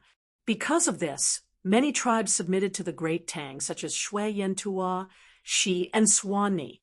Xieli Kaghan sent Tuli Kaghan to suppress these tribes. Tuli Kaghan was defeated, and his soldiers were scattered in disorder. It is said that Xieli Kaghan was furious and imprisoned him, whipping him for a long time before releasing him. Tuli suffered such a great humiliation, so he naturally harbored a grudge against Xieli. From then on, the uncle and nephew of the Eastern Turks entered a state of open strife and covert struggle. Tuli suddenly sent an envoy to the court to beg for peace. He must be unable to withstand Xieli's offensive and wants the Great Tang to send troops to help him out of the siege. But in this situation, if my Great Tang were to rashly dispatch soldiers, it would be tantamount to declaring a full-scale war with Xieli. The Eastern Turks are currently at the height of their national strength, possessing 1 million soldiers. If the Great Tang wanted to declare a full-scale war with them and win, how could it be so easy? We must make sufficient preparations before we can start this war. Otherwise, defeat is certain. But there is not much time left for the Great Tang. Today, Tuli sent an envoy to the court, proving that his forces can no longer withstand Xieli Kaghan's attack. Being destroyed and annexed is only a matter of time. And the Great Tang cannot sit by and watch Tuli be annexed like this. Otherwise, Xieli will become even stronger. So it is difficult, very difficult. Let's see what decision His Majesty will make today. In front of the Taiji Palace, Qin Xiong estimated that there was still some time before the court, so he told Li Zixuan about Tuli's envoy. "Oh, I see." After hearing this, Li Zixuan finally had a rough understanding of the current situation of the Eastern Turks. To be honest, before this, he didn't even know who Tuli Khan was or which faction he belonged to. He only knew Shelly Khan. There was nothing he could do about it. Who asked this guy to be so famous? Now that he heard Qin Xiong's explanation, he had a good grasp of the current situation. The Eastern Turks were in internal strife, but the great Tang was still not ready to go to war with them. As for Tuli Khan, in front of Shelly Khan, he was but a small grasshopper, unable to resist for long. Morning court. All civil and military officials enter the court for an audience. At this moment, an old eunuch stood on the steps and shouted in a high-pitched voice. The civil and military officials at the foot of the steps immediately fell silent. They straightened their clothes, hugged their tablets, and walked up the steps toward Taiji Palace. Entering the Taiji Palace, after a round of greeting, a Turk stepped out from the crowd and bowed to Li Er. His Majesty the Emperor of the Great Tang, Shelly Khan has disregarded my late Khan's feelings, disregarded the relationship between uncle and nephew, and openly sent troops to attack my father Khan. I beseech His Majesty the Emperor of the Great Tang to send troops to aid my father Khan. Ashina Ilhind will be staying in Chang, and as a hostage. Hearing this, the civil and military officials looked at each other in dismay. Li Er asked in a deep voice, "You are Tuli Khan's second son?" The Turk cupped his fists and said, "Your Majesty, this one is indeed my father's son. I have come to the Great Tang to request assistance and surrender. In order to express my father's sincerity, Ashina Heluo is willing to remain in Chang, and as a hostage to express my father's sincerity in surrendering to the Great Tang, sending a son into the court as a hostage." All the civil and military officials sucked in a mouthful of cold air, thinking that Tuli was really going all out this time. At the same time, this also meant that Tuli Khan had been forced into a corner by Shelly. Otherwise, he wouldn't have staked everything and wholeheartedly submitted to the Great Tang. After a moment of silence in the hall, Li Er said, "Since I ascended the throne, I have ruled the country with benevolence and righteousness, and I have treated my friends well. Ashina Heluo, you don't have to mention the matter of a hostage again. My Great Tang doesn't need anyone as a hostage. This is really detrimental to my Huaxia's prestige. Furthermore, I have some friendship with Tuli in the past. How can I take advantage of this and take his son as a hostage?" Speaking of which, Ashina Heluo was also a straightforward person. How could he say, "I am here to be your hostage," in front of the emperor? Normally, this kind of thing was tacitly understood, and no one would directly say it. Old Li was the ruler of Huaxia, so how could he not care about his face? However, Li Er saying that he had some friendship with Tuli Khan was also true. In the 7th year of Wuda, the Turkic Great Khan Shelly Khan and Tuli Khan gathered all their forces and invaded the Great Tang's borders. At that time, the Great Tang Emperor Li Yuan sent Li Er out to defend against the Turks on the 21st day of the 7th month. On the 12th day of the 8th month, the two sides clashed at Wulongbin, which was known in history as the Battle of Wulongbin. Li Shimin used the strategy of sowing discord, working together with Tuli Khan to drive a wedge between Shelly Khan and Tuli Khan, and became sworn brothers with Tuli Khan, causing the Turks to retreat. It did not matter whether Li Er and Tuli's friendship was due to the situation, or whether it was feigning civility, or because of benefits, or whether it was sincere friendship, but in the end, the two of them became sworn brothers. It was an indisputable fact. Although this kind of thing sounded inconceivable to other people, hearing Li Er's words, Ashina Heluo was first stunned, and then he immediately wanted to refute. After all, when he left the Turks, his father had instructed him to do so. He had to complete the task his father had given him. Who knew that Li Er seemed to know what he was going to say next, and spoke first. "Ashina Heluo, you don't need to say anything more. We will not take you as a hostage. However, if you like the prosperity of Chang, and want to stay in Chang, and for a while, we naturally have no reason to refuse. Ashina Helyuo's wooden brain finally reacted at this moment. He hurriedly cupped his fists and said, "Many thanks to the great Tang Emperor for taking me in. Ashina Helyuo is willing to stay in Chang, and for a while. I only hope that the great Tang Emperor can send troops to rescue my father. When the time comes, my father will definitely remember your Majesty's kindness and lead his troops to surrender to the great Tang Empire, joining the court and submitting to your Majesty." Li Er's eyes narrowed as he said in a deep voice, "In the past, the Turks had internal strife and relied on the power of the Sui dynasty to stabilize. However, Xieli Khan did not know how to cherish the situation left behind by his ancestors. Instead, he relied on his own strength to indulge his own desires. He was licentious and tyrannical, and his uncle and nephew killed each other. This is truly against the laws of nature. However, sending troops to the Turks is a matter of great importance. We need to discuss it with the court officials before we can make a decision. Ashina Helyuo, you have traveled a long way from the Turks and must be exhausted. Why don't you return to the inn and rest for a while? After we have discussed with the court officials, we will send someone to inform you." Hearing this, Ashina Helyuo thought seriously before finally cupping his fists and saying, "Yes, your Majesty." Ashina Helyuo will take his leave. After that, he clenched his fists in front of his chest and bowed to Li Er. Then he brought the 2 Turk emissaries and left the hall. After Ashina Helyuo left, Li Er's eyes darkened as he looked at the court officials and asked, "Dear officials, do you think that our Tang Empire should send troops to aid Tuli?"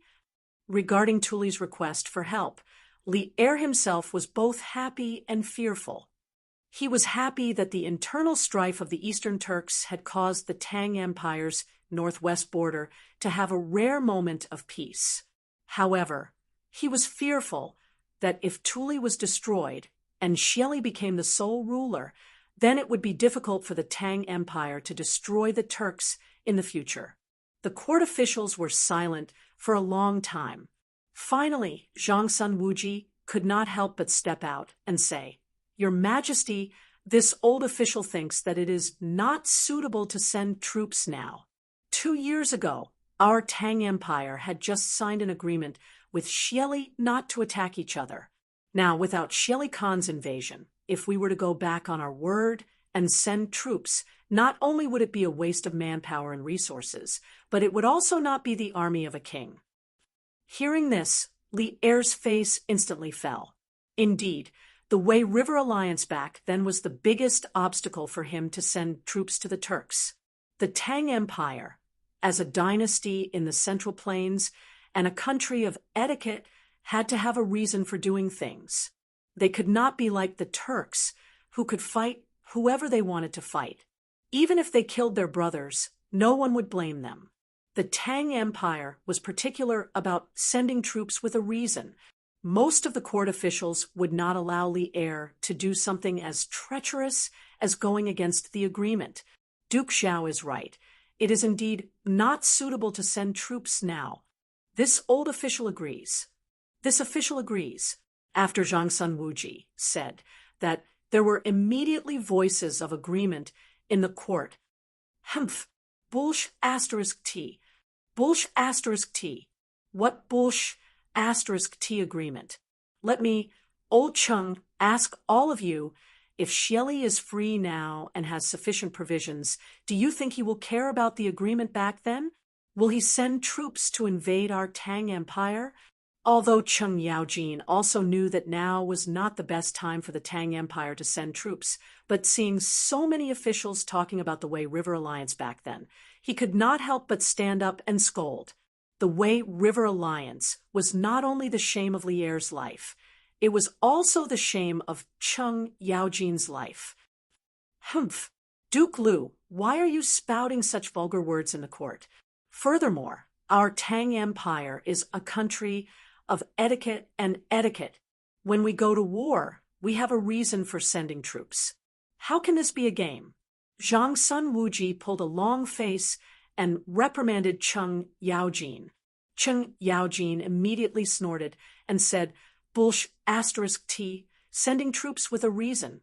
According to what you said, we can only wait for that brat Xieli to bring troops to Chang and city before we can retaliate? Cheng Jijia, don't be unreasonable in the imperial court." Zhang Sun Wuji's eyes were dark as he said coldly, "Your Majesty, this old official thinks that although Duke Lu's words are vulgar, they are not without reason." At this moment, someone from the court officials' camp actually stood up and spoke for Cheng Yaojin. It was Du Hui. Chapter 1376. "Oh, Minister Du also thinks that I should send troops to attack Xieli?" Inside the Taiji Palace, Du Hui walked out of the crowd. Li Er's eyes lit up as he asked with a smile. Li Er knew better than anyone that the Tang Empire was not ready for a full-scale war with the Turks. But it was one thing to not be ready, and another to not dare to fight. As long as the decision was made to fight, the entire Tang Empire would take action and prepare for war very quickly. Du Hui cupped his hands and said, "Your Majesty, I think what High Duke Lu said is reasonable. The Tang Empire does not need to be honest with Xieli because he will violate the treaty sooner or later. Now that the Turks are in chaos, it is the best time to attack. Moreover, attacking countries with civil strife has been the custom since ancient times. The Tang Empire cannot be timid because of the treaty and miss the opportunity." Fong Maodu Duan lived up to his name. Du Hui had sharp eyes and directly asserted that the treaty was a piece of waste paper in the eyes of the Turks. As soon as Du Hui finished speaking, Cheng Yaojin immediately said excitedly, "Hee. Old Du, in the past, Old Cheng, didn't realize that you were also a tough nut to crack. Old Cheng, cherish you. Hee. Today, Old Cheng, would like to apologize to you for my blind eyes. When you get better, Old Cheng, would like to treat you to a drink."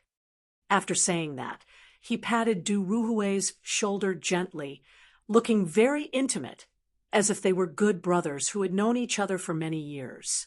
Du Ruhui's mouth twitched slightly, and then moved 2 steps to the side imperceptibly to keep a safe distance from Cheng Yaojin.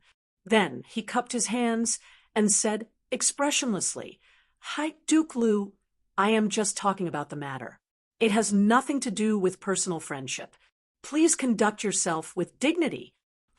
"Hey, good. I conduct myself with dignity." Cheng Yaojin was rebuffed.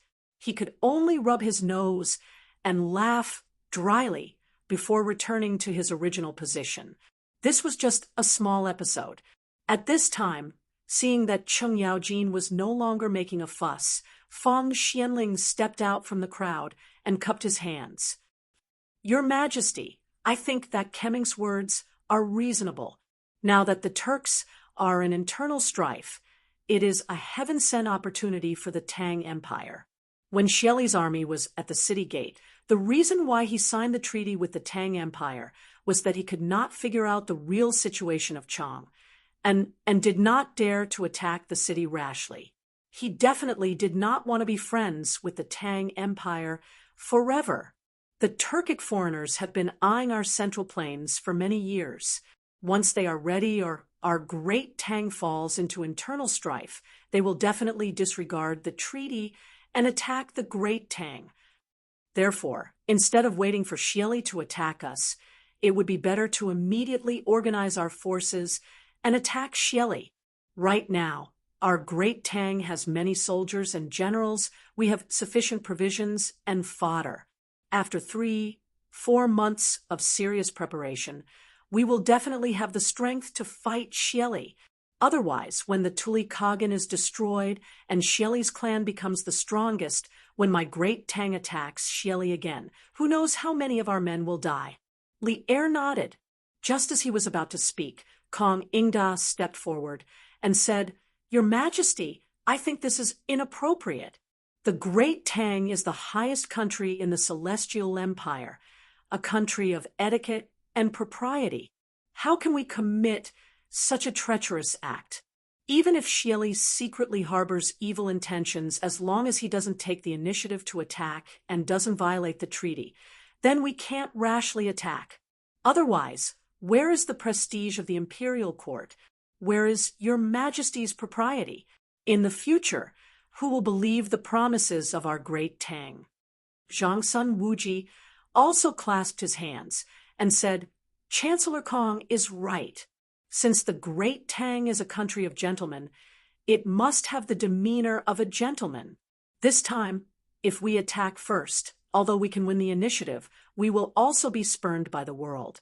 At that time, the righteous army will become an unreasonable army, and the other neighboring countries will no longer believe in the promises of our great Tang. To the great Tang, the gains won't make up for the losses. Moreover, even if we don't attack the Turkic Khaganate now, we can also secretly make preparations, recruit troops, and store up provisions. Once the Turkic Khaganates break the treaty or do something that violates the treaty, it won't be too late for us to attack them then. Even if the Tuli Kagan is destroyed and Xieli's clan becomes the strongest, we have sufficient preparations and may not lose to them." Buzz, "I second the motion. The great Tang cannot lose its face. Your Majesty's propriety cannot be lost. The imperial court can secretly mobilize troops, but we definitely cannot take the initiative to break the treaty."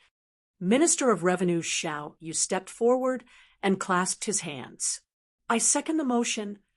After Kong Ingda and Zhangsun Wuji finished speaking, the civil and military officials in the imperial court seemed to have woken up from a dream, and more officials voiced their agreement. Cheng Yaojin, Fang Xianling, and Du Ruhui seemed to be a little weak and helpless. This point had nothing to do with factional struggles. In the early days of the Tang Dynasty, there were basically no factional struggles in the imperial court. The reason why these officials didn't agree with the imperial court sending troops wasn't because they wanted to stand on the same side as Zhangsun Wuji, but because what Zhangsun Wuji and Kong Ingda said made sense. A country's promise. If the great Tang went back on its word, it could gain a little advantage in the war against the Turks, but it would lose the country's prestige. This was something that couldn't be made up for. Li Zishuan, who was in the civil official camp, couldn't help but frown. Although he was also in the pro-war camp, he had to admit that what Zhangsun Wuji and Kong Ingda said made sense. As a country in the Central Plains, they naturally had to pay attention to the country's prestige and couldn't go back on their words. Otherwise, if they lost their prestige and caused other countries to no longer believe in the great Tang, this loss would be too great. After all, although the great Tang was strong now, it wasn't strong enough to contend against all the countries in the world and didn't need any allies. How could Li Er, who was sitting high above, not see the current situation in the imperial court? He knew that the great Tang couldn't send troops to reinforce Tuli in the current situation. He frowned and pondered for a long time. Just as he was about to announce that they wouldn't send troops, a guard ran in from outside and bowed with cupped fists. "Reporting, Your Majesty, the envoy sent by the Khitan chieftain has arrived outside the palace. At the same time, the envoy sent by Khan Xieli has also arrived." The moment he finished speaking, all the civil and military officials in the imperial court were dumbfounded. What? The Khitans and Khan Xieli have both sent envoys. What are they trying to do? What is Xieli trying to do? A few minutes ago, Tuli's son and the envoy had just left the imperial palace. But now, the Khitan tribe under Tuli's jurisdiction and Tuli's sworn enemy, Khan Xieli, had both sent envoys. The morning court of the great Tang had never been as lively as it was today. In truth, it wasn't just the officials who were dumbfounded. Li Er, who was sitting on the dragon throne, was also somewhat dumbfounded. Old Li closed his eyes and pondered for a while. Suddenly he ordered, "Let the Khitan envoy come in and see us." Understood. The guard cupped his fists in acknowledgement and then turned to leave Taiji Palace. Not long after, the guard led 3 Turks into Taiji Palace. When the 3 saw Li Er, they respectfully bowed to him like a Han. The leader of the Khitan tribe spoke in a clear voice with a broken Han accent. "Chimi Liangwu of the Khitan tribe pays respects to His Majesty the Emperor of the Great Tang. Dispense with the formalities."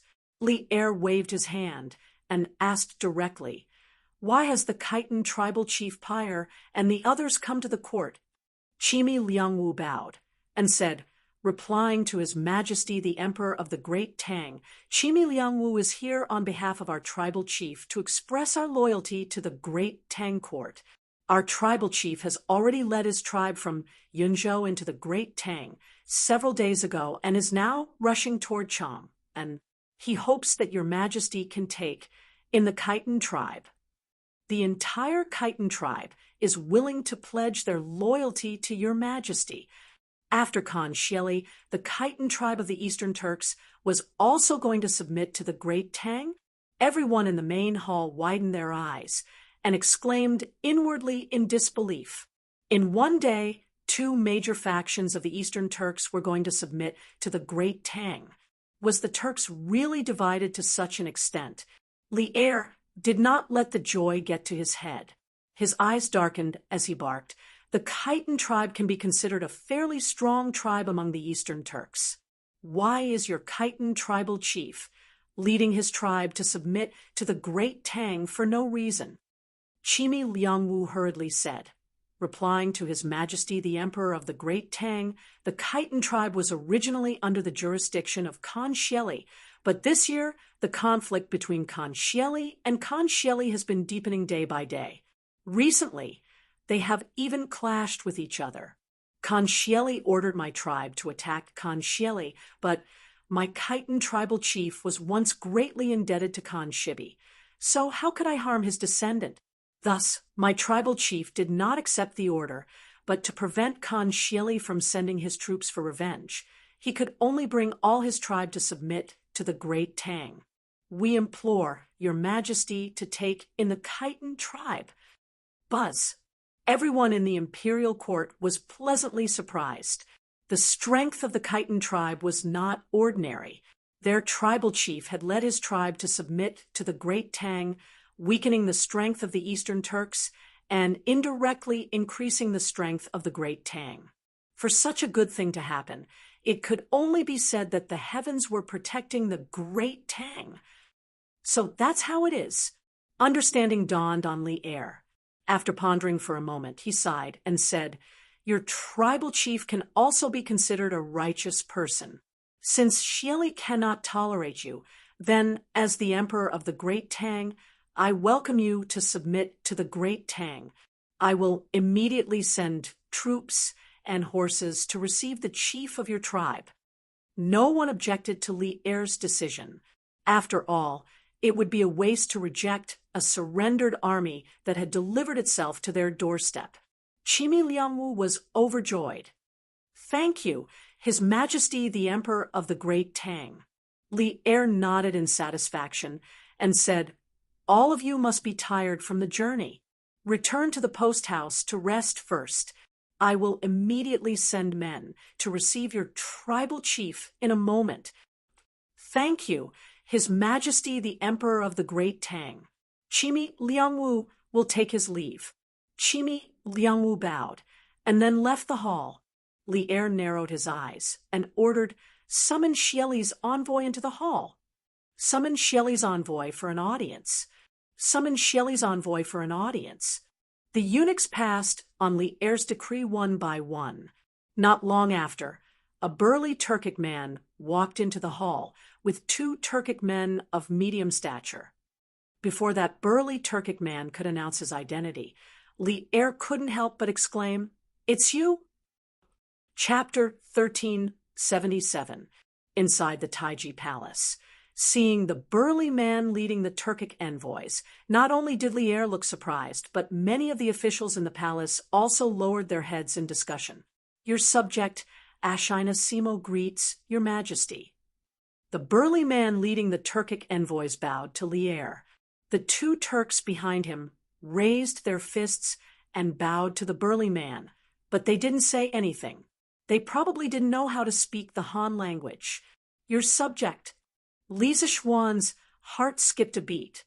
When Ashina Simo walked into the main hall, he noticed the abnormalities of the surrounding officials. Now that he heard Ashina Simo calling himself a subject to Li Er, the doubt in his heart deepened. After all, Ashina Simo was an outsider. How could he call himself a subject to the Emperor of Great Tang? As he was on the side of the civil officials, he wasn't familiar with most of the people around him.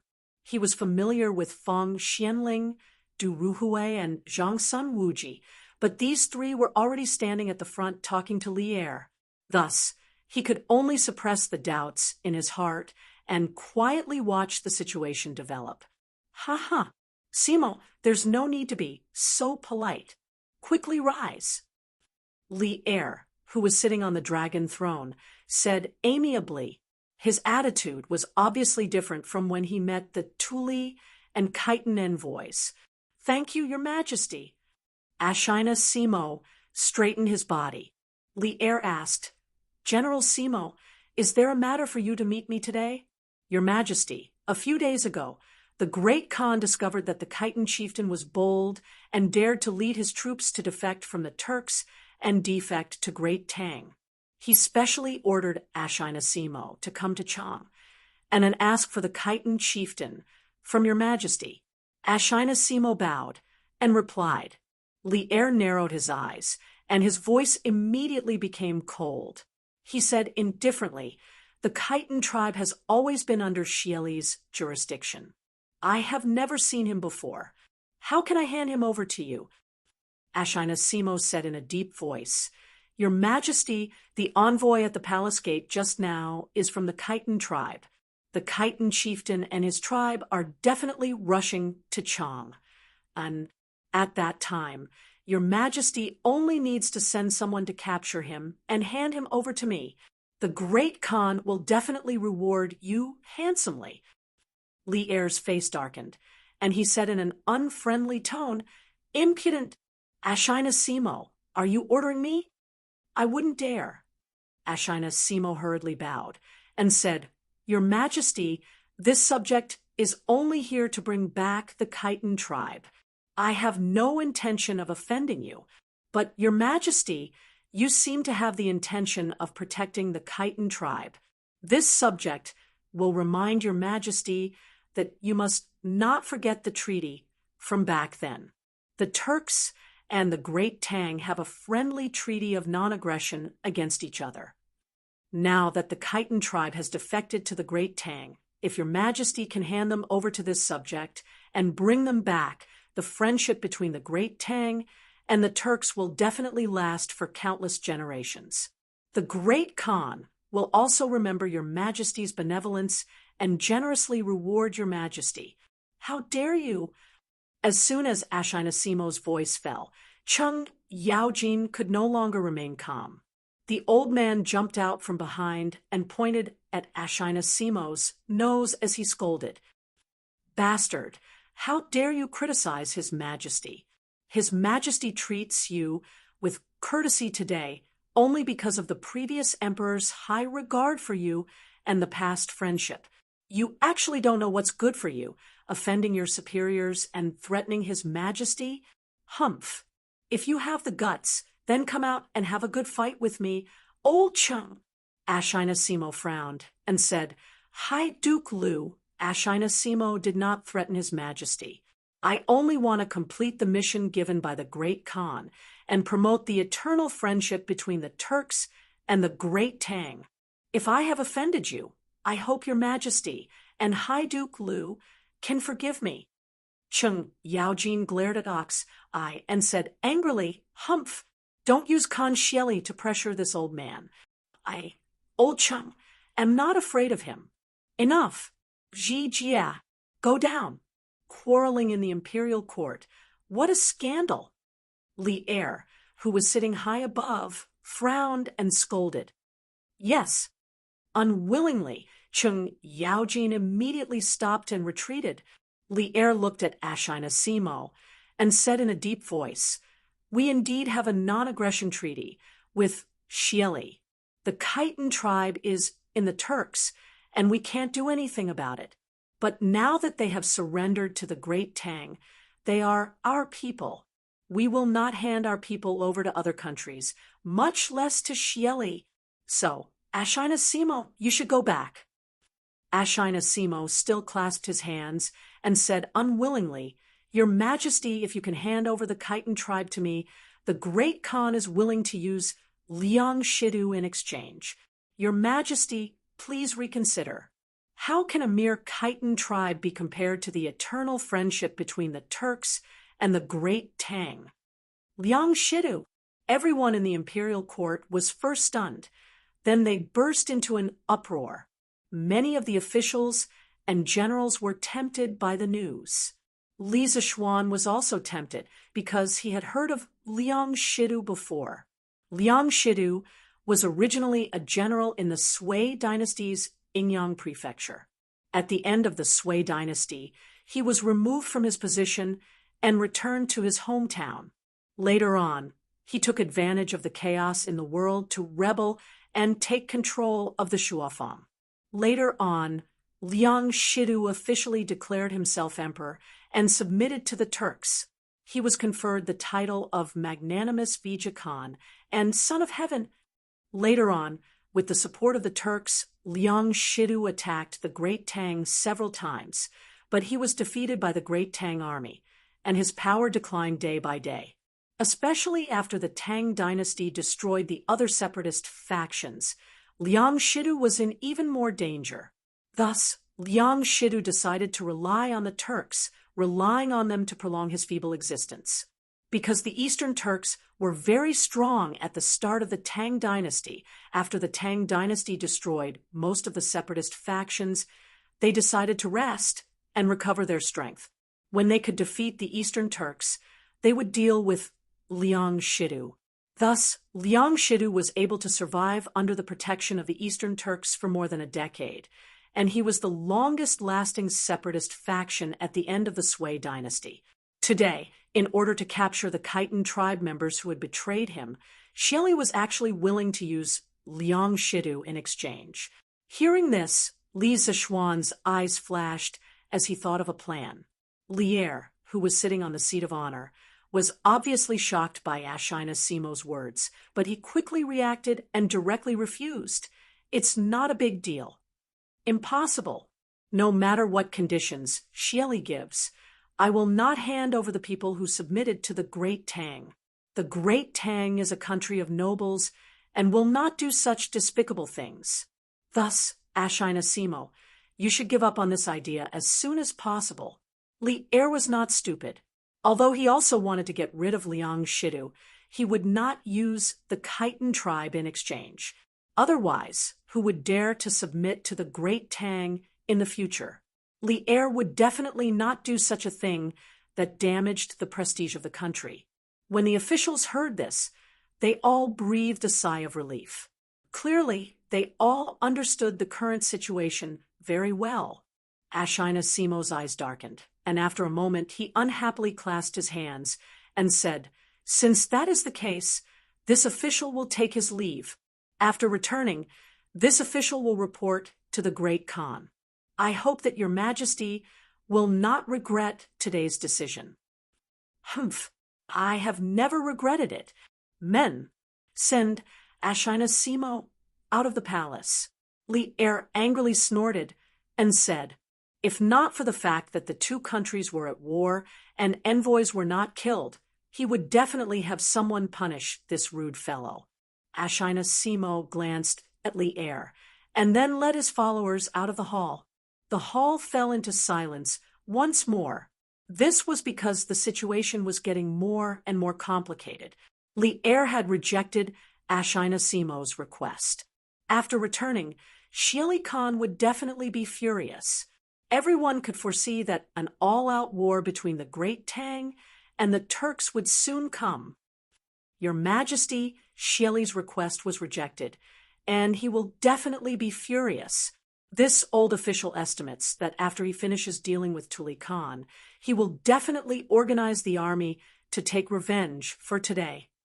Thus, even if we do not take the initiative to send out troops, we still need to make preparations as soon as possible. Otherwise, it will be difficult to stop the Turks' wolf cavalry. Great Tang's war god Li Jing stepped forward and bowed to Li Er. This official agrees with the medicine master's words. Since your Majesty has rejected Xieli today, we must make preparations early. Whether to attack or defend, your Majesty, please make an early decision.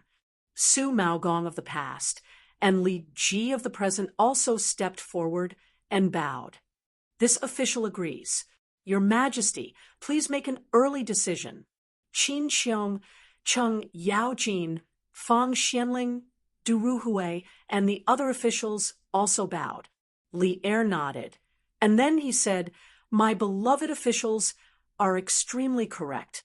Although the Great Tang and the Turks have an alliance, the Turks' ambitions are known to all. It is only a matter of time before they break the alliance. However, our Great Tang, as the Celestial Empire and a nation of gentlemen, cannot commit such a treacherous act. Thus, we have decided to postpone sending out troops. However, the generals of the various camps of the capital's 16 guards need to urge the soldiers to prepare for war and strengthen their training. The Ministry of Works, Ministry of Revenue, and Ministry of Works need to prepare weapons, armor, war horses, and provisions. Once the Turks violate the alliance, we will immediately send out troops to capture Xieli alive. In the face of a national crisis, all officials must do their best." This official obeys, Your Majesty. The civil and military officials all bowed and accepted the order. Li Er nodded and was about to say, "If there is something to report, please report. If there is nothing, the court is dismissed." Unexpectedly, Li Zishuan stepped forward. "Your Majesty, this official has a plan to deal with the Turks." Li Zishuan, dressed in a purple robe, stood proudly at the bottom of the hall, looking as if he had a card up his sleeve. He was truly elegant and had an outstanding temperament. Many officials praised him in their hearts. The main thing was that this fellow had a good appearance. "Oh, Marquis Yong, and what plan do you have? Quickly tell me." Li Er's eyes lit up as he asked expectantly. The reason he had called Li Zishuan to the morning court was mainly to let Li Zishuan participate in the affairs between the Great Tang and the Turks. After all, when they attacked the Turks in the future, he still wanted Li Zishuan to contribute his strength. He did not expect Li Zishuan to have his own opinion on the current situation between the Great Tang and the Turks. When Ashina Simo left the hall, Li Zishuan had already been brewing a plan in his heart. At this moment, he had a card up his sleeve. Hearing Li Er's words, he clasped his hands and said, "Your Majesty, this official suggests that we immediately send troops to attack Liang Shidu to get rid of the last obstacle in the Great Tang." Hearing this, Li Er was slightly disappointed and said, "Send troops to Liang Shidu? What does this have to do with the Turks?" Li Zishuan said in a deep voice, "Your Majesty, this time the Turks sent an envoy to exchange Liang Shidu for the Khitan division. It is clear that the Turks are in a state of chaos and are unable to protect Liang Shidu. Why don't we take this opportunity to take him down?" Back then, Liang Shidu gathered troops to occupy the Liang Shidu and established a country on his own, causing the Liang Shidu land to become a natural barrier between the Great Tang and the Turks. This time, if we send troops to the Liang Shidu land, he will definitely ask for help from Xieli. Xieli cannot bear to lose this barrier and will definitely send troops to help. Once Xieli sends troops to help Liang Shidu and fight with the great Tang army, he will have violated the alliance agreement from back then. This will undoubtedly give your majesty a reason to send troops to the Turks. Since he violated the alliance agreement, first, why can't we take the initiative to attack the Turks? Therefore, the symbolic meaning of this battle is far greater than its practical meaning. It is not as simple as obtaining territory, because during this battle, once the Eastern Turks rescue Liang Shidu, it will directly give our great Tang a reason to attack the Turks. If Xieli sees through our plan and does not rescue Liang Shidu, it is also fine. Being able to get rid of the separatist forces that have occupied the Liang Shidu land for many years will also be beneficial to maintaining the stability of our great Tang's rear. Coincidentally, we can also train our troops in advance for sending troops to the Turks in the future. Therefore, once this plan is out, no matter how Xieli responds, we will be in an invincible position.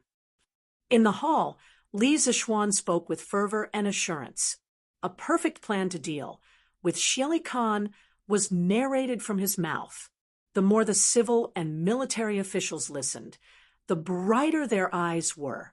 Li Er was also pleasantly surprised and nodded repeatedly.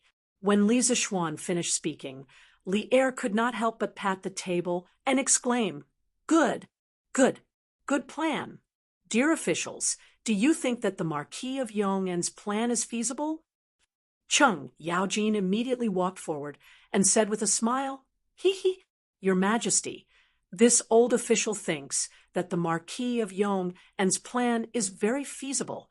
Liang Shidu, that old man has occupied the Liang Shidu land for so many years, he should have scrammed out of our great Tang long ago.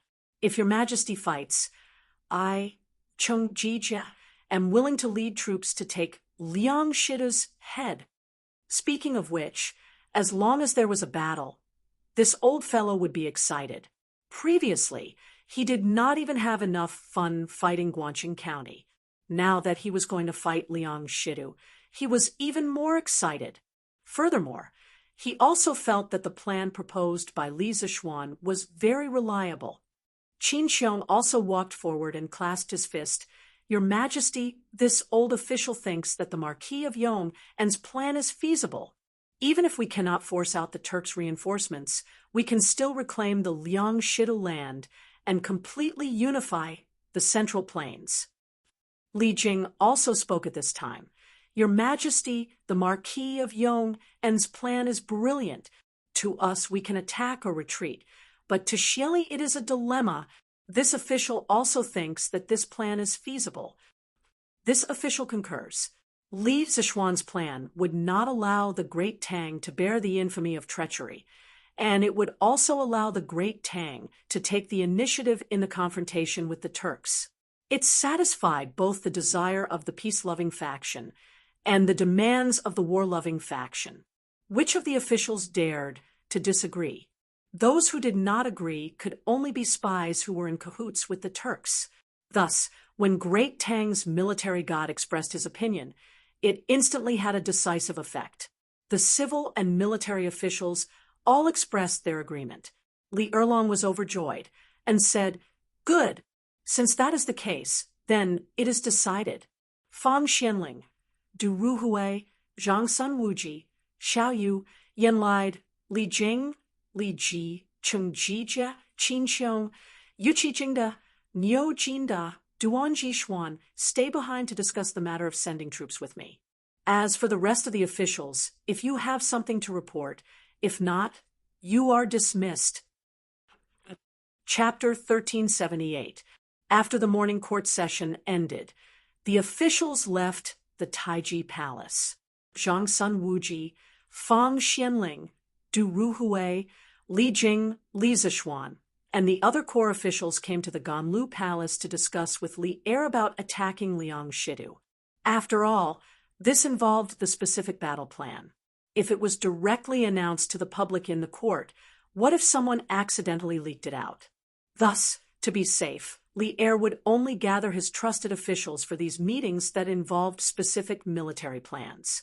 This way, he could ensure that the plan would not be leaked out and also increase the efficiency of the meeting. Since we have decided to attack Liang Shidu, how do you think we should do it? Within the Ganlu Palace, Li Er looked at the trusted officials in the hall and asked aloud. Zhang Sun Wuji stepped forward and said, "Your Majesty, during the Wuda era, Liang Shidu had invaded our Tang Dynasty many times and was defeated by our army. Many of his subordinates have already surrendered to our Tang Dynasty. Furthermore, the 18 rebellious kings have all been wiped out. Today, Liang Shidu is unable to join forces with the rebellious kings and is weak. Internally, the Turks have political problems, and it is hard for him to withdraw. Thus, I feel that Liang Shidu is no longer a threat. Why don't we send someone to ask him to surrender?" Xiao Chun nodded and echoed, "What Duke Xiao said is right. Now that Master Liang's fate is exhausted, he can't make any waves. If we can take him down without losing a single soldier, it would be for the best." Li Er nodded, but did not say anything. Li Ji spoke. "Your Majesty, I feel that this plan is not appropriate. In the court session, according to Marquis Yong and's plan, the best result would be to force Liang Shidu to ask for help from Xieli and lure him to break the alliance. If we do as Duke Xiao said and send a messenger to persuade Liang Shidu to surrender, what if that person really surrenders? Wouldn't Xieli not be able to react in time?" Du Ruhui clasped his hands and said, "General Li is right, but that's only one of the reasons. More importantly, Liang Shidu is a vicious person. Ever since the Sui dynasty, he has been seizing power from the Yu County. He's been at odds with our great Tang for more than a decade now. If he really wanted to surrender, he wouldn't have waited until now. Therefore, sending an emissary to persuade them to surrender is really a waste of time and effort." Li Zishuan nodded. Suddenly, he noticed Li Zishuan, who was lowering his head to count ants. His heart stirred as he asked, "Marquis of Yong, and you were the one who came up with this plan. Do you have any brilliant ideas about attacking Liang Shidu?" Li Zishuan could not help but curse in his heart. He thought to himself, "Why are you calling me when the two big shots are arguing so fiercely? What do you want me to say?" Agreeing with one side would definitely cause the other side to be unhappy. However, since Li Zishuan called him out, Li Zishuan had no choice but to put on a straight face. Replying to Your Majesty, "This subject has no wise opinion, only a foolish one. In this subject's opinion, the opinions of Duke Zhao, General Li, and Master Du do not conflict with each other. We can bring our army to persuade them to surrender. For example, before the army besieges the city, we can send an emissary into the city to persuade Liang Shidu to surrender to Great Tang." Of course, Master Du also said that with Liang Shidu's character, he would definitely not surrender. At that time, when the emissary comes out, the army will surround the city and force Liang Shidu to seek help. This is called using peaceful means before resorting to force. This way, they would not offend either side. Li Zishuan added in his heart, in the royal court, only those who did not offend others would be able to live longer. After being an official for so long, Li Zishuan felt that his emotional intelligence seemed to have increased. Good. What a good, using peaceful means before resorting to force. However, in this old man's opinion, why don't we call this killing the heart? Zhang Sun Wuji chuckled. This is good. To deal with that old scoundrel Liang Shidu, we should kill the heart. Chung Yaojin agreed, with a smile. Li Zishuan nodded, and finally said, "Good, we will do as Marquis of Yong," and says, "Order Chai Shao and Shui Wanjun to lead 50,000 right guards and 30,000 Xia province soldiers to besiege Liang Shidu. We must take down the city I will send 2 Taichung temple officials to follow the army. Before the army besieges the city, we will let them enter the city to ask for their surrender. After they return without any success, we will attack. Chai Xiao and Xue Wanjun stepped forward and clasped their fists. We accept the decree. These 2 people were fierce men. At the beginning of the Tang Dynasty, Chai Xiao fought many battles with the Eastern Turks and Tuyuhan, and he fought them beautifully. In the first year of Xinguan, Chai Xiao, who had many achievements in battle, was promoted to the position of right guard general. Furthermore, this fellow had married Li Yuan's daughter, Princess Pingyang, and could be considered as Li Zishuan's brother-in-law. Now that old Li had promoted Chai Xiao as a general, it was very likely that he wanted to give his brother-in-law some military merits. After all, the battle to destroy Liang Shidu was one of the easier battles. Xue Wanjun was Xue Wan's older brother. Back then, the 2 brothers were very important under Luo Yi and gave Dou Jianda a lot of problems. Later, they were shaved bald by Lu Heikua, but that could only be blamed on Xue Wanjun's incompetence. Seeing that Li Er only sent Chai Xiao and Xue Wanjun, Cheng Yaojin and Yuqi Jingda instantly became anxious. Old Cheng immediately stepped forward and said, "Your Majesty, this old subject also requests to fight." Yuqi Jingda was unwilling to fall behind and also clasped his fists. "Your Majesty, this old subject also requests to fight." Last time, this old subject missed the Battle of Guan City.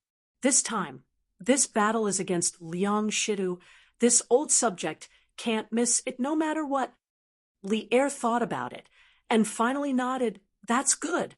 Send Jingda as the chief supervisor to destroy Liang Shidu, Chai Xiao as the general of the left, and Xue Wanjun as the general of the right.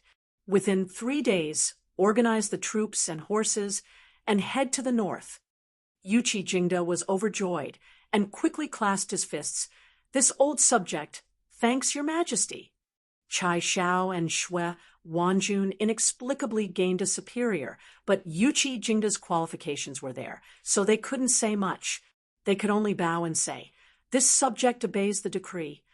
But this way, Cheng Yaojin was completely displeased. Old Cheng said unwillingly, "Your Majesty, there's still this old subject." Li Er said, "Unhappily, Liang Shidu's fate is already exhausted. Jingda, Chai Xiao, and Xue Wanjun are enough. Why use a butcher's knife to kill a chicken? Could it be that you want Zhen to send all of the great Tang's generals over? Withdraw."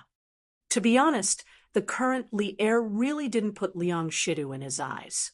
According to his initial thoughts, he only wanted to send Chai Xiao and Xue Wanjun, these 2 generals. Adding Yuqi Jingda behind them was already the limit. If Cheng Yaojin was also added, then Old Li could only say to Liang Shidu, "You're not worthy." Cheng Yaojin was deflated and didn't dare to resist, silently withdrawing. Li Er continued, "The Ministry of Revenue needs to quickly mobilize the army's provisions. The Ministry of Works needs to prepare the army's weapons and armor. Beloved official Xiao, beloved official Yin, I'll have to trouble you these 2 days." Xiao Yu and Yen Lied hurriedly bowed and said, "Your Majesty is too kind. This is our duty." Li Er nodded and said, "Since that's the case, then all of you can go back and prepare immediately." Everyone bowed and said, "This subject will take his leave. Marquis Yong, and you stay behind." Old Li suddenly added, causing Li Zishuan, who had already taken a step forward, to helplessly withdraw his foot. "Yes, Your Majesty." Cheng Yaojin patted Li Zishuan's shoulder, then cast a sympathetic look over and left in front of Li Zishuan. "You brat, do you know why Zhen asked you to stay behind alone?" After all the important officials left, Li Er stood up and walked to the bottom of the hall, looking at Li Zishuan and asking with a smile. Li Zishuan pondered for a moment, then cupped his hands and said, Could it be that your majesty wants to let this subject send a student to bring a telegraph machine, a celestial lamp, and a telescope to follow the army like last time when they attacked Guan City? Lier shook his head and said, "Of course not. Liang Shidu is just a grasshopper after autumn. Why would we need to use a divine artifact to destroy him? Besides, I don't want to let the Turks know about the telegraph machine, the celestial lamp, and the telescope so early. It's not bad to give Xieli a surprise when the final battle comes in the future." Li Zishuan instantly understood. It turned out that old Li was looking down on Liang Shidu, and he even wanted to give Xieli a killing move. Then why did your majesty ask this subject to stay behind? Li Zishuan really couldn't guess, so he asked. Li Er stared into his eyes and said, "Let me ask you, how much iron can your iron smelting factory make in a day? And that steel smelting factory, how much steel can it make in a day?" Li Zishuan's heart moved, hesitated for a moment, then answered, "Your Majesty, if this subject's iron smelting factory goes all out, it can make about 2,000 gene of iron a day. As for the steel smelting factory, it can also make about 2,000 gene of steel a day." Speaking of which, his daily production of 2,000 gene was actually not high. It was only a few hundred tons a year. One must know that according to the original history, in the middle of the Tang Dynasty, the annual production of steel could reach 5,000 tons. The Song Dynasty was even more ruthless. The annual production of steel could reach 70,000 tons.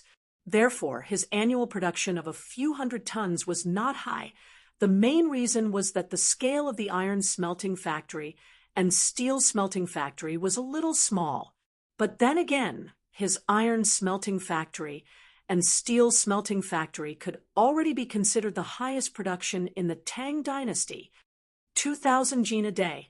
Li Er's expression changed slightly, and he let out 2 light breaths. He said to Li Zishuan, "You must have seen the situation in the imperial court today. The war between the Tang Dynasty and the Turks is not far away. Although the Turks have made a decision now, their strength is still not to be underestimated. It is said that Xieli has more than 1,000,000 soldiers under his command, and all the Turks are soldiers. Moreover, they live in the grasslands all year round, and most of them are brave and good at fighting. Therefore, this war with the Turks will definitely not be easy to fight. As the saying goes, if a worker wants to do a good job, he must first sharpen his tools. Before the war, I intend to transfer the elite soldiers of the 100 Cavalry to expand the Black Armored Army, and also upgrade the armor and equipment for the Black Armored Army. The steel used for this will be provided by your workshop. How about it?" Hearing this, Li Zishuan bowed without any hesitation and said, "This subject is duty-bound." Seeing Li Zishuan agree so readily, Li Er was surprised and said, "You have always been a person who does not move without benefits. Today, I have not promised you any benefits. So why did you agree so readily?" Li Zishuan said, "Seriously, your Majesty must be joking. The country is facing a great enemy, not to mention offering some steel. As long as the enemy can be annihilated, even if you want this subject to give up all my assets, this subject is willing. Although this subject is usually stubborn and mischievous, in the face of such major issues, I can still distinguish between right and wrong." Li Zishuan was not stupid. He knew better than anyone else that only when the country was stable could he live a carefree life in the Tang Dynasty. Li Er's eyes were filled with admiration. He smiled and said, "Good, good lad. I did not misjudge you. You will probably be able to mine the vanadium mine in the Shu Land soon. When the time comes, I hope that you can refine a batch of the vanadium steel that you mentioned earlier to make armor and swords for the Black Armored Army. I want to make the Black Armored Army the sharp sword of the Tang Dynasty, even sharper, and pierce Xieli's heart." Chapter 1379. 2 in 1 chapter. Oh, that's right. Yesterday, I heard from Chengqian that you have a new method of growing white stack flowers. It can save on seeds and also increase the harvest. Is this true? In the Ganlu Palace, after giving orders on the war, Li Er talked to Li Zishuan about farming. Recently, Lantian County had been bustling with activity to grow white stack flowers. Hearing this, Li Zishuan clasped his hands and said, "Your Majesty, this method was something that my master spent a great deal of effort researching. It is indeed exceptional, but as for how good it is and how good it is, it still needs to be tested. If your Majesty wants to promote growing white stack flowers throughout the Great Tang, why don't you wait until next year or the year after? At that time, you might not even need to buy white stack flower seeds from the small Nanyang countries. You can just find me." Having his plan exposed, Li Er was slightly embarrassed. Immediately, his expression returned to normal. He smiled and said, "Oh, this means that you are quite confident in your method? That's good. My imperial plantation can also open up some wasteland. In a moment, I will have Chengqian send people to Guangdong to buy some white stack flower seeds. When the time comes, I will copy your method and plant white stack flowers in the imperial plantation." Since Li Zishuan was so confident, Li Er decided to believe in Li Zishuan and make a risky investment. When the time came, the white stack flowers he received could be used to make winter clothes for the imperial concubines and princes and princesses. Speaking of which, it was quite sad. Although he was the emperor, when he had just ascended the throne, the national treasury had been emptied. He and Empress Zhongsun were used to living frugally. Many of the people with large wealth wore winter clothes made of white stack flowers, but none of his imperial concubines and princesses had ever worn them. He knew Li Zishuan's character very well. Anything that could make Li Zishuan so confident was basically a sure thing. Therefore, he planned to take advantage of Li Zishuan's east wind to make a small fortune. When Li Zishuan heard Li Er's words, he couldn't help but feel sad for Empress Zhongsun, Li Chengqian, and Changle, who said the royal family was happy. Looking at all of them being detained by old Li to the point that they couldn't even afford to wear cotton-padded jackets, they were truly a disgrace to the great Tang Empire. If your Majesty has such intentions, then I will immediately write a letter and have my men bring back more seeds. When the time comes, I will directly distribute them to your Highness." Li Zishuan cupped his hands and said. Li Er nodded and said, "And that's for the best." However, the following conversation between the two of them was a little unbearable to the ears. "But your Majesty, why don't you give me the money needed to buy the white fold flower seeds first?" "Scram! Bastard, do you think I will go back on my word?" After scramming out of the sweet dew hall, Li Zishuan was silently criticizing old Li for being unkind and wanting to cheat him of the seed money when he bumped into three people. "Hey, Xiao Xian, why did you stay in the palace for so long? If you still didn't come out, Old Cheng would have gone in to get you." Cheng Yaojin slapped Li Zishuan's shoulder and said in a muffled voice. Li Zishuan said in surprise, "Why haven't you all left yet? I thought you all had gone back." The people waiting for Li Zishuan at the palace gate were Cheng Yaojin, Qin Xiong, and Niu Jinda, the three old generals closest to him. "Hey, the three of us have nothing to do when we go back, unlike Yuchi Laohei, who has to go to the military camp to deploy troops. Let's go. Let's talk as we walk," Cheng Yaojin said sourly. Then he smiled and said, "Speaking of which, Xiao Xian, recently there has been an uproar in Lantian County about receiving free white fold flower seeds. We old fellows have all heard about it. We also heard that you taught the farmers a new way to plant the white fold flower. You can't hide it from us."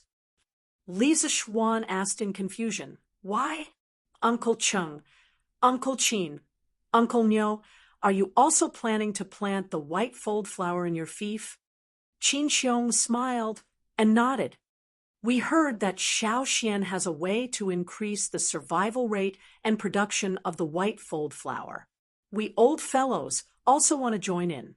Actually, it was mainly because the greenhouse vegetables last time had let them taste the sweetness. This time, knowing that Li Zixuan wanted to plant the white fold flower on a large scale in his fief, Qin Xiong, Cheng Yaojin, and Niu Jinda also wanted to let their farmers follow in Li Zixuan's footsteps and make a small fortune. Speaking of which, they were all born in war. Usually, they did not have as many good ideas as Li Zixuan to make the farmers' lives better. Therefore, they could only follow whatever Li Zixuan did. Basically, it was as if Li Zixuan was indirectly helping them take care of the farms. Li Zixuan smiled and said, "Since the three uncles have this idea, then when I go back, I will send people to teach the new way to plant the white fold flower to the three uncles' farmers.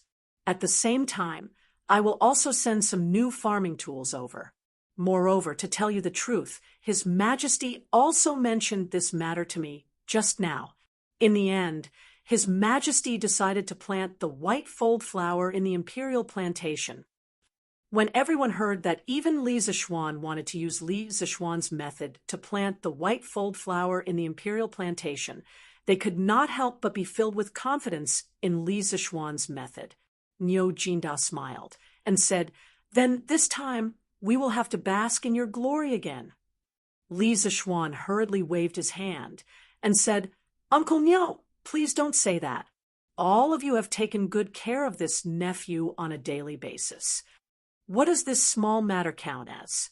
Oh, right. Since the uncles also plan to plant the white fold flower, then I will get people to buy more seeds from Guangdong. Hey, Shaoxian, no need, no need. The number of farmers in our families can't compare to yours, and we don't need much seeds.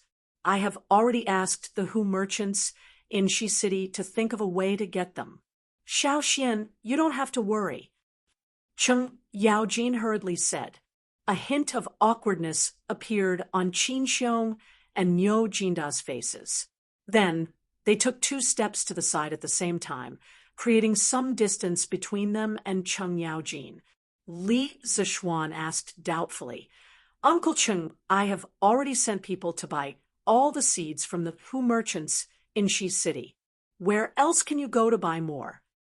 Cheng Yaojin chuckled and said, "Hee hee, those Hu merchants naturally have their own methods. I have already told them that if they do not hand over 1,800 jin of seeds within half a month, I will go and smash their shops. They can go to the Abbasid Caliphate to transport more seeds, or they can send ships to Guangdong to buy from the Nanyang merchants. In any case, I, Cheng Yaojin, only need to pay for the seeds. Furthermore, the Hu merchants in Shi City have all agreed. How about it? Shaoxian, isn't my method better than yours?" "Good. Cough, cough. Uncle Cheng's method is indeed good." Li Zixuan was instantly speechless. He could not help but observe 2 seconds of silence for those Hu merchants in Shi City. They were truly unlucky to have met this old hoodlum.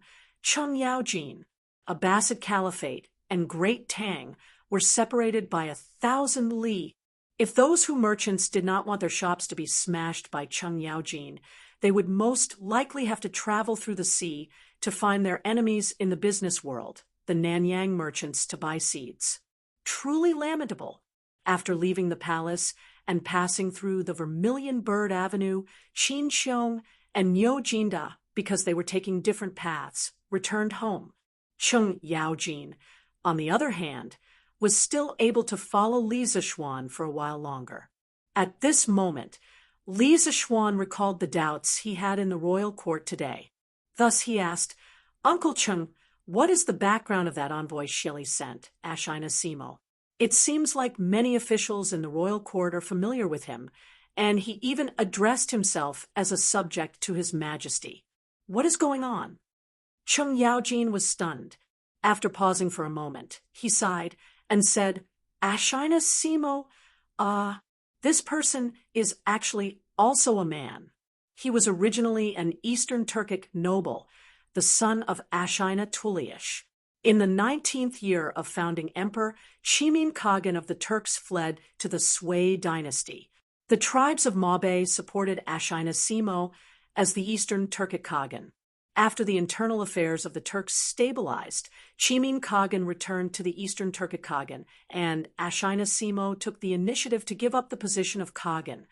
However, as Ashina Simo looked more like a Hu and not a Turk, Chuluo Kaghan suspected that he was not from the Ashina race. Simo had been through the 2 generations of Chuluo Kaghan and Sheli Kaghan, and he was often a Jianbi.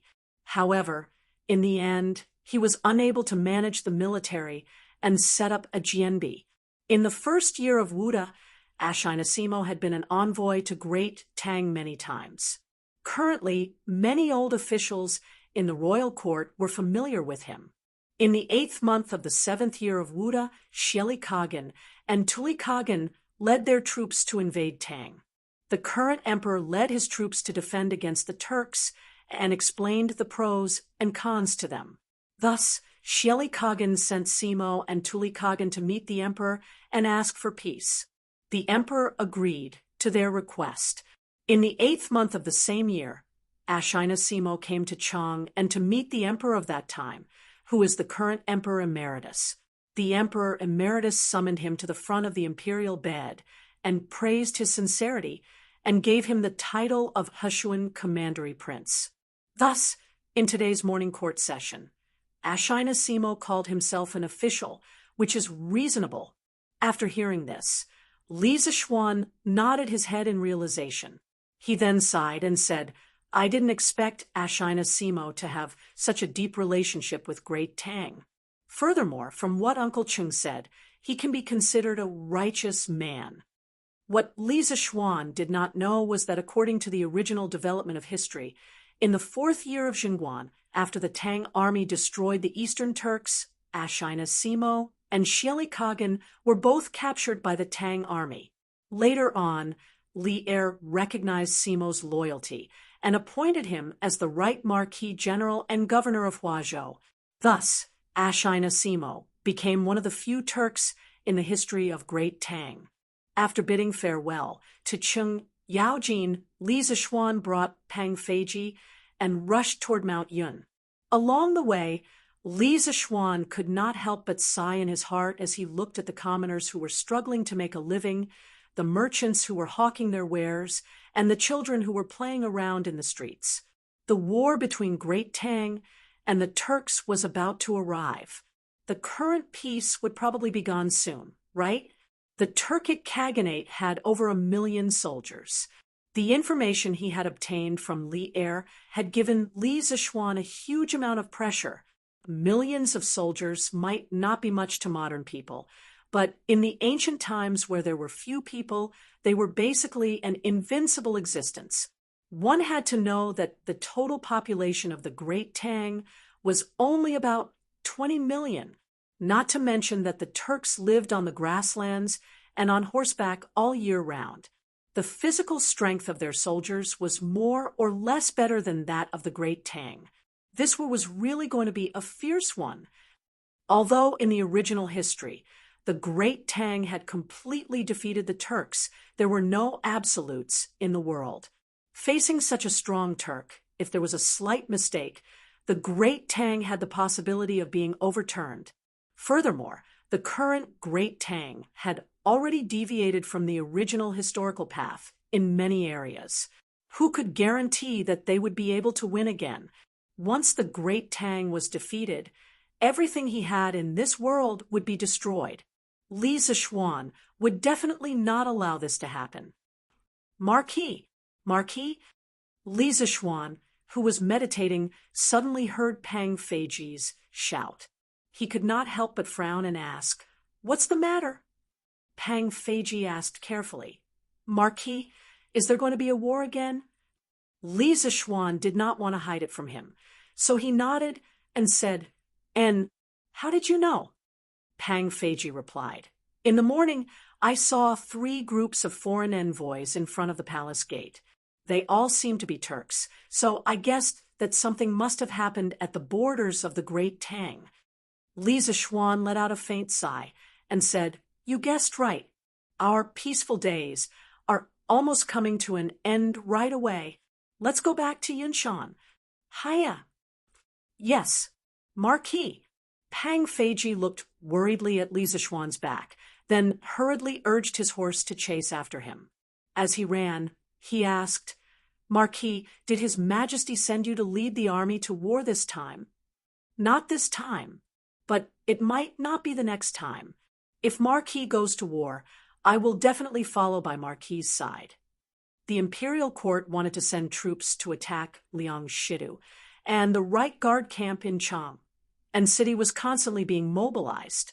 The officials of the 6 ministries were also extremely busy, and the various government offices were still brightly lit even in the middle of the night. The war had just ended not long ago, and the people of Chang and city once again smelled the scent of war. Thinking back to the day when the Turk envoys appeared in Chang, and city, the people could not help but talk about it. Was the crisis of the Turks 2 years ago about to happen again? Were the Turks going to break the treaty and attack the Great Tang again? In an instant, many people in the city were in a state of panic. However, this situation did not last long. The day before the army set off, the imperial court suddenly posted notices in the city, announcing that Liangshidu had occupied the northern side for many years and did not practice benevolence, causing the people to suffer. The emperor could not bear to see the people suffer and decided to summon Liangshidu to surrender. If Liangshidu was not willing to surrender, the Great Tang would attack the northern side. After knowing that the imperial court was not going to war with the Turks, the people of Chang and city heaved a sigh of relief. Then they began to sing praises for Li Er's compassion for the people. From this, it could be seen that the Turks were not only a huge mountain in Li Er's heart, but also an insurmountable mountain in the hearts of the people of the Great Tang.